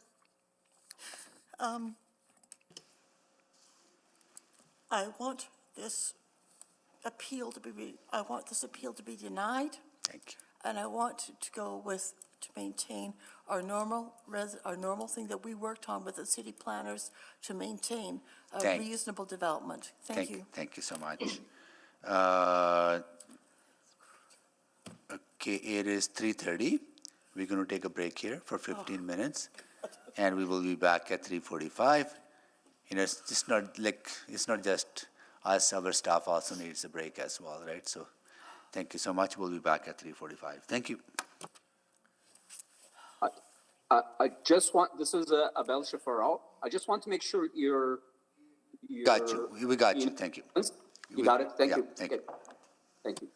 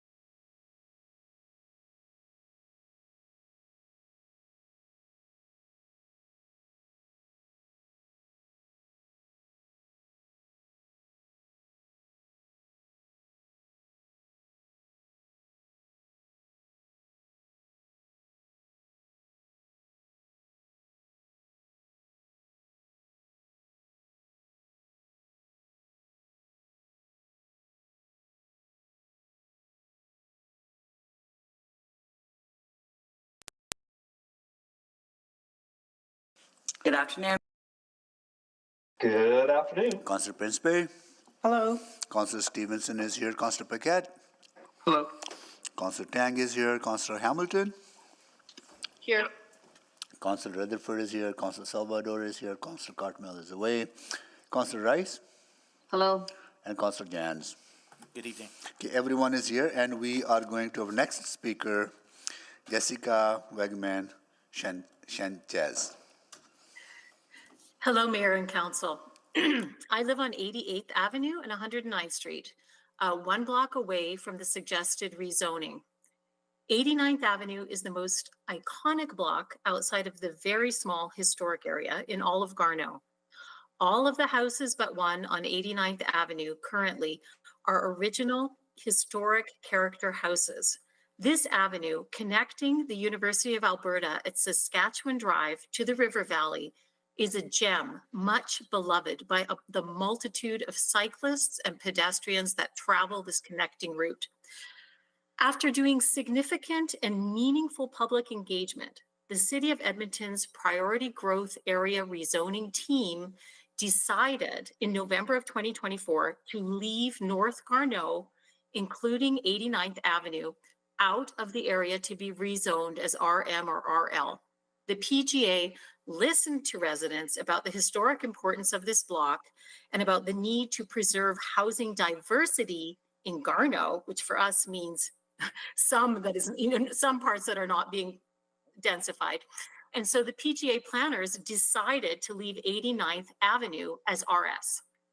In contrast, City Administration's planning report submitted to you that supports this rezoning was put together without proper public engagement. The report lists 15 reasonable and logical points that neighbors made, all of them against this rezoning proposal.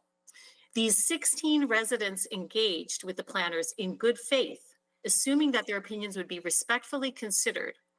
However, as you can see on pages 4 to 5 of the planning report, these arguments are listed with no response whatsoever given to them, not even so much as an effort to directly refute any of them. The file planner instead summarily dismisses these opinions by saying that administration has provided the residents with information on putting their houses onto the historical inventory and register. He then finishes the paragraph with the flippant comment that historical designation, and I quote, requires landowner support and participation, unquote, insinuating that the respondents have no right to complain about the rezoning of 10948 89th Avenue because they did not take action on, and I have to say, I think they did not know at the time about the possibility of designating their own houses. I have spoken personally with at least a dozen Garneau residents who have read this planning report and been outraged by the disrespectful treatment of residents' opinions in this section of the report. This collecting and listing of public opinions without in any way addressing or directly responding to them is in direct violation of the City of Edmonton's own public engagement framework, which is available as a PDF online. This framework promises that communication will occur not only before and during the public engagement process, but also that after the process, and I quote, participants will hear back about what was done with their input, unquote.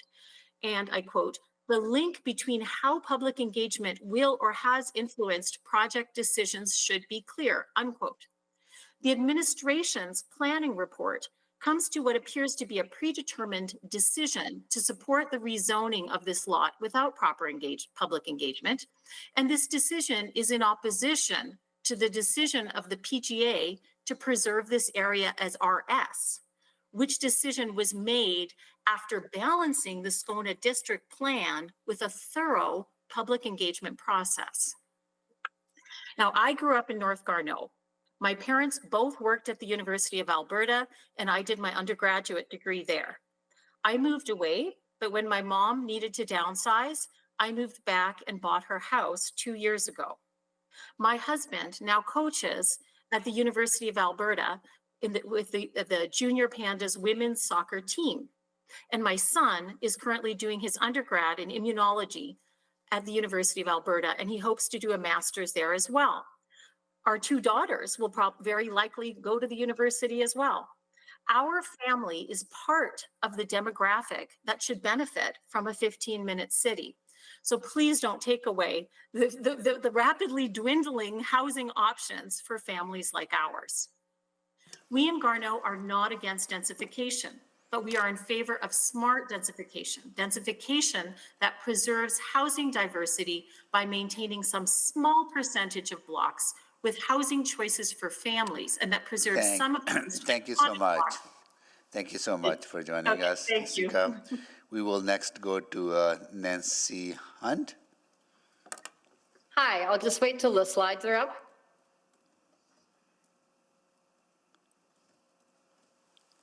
Here we go. Please go ahead. Okay, got it. Okay, thank you for the opportunity to speak, and good afternoon, everybody. I am here to bring some personal experience. So you saw my house already. The administration report had a picture of little me beside the large development on the corner of 88th and 110th Street. So a few of you from council were here 3 years ago when we had that conversation. And I'd like to talk about how this has actually gone. If you could flip to the next slide, please. And what I want to say before we get into the details is there's a couple of very important differences here. We saw this picture and we saw pictures of things that are in the middle of a block. But first of all, this is on an end. And the proposal today is for something in the middle of a historic block, not on an end. The other pictures we saw in the consultant's report were examples of things this size next to walk-up apartments. That's very different than being next to houses. The other key thing is what's being requested here today is a rezoning, not a direct control. So what we were looking at here in the old zoning, it was a direct control. So specific to this particular lot that would not imply other things around it. So what was actually built was approved as a townhouse with suites, and this serves as a rooming house. There's 24 bedrooms in it. There's lots of turnover, and the rents are in that $900 to $1,600 a month. And we found near me that rents of old houses and even fraternity houses are less, like in kind of the $600 to $800 a month. So some of our new developments are not accomplishing that. Can you flip to the next slide, please? So the challenges for me are garbage is a disaster. It's spread over 3 properties. It's smelly. I have had to take on a lot of time in calling the property managers, calling the city, dealing with safety and security issues of people wandering through. Please flip to the next slide. The HVAC units. So what you're seeing here, all the problems I have are doubled in the one we are talking about because you're in between. You've got, I'm on it, this is an and. So you only have one neighbor to worry about in my scenario, but you've got surrounding areas in the other. Can you flip to the next one, please? Also, various issues during construction and leaf blowing and snow clearing, and generally with the lack of long-term residents living there, it's just a lack of care, and that falls on the people around. Now, if you flip to the next one, thank you. I will say that what was very important in my experience and the concessions that we did get to at council was that we had the rear setback modified to deal with the shadowing. This is not consistent with the picture I'm showing, but stay where it is. So we did have some discussions at council that time that helped the mindfulness of the windows overlooking my property and that sort of thing. So that is very, very important in this conversation as well. So the problem with this medium scale zoning is if this property gets rezoned, we're no longer just talking about one bit of land. So we have an investor today who owns this property who has an intention of building something that's not the maximum size of the zone. but you put in a zone that's actually intended for multi-lots as per the picture you see here from the PGA workshops, then we have to think as residents, we're actually putting the neighboring properties in the block at risk. Flip to the next slide, please. So we're talking about something very intrusive on a historic block. And the next slide, please. This is very important.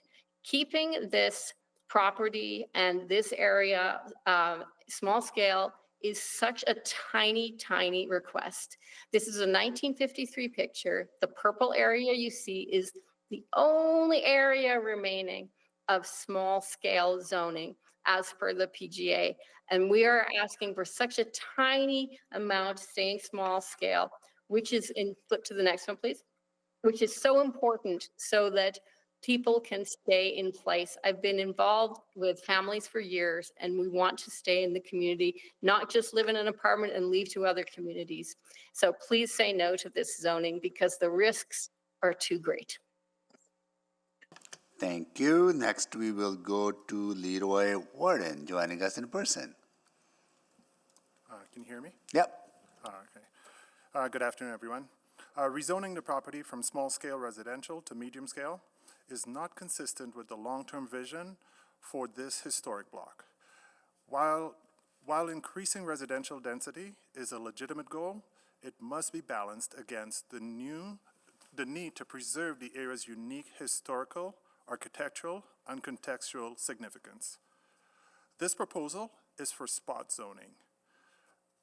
It disrupts the cohesive character of the streetscape and is inconsistent with the policies outlined in the Scona District Plan, the district policy, and the overreaching city plan.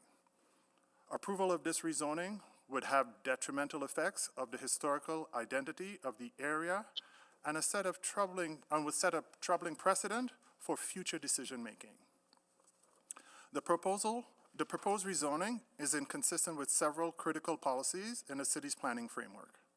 District Policy Section 2.4.5.3 supports a mid-sized development along collector or arterial roadways in local nodes. This site is on a local road, not a collector or an arterial road, making the proposal inconsistent with this policy. While it is understood that this application is within a major node, it is important to consider the specific context of this block. This block is one of the few in Edmonton that has maintained a housing stock from the 1920s. The low-scale, era-specific housing not only gives identity to the area, but offers a sense of place for those who experience this part of the city. In that regard, policies specific to local nodes should be given consideration. District Policy Section 2.4.3.2 supports mid-rise development in major nodes only when the site size and the context allow to appropriate transition to surrounding development, and adequate site access can be provided. Neither of these criteria is satisfied here. The lot size is too small to accommodate appropriate setbacks, transitions, or access without impacting neighboring properties. While only one of the criteria in the provision needs to be applied, Council must consider the context-specific merits of this application. The Scona District Plan highlights the importance of maintaining the identity of cultural areas. Introducing mid-sized building on a block predominantly characterized by small-scale residential homes would contradict this derivative. The proposed development would after the visual and functional rhythm of this, will alter the functional and rhythm and streetscape. This rezoning application constitutes spot zoning, a practice widely criticized for its inconsistency and poor planning outcomes. The RM zoning would create an island of a mid-sized development in a block dominated by small-scale historic residential homes. This creates incompatibility. Approving this rezoning undermines long-term planning objectives, and encourages an ad hoc decisions that disrupts cohesive neighborhood development. It would be precedent setting. Spot zoning would also erode public confidence in the planning process by prioritizing individual applications over broader community goals.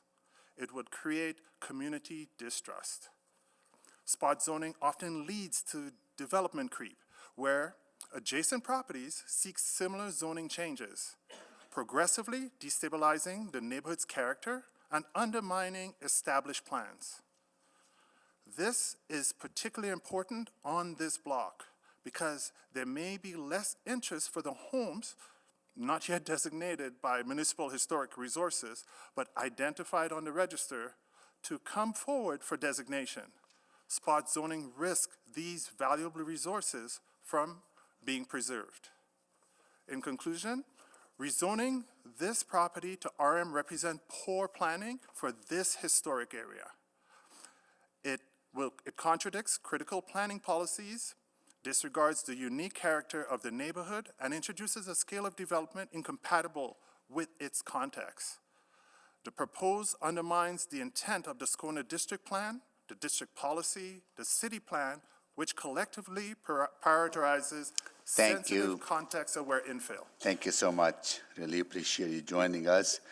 Next, we will go to Anjali Varghese. I'm just going to wait for my presentation. Here we go. Okay. Hello, my name is Anjali Varghese, and I'm the Planning Committee Chair for the Garneau Community League. Next slide. Our league opposes this rezoning, but first, we believe this decision should be deferred until the priority growth area conversation. We're opposed to this rezoning for three broad reasons. First, timing. Today's hearing is premature given where we sit within the PGA process. 2, the impacts go beyond the single property. And 3, it's unnecessary. The new RS zone already allows for more density, and we have many sites ripe for greater densification. Next slide. The city is in the middle of the PGA rezoning process. The city is also doing a one-year review on the RS zone. The feedback from these processes have yet to be shared publicly or with council. Pushing ahead now gives the impression that the city is not acting in good faith and that decisions have already been made. Next slide. Garneau residents are not against density, but they are overwhelmingly opposed to rezoning our few remaining small-scale residential streets. They've given this feedback at every opportunity. Next slide. There's a fundamental disconnect. The city's justification for rezoning puts the abstract idea of a major node ahead of lived context, the streets and homes of our residents. Next slide. Residents are also concerned that this rezoning will have a negative impact on the whole block and set a precedent for other streets. Next slide. Today's rezoning is in the middle of 89th Ave, a half block tucked between the River Valley and the U of A. Next slide. If you walk across a high-level bridge, you might come up to this hidden pathway into the neighborhood. Next slide. When you arrive, it feels like a time capsule. Suddenly, you're on the most intact heritage street in Garneau, an oasis in the middle of a high-density, high-traffic neighborhood. Next slide. Alan Jacobs says, there is magic to great streets, and this is a great street. If we're talking about placemaking, this has intrinsic value. Great streets like this are precious view. Small-scale residential makes up less than 10% of homes in Garneau. We're talking about a handful of blocks in an 80-hectare neighborhood. Approving this rezoning will affect the street, but it also sets a precedent for the remaining RS zone streets in Garneau. In fact, we understand that the proponent has already purchased another property where they intend to do the same thing. Next slide. The most confusing thing about all of this is that it's completely unnecessary. Residents have repeatedly pointed to the many prime developable sites in Garneau. Next slide. Sites long held by speculators that the community would love to see developed. Next slide. Because they are unsafe. Next slide. They're fire hazards. Next slide. They leave holes in our neighborhood. Next slide. We lose buildings, promise something better is coming, only to see lots sit idle for years. Next slide. We see low density sites that are not being redeveloped. Next slide. We have no shortage of parking lots. They're even in our park. Next slide. Whole blocks with single family homes have already been rezoned for higher density like this one. Next slide. And this. Next slide. Residents are not afraid of density itself. but that the city is pushing for it where it doesn't make sense, where it will result in reduced housing options, reduced affordability, and reduced vibrancy. Next slide. So what is the key to a major node? Diversity and density, a mix of housing and character that makes a community vibrant. Next slide. In Garneau, we have high rises, 3 that were built just built, others decades old. Next slide. We have streets with all levels of density, medium, high, and low. Next slide. For a long time, we have the only stacked townhouses in the city. We have housing co-ops, seniors residences, and social housing. A new supportive housing site is being built right now. Diversity is not controversial in Garneau. We welcome new neighbors. Next slide. They bring vibrancy, supporting small local businesses that make us a destination neighborhood. Next slide. But part of our cherished diversity is also our dwindling stock of heritage homes and small-scale residential streets. Next slide. Garneau was a 15-minute district before the name existed, but instead of being recognized as a model, we're being told that we're against the city plan. Next slide. We're not afraid of density. We have it. We're not afraid of renters. They are us and our neighbors. We understand diversity, the key for resilience, but there's also a delicate balance. There's complexity and nuance. We want the city to postpone today's decision until the PGA conversation happens, but mostly we want out of this either or mentality. We don't want to be pitted against developers. We don't want to fight with the city. We do want to talk about solutions, about what works in the community and what can be even better. That's why we're in conversations with the Students' Union, MAID, EFCL, Historical Board, Heritage Council, EPSB. We want policy that reflects our needs as a community and the city's need for housing. Please give us a chance to work with you. Together, we can achieve all of our goals. Thank you. Thank you so much for joining us. And next we'll go to Steph Neufeld. I will wait for my slides as well.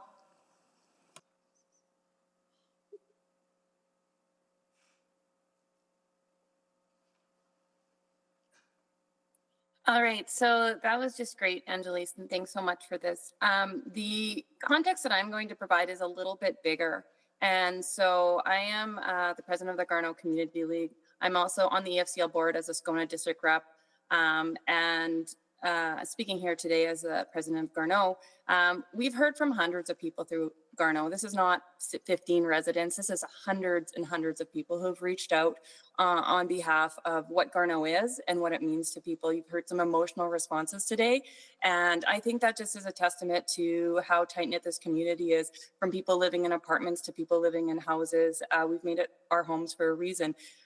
If you were Garneau, if your community was Garneau and all our communities were Garneau, we could fit 10 million people in the city of Edmonton's footprint, or our footprint would only be 100 square kilometers. Garneau is a YIMBY. If we accept all sorts of density, we love it, we live it, we're sustainable, we can support infrastructure, and we've done this at some cost that Nancy showed to some of our heritage areas. At our housing choice, only 10% of our neighborhood in terms of dwelling units is now small scale. We're running out of housing options to promote diversity, and we're becoming homogenized into these higher scale densities, and we want to preserve that. And some loss of connection. We've seen the Kleenex box housing types, 3-story walk-ups that were built in response to a housing crisis, not unlike what we're facing now. And it's been a real challenge for our community. So next slide. So when we look at a planning decision at Garneau, in Garneau, we're trying to build community. So we look at a series of vibrancy metrics on whether this would fit into our community or not fit into our community. And one of the things that we look at from a housing metric is diversity of housing types. Ideally, you would want to have a significantly more small scale options in a community, even one in a dense area like ours. We are currently at less than 10% RS. So simply put, RS, small scale housing, is not a lot, it's not a lot of Garneau. And so when we look at a planning decision, we want to increase that diversity for a diverse demographic. We also look at heritage value. Where are we sitting? Where were we sitting before? Where are we now? How can we preserve that? We look at density targets as well, and we are fully aware that we can build out to 250 or greater people per hectare under current zoning. So we wouldn't support this because we can already get there with current zoning. So next slide. So just in terms of where we are, we actually align with the city on all these major policy areas, but what we differ in is how to get there. So what we differ in is that local context. We don't support density everywhere. We support density where it makes sense for our neighborhood, trying to look at things other than just density metrics. So looking at maintaining diversity of housing choice, maintaining heritage values, focusing on areas that are maximum opportunity, and Angeli showed some of those along 109th Street. So that's what really we're trying to strive for, is looking at these multiple benefits, not just density targets. And then my last slide is, don't tell us what you don't want, tell us what you do want. And what we do want is thoughtful design, increased density, preservation of heritage values. You could easily put a really interesting fiveplex on this site that would be adaptable to different types of housing, different types of people. Could be families, could be students, but it would be adaptable and it would actually increase the diversity in our neighborhood. So this is how we make our planning decisions. And so we're, you're going to be asked, does this rezoning align with Scona District policy? And I would say it's up for interpretation. It's a little bit like the Bible. Some of it aligns, some of it doesn't. So I think what's really important is that there's an opportunity to meet more than just density outcomes. You can meet heritage value, you can meet diversity of housing and demographics, you can develop human scale development, and you can actually listen to the public and have public engagement, which is in district policy as well. Saying no doesn't mean you are not aligning with the Scona District policy. RM is already supported throughout Garneau. Density targets are possible without upzoning here. And we see that there's a better fit that will preserve some of those core values that we see as a community and as a league and as community builders. So I really appreciate your time, and I really hope that you consider all of our comments in your decision. Okay. Thank you so much for joining us. Steph, next we go to Jesse Sonef.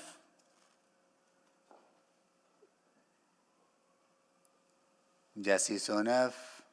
Hello. Go ahead, please. Okay. So, hello, Council. Hello, everybody. My name is Jesse Sonef. I own and operate a design and build firm specializing in custom infill housing here in Garneau. My home office is here in Garneau, and my staff work remotely from various other core neighborhoods in their own home offices. The new zoning that was introduced last January has been really exciting for my company, and I've enjoyed exploring its possibilities. Like all of you, I care deeply about Edmonton's urban environment, and I spend much of my professional and personal time working towards ways of improving it.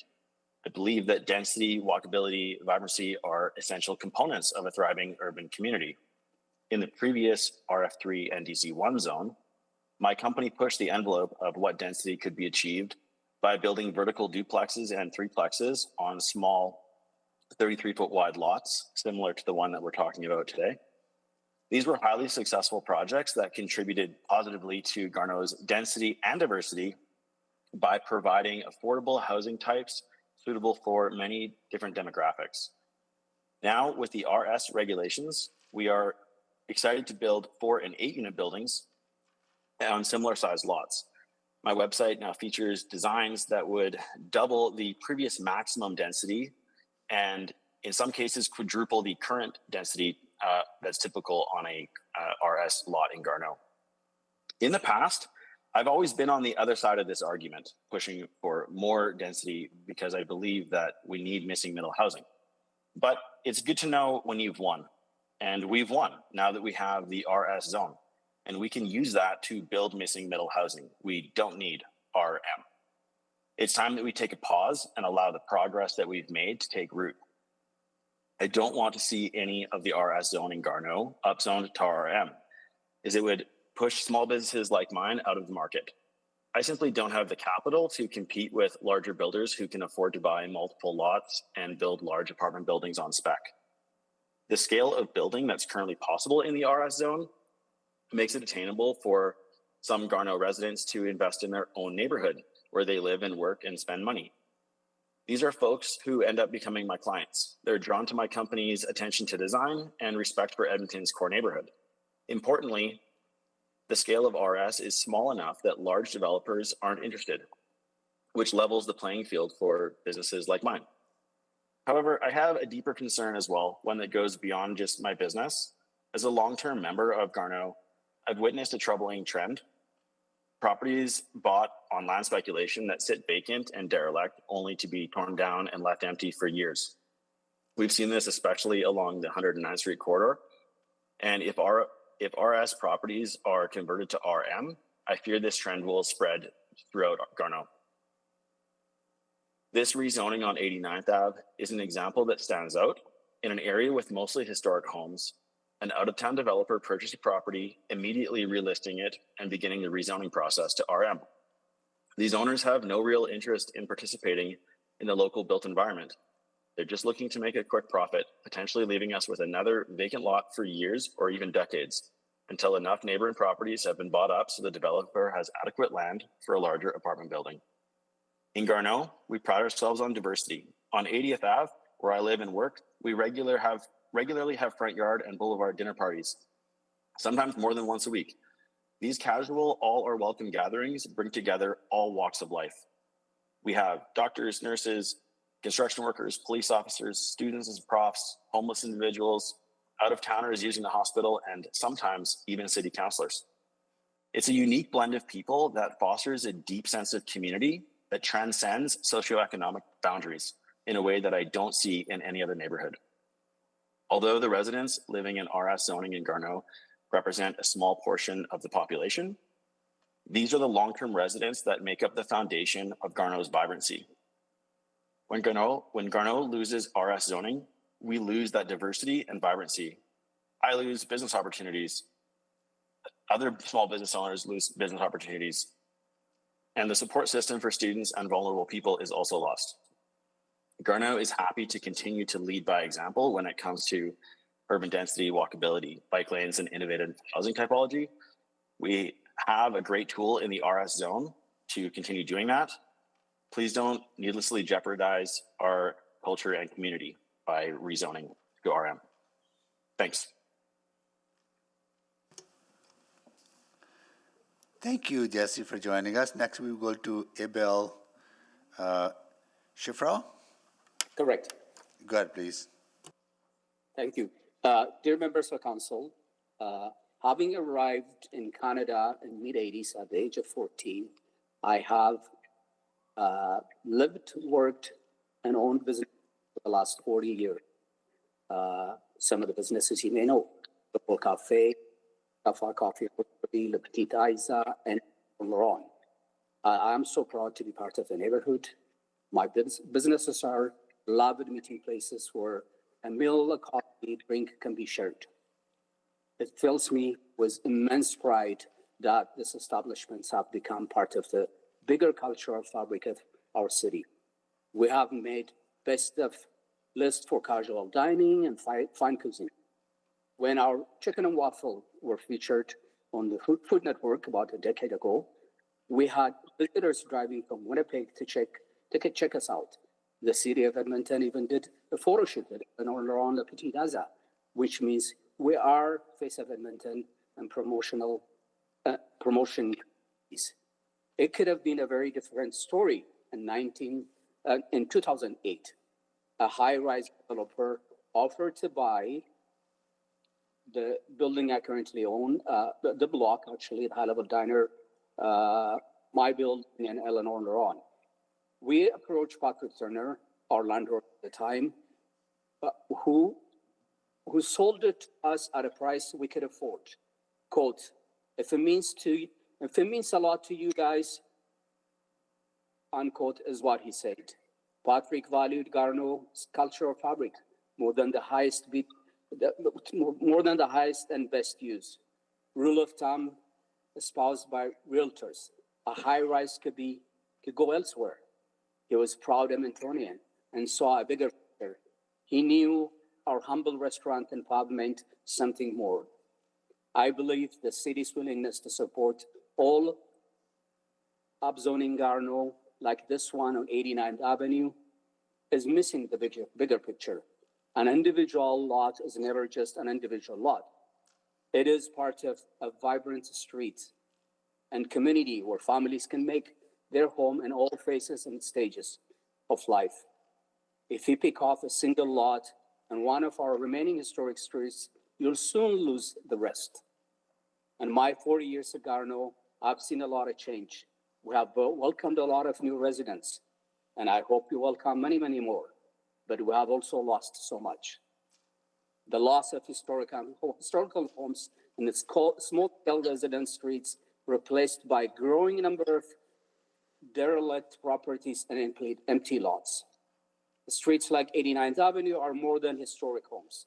They are where ordinary families can afford to put down roots in the Garneau, adding to the mix of students, seniors, and professionals that naturally gravitate to the neighborhood.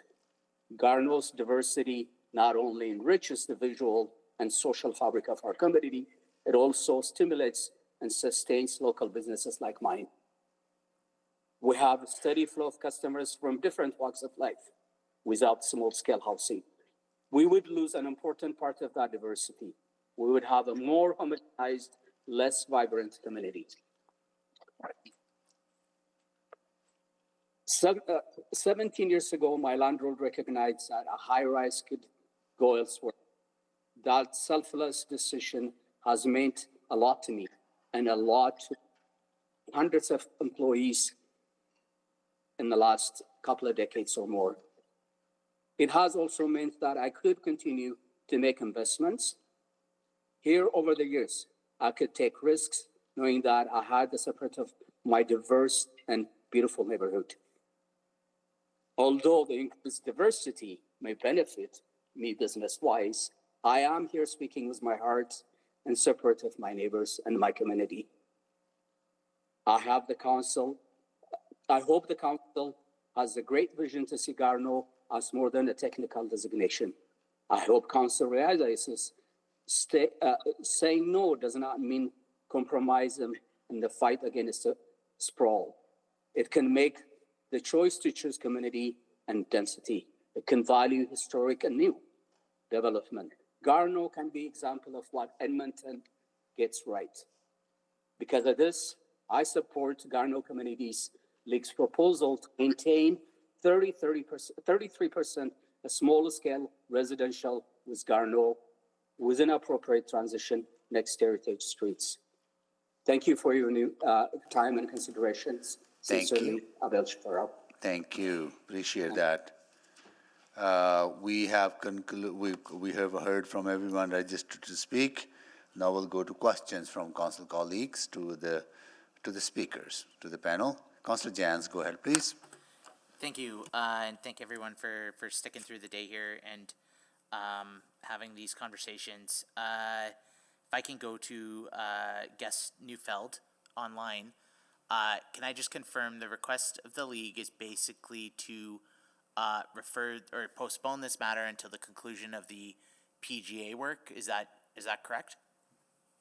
Yeah, that is correct. I think that was a really meaningful engagement, and I think that we're still working through that process. But the administration has been very fluid to community concerns, and I think we want to continue that conversation. I think this is premature to then go and upzone, particularly when that has been removed. Obviously, everybody has an opportunity as a landowner to come forward with upzoning at any point.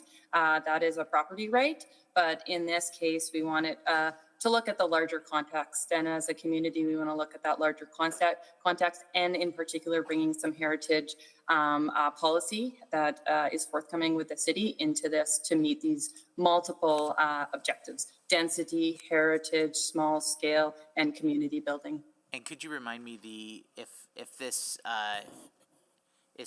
application were not to pass today, the property in question could be built under the RS zone, is that correct? Not only built, but welcomed by the community. We would love to see this property be developed, and we would love to see what could be possible in an RS zone. We've yet to see a lot of really good examples, and I think it's a good opportunity. So potentially it could include, I guess depending on the lot size, I don't want to speculate because it is a thinner lot, but it could involve a different built form there, but it would be under the RS zone. That would be your preference. Yes, that small scale housing and under the RS zone is more compatible with neighborhood housing. We're not saying maintain the house as is. You could actually, based on that lot size, put a beautiful 5-plex there, and even a 4-plex. So there's lots of really good opportunities to still get 5 times the density. We don't need 10 times or 15 times the density, but just to be compatible and start to build out our neighborhood that way. So I'm contemplating a couple things. One of which I've recently learned about. We have there is historic properties, but there is also a historic street. I'm not sure if it was a program or the genesis of it, but in Westmount they have a specific architectural heritage area. I'm not sure if this would apply or not. I'm not sure if it would be the limitations of that, whether that's a good idea or not. But hearing the speakers today and sort of the conversations, I guess the hard part for me is we're not done this PGA conversation yet. I've heard things, you've heard things, but we haven't seen anything completely in writing. So where I'm struggling is I'm kind of in between. Like, this applicant has a right to make to have their day and to bring forward the item, but I'm interested in moving a deferral to a later date with a request to have, as part of the PGA conversation, a conversation about the Heritage Street program. Would that be amenable to the Community League as well? Absolutely. Then I don't know if I can do that, as I have. I'm going to ask that to clerk. What is the process if we have to? Let's maybe go through the list of speakers, and we can. That would be the process, right? Can you please? To defer this item back to administration. I think if I could jump in, I think you would be wise to at least ask questions of the panel while you have a panel, and then you could have that conversation appropriately. Got it. Okay. Okay. Well, what I wanted to hear was, like, if I was to move that referral to do those things, that the Community League seems amenable to that conversation. Let's hear questions from. Deal with the panel first. Councillor Rutherford, go ahead. Yeah, thanks. I'm struggling with this one. I've always been a big champion for the historical stuff, and in fact, we had several historic work packages that were unfunded in our 4-year budget debate. They were never funded, and as I'm sure you've heard many of the conversations around our budget challenges, it's never been revisited, and I think that's an unfortunate thing. I guess what I'm struggling with is this conflation with the priority growth areas and, this area being removed from that, and so now therefore there should be no upzoning in this area. Because I'm thinking about, I'm going to give a comparable with an area I represent and see what your thoughts are. So for example, there's another priority growth area is 124th Street. And within 124th Street is a portion of Inglewood. Inglewood has a lot of historically significant homes as well. There's no protections for those historical homes. But if this rezoning was to come up in a parcel in Inglewood, I wouldn't see this council not supporting it. Even though it's not in the PGA. So I don't see how these conversations necessarily are interdependent. Can I maybe ask that question of, I think, Jessica, you were the first that kind of broached that.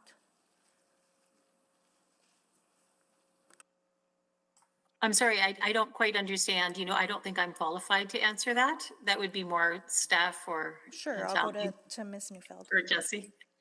Yeah, sure. Well, what's interesting about the PGA conversation is that it's actually just been really good engagement. So if the city, it was just a really good opportunity to hear what the community really thought, and people came out in the hundreds. What's also interesting about the Inglewood comparison is you can't do it, is that Garneau is a unique community with unique heritage, and not just heritage, but, and I think this is where the issue is often gets confused. It's heritage, but it's also small scale. And it's the small scale housing that is really at threat. Okay, 8%. that's my next line of questioning then, so I'll just jump to that, because I've Yeah. heard this argument about the diversity of housing, and you need to, Yeah. so when we talk about the city plan, we talk about diversity of housing within the whole city of Edmonton, not that we expect diversity of housing actually in every neighborhood, right? There might be some neighborhoods that are more single-family homes, there might be some Yes. neighborhoods that are more densified, and Yeah. specifically those that are central, near public transit, should be denser. Yes, and they are. So And I'm they not are. understanding, can you help me understand? Yeah. Like, because this is not a convincing argument to me. Yes, so absolutely, there should be, but it depends. Do you fundamentally believe that every neighborhood in the city, and this is a question for you and for council, do you fundamentally believe that every neighborhood should have some RS No. zoning? And I if you don't, In the long run, eventually when we're beyond 2 million people, no, I think there's certain neighborhoods that won't have it. yeah, and I think that you will, by doing that, and this is the argument, is that this is where we're at the crux of the argument. By doing that, you will lose a certain demographic who lives in those types of housing. It's very well studied and very well understood in community building and planning that those diversity of housing types.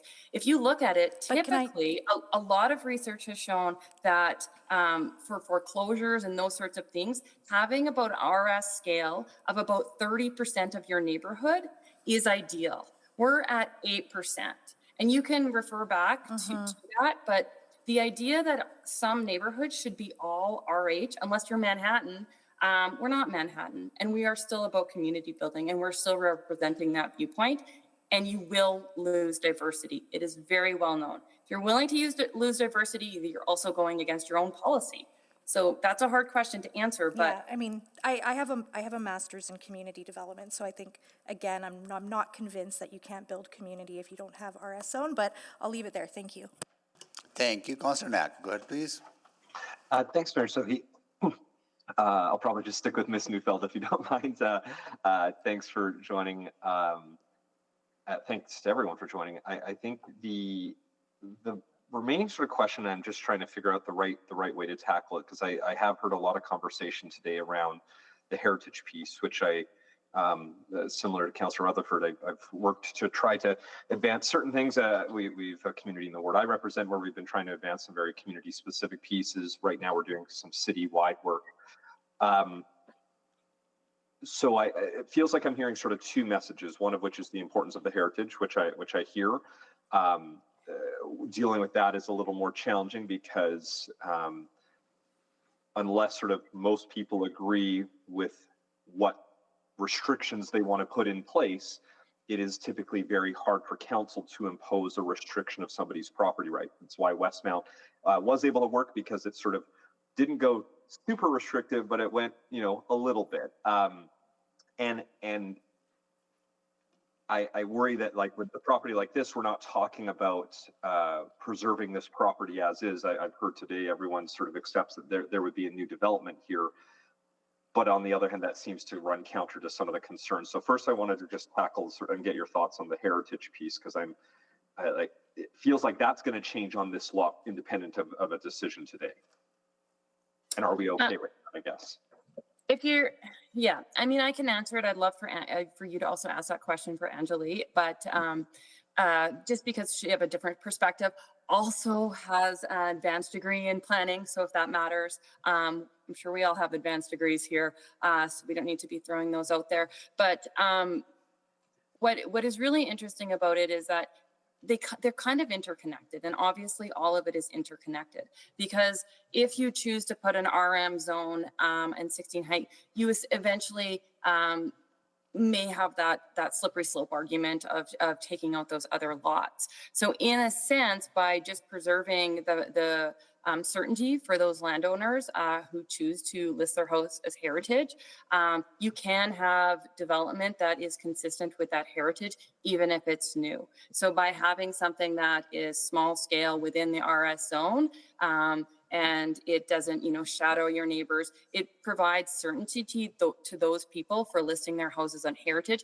and therefore you protect heritage in a sort of a roundabout way, versus having to protect every house. The small scale houses, it's very different if you go up to RM next to a heritage house versus if you stay small scale in that whole area and people are certain you're going to stay in that. It starts to people to invest in those areas and preserve their house and potentially list their houses, which I know a lot of our members on that block are doing. Okay, thank you for that. The other question I wanted to ask just deals with, so you've heard today, and heard both from the next door neighbor, heard from folks on this block, is the concern about that sort of 16-meter high. I remember quite well the example that Ms. Hunt was with, because I was part of those conversations. I think that was the one that ended up moving to revert back to get to that direct control.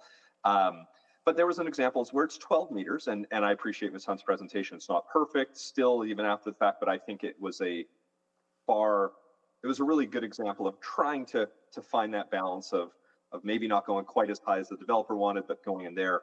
So I guess my question here is, I've heard the applicant say even that they're not planning on going that high. We do have another zone, and I should have asked the applicant, and I will in new information about why they went with RM16 versus the RSM zone, which allows for 12 meters, which is still a little bit more than the RS zone, but maybe not a dramatic change in the same way. It would be more aligned with what's happened there. Have you thought about that? Was there any conversation about that type of idea?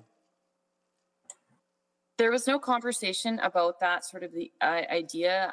The developer in the conversations with the community we want the RM zone. The idea that we were proposed that they want to put 10 to 15 units of small scale housing in here. So definitely not congruent with some of those vibrancy metrics that I mentioned before. You can't control who lives in a house, but you definitely can control who doesn't.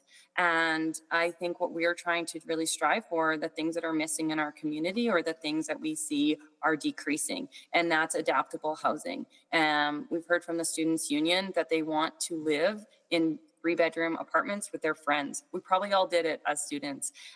We've heard from residents that they can't afford to live in some of the single family houses, but they would love to see 4-plexes where they can actually invest in their community with their family and let their dog outside. We've heard from people that, that the one adjacent to Nancy that you worked on before is not a good fit for the community. It's very transient. People come in and out. There's huge issues with it, which all can be solved, right? You could put a dumpster in the back. There's lots of solvable problems there. But what we're trying to really say is, let's just try to build in that small scale zone. There is 40% of Garneau's 80 hectares in the land base of RM already. There is lots of opportunity. Thank you. I'm very out of time, so I got to stop. Thank you. Councillor Tang, can you take the chair, please? And I'm going to go to Jesse Sonef, and I'm really going to dig deeper into this a little bit around RS zoning. So prior to ZBR approval, what could have been built on this site? In the current RS zone? No, under the prior to the changes, prior to in RF3. So how many in units? RF3, we could have built a duplex, like a vertical duplex, on that lot. So under the RS, what could be built on this site? In RS, we could build a 5-unit on that site. Units. And actually, it's important to notice that it's not actually a linear increase of density. It's not really fair to say that, like, you're not going to get, if you have 5 units in the current RS zone, those units are going to be likely 2-bedroom units just because of their square footage. So if you say we're going to, assuming that the person that you don't buy another lot and you just leave it as just this one lot, if you did rezone it to RM and you made 10 units in there, those units would be small enough that they would almost certainly be single occupant dorm style units. So you're not really changing the potential density. You're just changing it to a single demographic possibility rather than having multiple demographic possibilities. I think where I want to understand, Jesse, is we have recently gone through a big transformative change in our city where we have overhauled our zoning regulations, right? That's a big change for the community. I understand Garno embraced that change. Maybe this is to Steph or a bill. Like you support that change, right, Steph? Yes. Right? So shouldn't we give time for the community to kind of get the buy-in into and get to see what that brings before we start further up zoning beyond what we have just recently approved, maybe 6 months ago? Maybe this is too. I think so. Yeah. Because that I think the argument you're making, Jesse, and others, I find that compelling, right? You know, we like I care about heritage. I think those are important consideration. We need to if there's a way to figure that out. What I'm more concerned about is the rapid change that we're imposing on communities can actually flip in a different direction if we're not careful. Maybe I know you're nodding. A lot of you are nodding heads. Yeah, right? sorry. Yeah, sorry. I know. I think that's completely nails the point. Yeah, it's just it's not necessary to upzone to increase the amount of people that could live on that lot. It's only necessary to upzone if you want to build dorm style units. Right. And I think we need to learn how to use our RS zone. It's a brand new tool. It's got tons of potential. Yeah. I'm thrilled to use it, and let's build in RS and give it a try how it goes, and okay, got it. Thank you so much for that. Appreciate it. Yeah. I will take the chair back. Chair back. Okay. We have concluded questions with the panel. Thank you so much for joining us. Really appreciate your input into this. Now we're going to go to questions to administration, and there's a desire to defer this. Would we be able to do it this time, or? Yes, we would be able to entertain a motion to refer back to administration. Yeah, Councillor Jans, you selected this. I know Councillor Stevenson is on board, but Councillor Jans selected it. You want me to go to him? Okay, Councillor Jans, go ahead. Yeah, I would like to move to refer this back to the conclusion of the PGA work. I second that. Okay. Oh, okay. You want to make that introduction? Why, Councillor Jans? I think there's still a lot to cover here. I think we've heard in the conversation today that it's funny we say we come to this table, we're supposed to have an open mind, and I have to say, I've been so impressed with this group and how thoughtful everybody is about these questions and wrestling with these different components and what the planning is and everything. And why I struggled is it when we're talking about walking with community and building trust with the community, where we have this big conversation going on around priority growth area work, and we haven't even completely concluded that conversation, to then see an additional conversation about a one-off property in it is challenging. There's still pieces that haven't come up about that we haven't resolved around heritage, around a number of the other components about the PGA. If there is to be upzoning, where would it be? And then how would that impact or overlay this? Just purely hypothetically, if there's going to be changes to 109th Street, that might be one thing, but if there's going to be changes to somewhere else, that might be another. So I think we'll have more information and a better chance to contemplate all of the considerations here in the district plan if we have more time and more information, and I think we'll have a greater chance of building community buy-in through that process. Got it. Thank you. Any questions on the referral? Yes. Okay.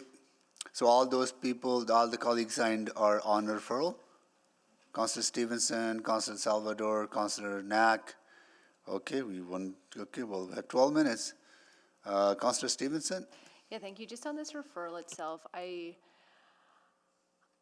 think there are further things to explore, but I don't think the PGA is one of them. Maybe just to administration, the priority growth area work is for proactive rezoning in strategic areas, but it's not intended to preclude other rezonings. Is that correct? That's correct.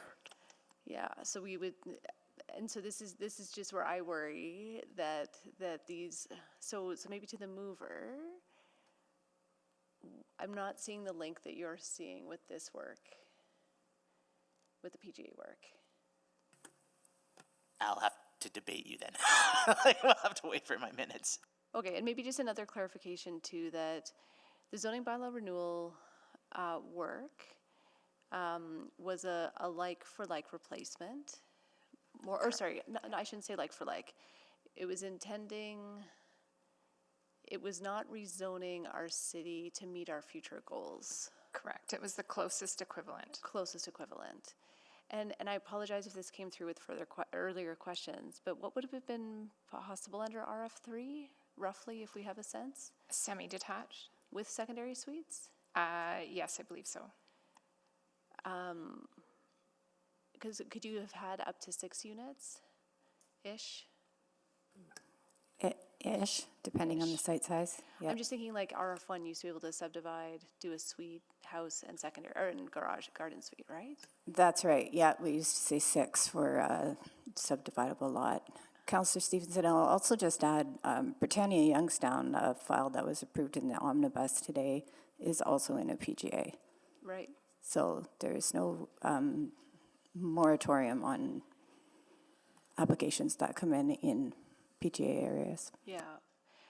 I guess I will confess, I think what I have found compelling today, looking at that street and representing an area where there is a heritage designation area, and hearing from speakers that there had been commitments in the past about doing heritage work in the area.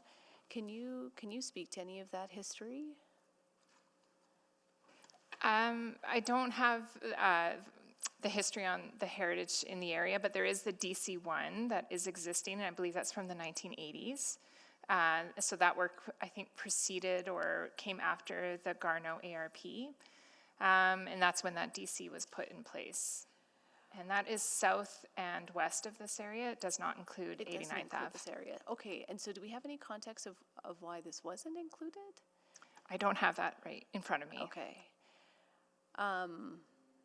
So anywho, I guess I'll just speak to it at the appropriate time. Thank you, Councillor Knack. Yeah, thanks, Mayor. So I guess maybe want to ask administration, because I hear the request about referring, but again, I sort of worry about the tie to the priority growth area, because I'm not like, priority growth area work is being done to determine where to upzone. That doesn't mean that any spot that wasn't already identified, which I believe this area isn't included in the areas where you're going to be recommending upzoning. But in the district plan, it shows as a major node, so it's an area that you would still support upzoning in. You're just not looking to pre-upzone it, correct? That's correct. So I guess the question that I'm trying to figure out is, because this is sort of how I see it playing out. PGA work is done, whatever happens, happens. This is an area that would still be recommended. So this coming back, we wouldn't see a change in your recommendation. No. Therefore, I'm trying to figure out so maybe I'll ask this question, because this is the one that I was curious about, and I sort of touched on it with Ms. Neufeld, is that why RM16 versus, say, RSM 12, especially because of the narrowness of the site? We've heard, technically speaking, it's going to be really hard to even do something 16 meters high, but that creates, I think, some of the concern we're hearing. So did you talk about that with the applicant, and why did we end up settling here versus, say, the RSM 12? Councillor, it's Andrew McClellan here. We did not have a conversation with the applicant about the RSM H12. We did analyze that also. It wasn't the application before us, but when you do look at it for this site, under the RSM H12, the side setbacks would actually be smaller. The rear setback would be larger. Both would result in about a 60% site coverage. And so if we operate in the assumption that RMH16 would be developed at the lower height of 12 meters, arguably the RMH16 is a more sensitive built form than RSM H12 on this specific site. Interesting. Okay, that's it. So, and maybe I guess this is the question to the mover, because I'm trying to figure out, like, is it better to refer back to examine the difference between that? Because again, I think, and I don't want to speak for the residents here, and maybe folks wouldn't even be okay with 12 meters high, but I think when I think about a 12-meter high building compared to what can currently be built, it's a fairly minor step up compared to, say, the 16, which I heard from the immediate neighbor about the concerns on privacy and things like that. So would it make more sense to refer back to examine a different zone versus tying it to work where we've already heard the answer is that when it's done, they're just going to come back and make the same recommendation?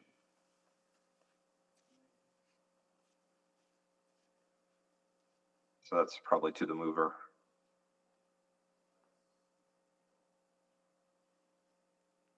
I'm thinking on it. Okay. I can't say though, because I don't know for sure what the the PGA recommendations are going to be. It's not my report. I haven't seen it. Yeah, I mean, we know essentially so far what's being recommended, and again, that's, you know, part of what I've heard from admin is that they're saying they're not going to change the recommendation because this is a major node. This is identified in the plan. Yeah. And I get that. And so I'm almost wondering, like, I worry that there might be a very valid conversation to have about RM16. So I don't know, my head's sort of suggesting I might be open to referral, but I feel like I'd rather refer it to actually a comparison between the two different zones versus tying it to work that I don't think is going to affect. Well, and You want to amend it, Councillor Knack? Yeah, I think I will. I think We got 5 minutes if you want to do it. I know. Yeah, I'll amend it. I just need to figure out the fine-tuned wording here. Okay, well, yeah, I'll go to Councillor Salvador while you're thinking that. Then Yeah. I'll come back to you. Okay, Councillor Salvador? Yeah, I think we're getting there. I had similar questions just around, I guess, what this would do. Like, if this were to pass, what would administration go away and do and bring back? We would hold on to the application and bring it back to a public hearing. There, very little would change because it's the motion is just about bringing it back after the PGA discussion. Right, and we just heard that, you know, there's not an inherent sort of connection between what is going to be brought back from PGA work versus what we're seeing in front of us today. Correct. There's nothing stopping private applications coming forward within PGAs to have their properties considered. Okay, and then I just have a question around, I think one of the speakers mentioned that there's some heritage policy that's forthcoming with the city. Do you know what There's the Heritage Places Plan that is underway, and it will be looking at heritage in a broader sense across the city and aligning our heritage goals with the city plan, because we do have a new policy framework and we need to address some of those tensions between heritage and the city plan, but also expand our understanding of what heritage is. Right, and sorry, when is that coming forward? I believe it's just going to kick off in the next couple of weeks, so I believe 2026. Okay. And you might not be able to answer this, but is the intention of that work to, or I guess how would that work inform these types of conversations? Is there anticipated to be sort of a direct tie to applications that come in front of us? How would that be embedded in policy? Right, not necessarily. There's one of the objectives of the Heritage Places Plan is to understand, like right now our heritage is largely based in built structures, residential built structures, and we have a lot to, in terms of our non-residential and as well as our cultural and natural heritage places. So where neighborhoods fall within that, we don't know, but it's going to be, the pot is going to be bigger in terms of heritage. Okay, and my assumption is that would provide some more clarity around, I know we point to the language in the city plan around sort of protecting what matters most. Would that help? Would this body of work provide some clarity around what exactly that means. Yeah, Or get so us closer at least. it gets us closer, and then also where our priorities lie, because if heritage is expanded, our understanding of heritage, we need to identify priorities where we're going to spend our limited heritage reserve. Great. Okay, well, looking forward to what Councillor Knack has to say. Can you Thanks. move second round? Yes, I'll move second round. Second. Okay, please vote.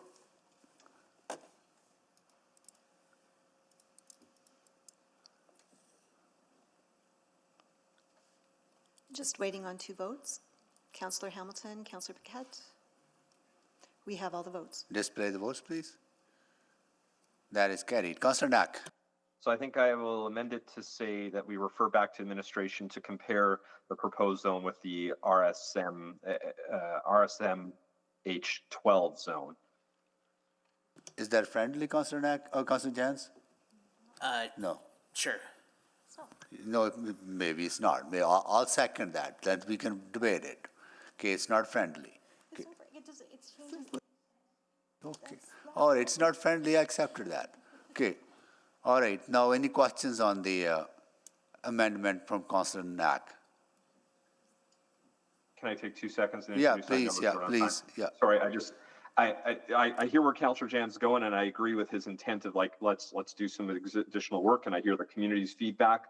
But I actually think, again, because of the answers we received, referring it back to finish the PGA is not actually going to give us a different outcome. We're going to have the exact same conversation with the exact same recommendation from administration whenever that work is done. Whereas I think what is better is to analyze a different zone, and maybe those two zones, and maybe ultimately it still shouldn't even be any change to the zone at all. But I think step one is let's examine the different zoning opportunities here. Specifically, I picked the RSM 12 because it's the sort of the next step up from RS. Still has a lot of similarities with that, but quite a bit different than the RM 16. Again, we might end up as a council saying no entirely, but to tie it to the PGA means we're going to have the exact same 2-hour conversation whenever that comes back, and I don't think that's beneficial for anyone. Thank you, Councillor Knack. Please vote.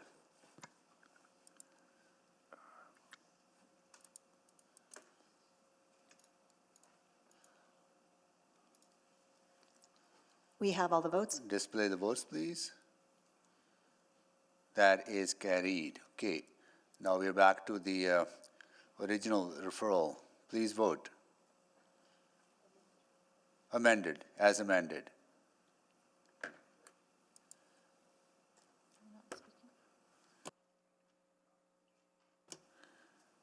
Welcome.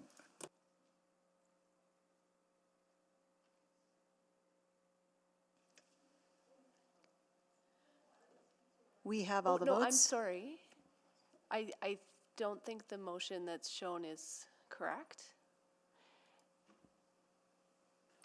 It's still not related to coming back after the PGA. Councillor, if I can jump in, I was trying to take editorial rights because the previous motion added it to the motion.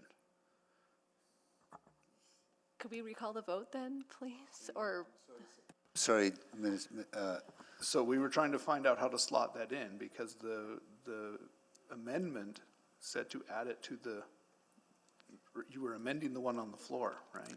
yeah, we were amending the one on the floor, adding what Councillor Knack was saying and taking out the PGA. It didn't say to take out the PGA. Well, that's what his intent was. Okay. Yeah. Okay. Sorry, Mr. Mayor. He's We were not, going he's off of not. what was written. That's what his intent was. So can we please correct that in the record? We was take out the PGA and the add RSM12. What is whatever? RSMH 12, 13, 14, 15, So 20. for clarify, so it would just say that bylaw 21025 be referred back to administration, compare the proposal to the RSM 12 zone and return to a future public hearing, period. Thank you. That is right. That's what we were voting on. So, Mr. Mayor, just in terms of clarity for administration, what we're looking for is we have an application ahead of us that it's still being maintained as RMH 16. We would come back with an analysis of what the RSM 12 zone looks like, including in the council report. Yeah, that's my understanding. Right, Councillor Knack? That is correct. Okay. All right, now can we vote, please? Sorry, just so I'm really crystal clear. Yeah.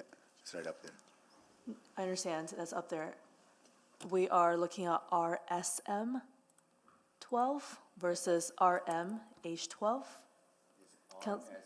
Councillor Knack, can you just clarify your amendment? RSM 12 would be the amendment. The RM 16 is the current zoning. So comparing the current zoning to the zoning that is below this one. The current proposed zoning, okay. Point of order. Councillor Rutherford. I'm sorry to be belaboring this. I'm very concerned about not being able to speak to Well, then my vote when then- the public hearing is still open. So I just wanted to make sure if we just choose not, if we don't have time to speak and we just go straight to vote, is that problematic in an open public hearing? The public hearing is going to remain open and then continue whenever this matter comes back with new advertising, new speakers list, the whole. Okay, the okay, whole I just list. wanted to double, because it's just a bit of a weird process. Because if you are speaking, you're speaking to the motion on the floor, not the bylaw that was referral. originally Yes. brought before you. Okay, just wanted to double check. Got it. Thank you. Okay, please vote.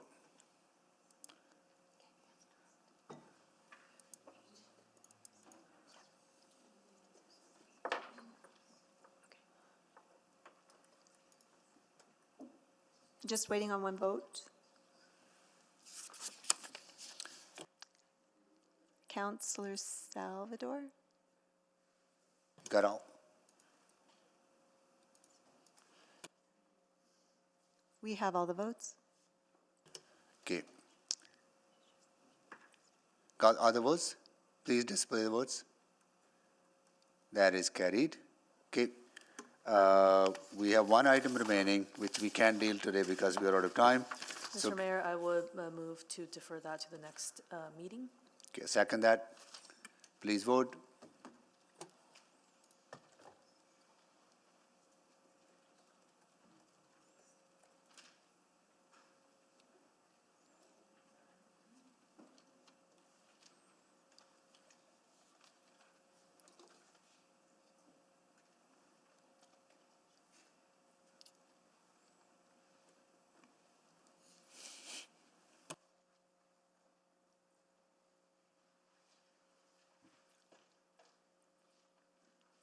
Just waiting on one vote.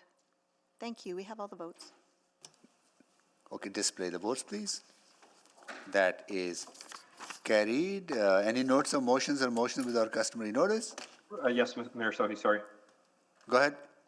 Thank you. I'll just read that the next available council meeting, I believe February 4th, I'll move that administration, number one, implement a zero net cost towing program to remove vehicles from the street during on-street parking bans using existing resources. And number two, develop a zero net cost towing strategy and return to committee with the recommended path forward, assuming additional resources to properly address the needs across Edmonton. Okay, thank you. Any other notes or motions with our customary notice? We are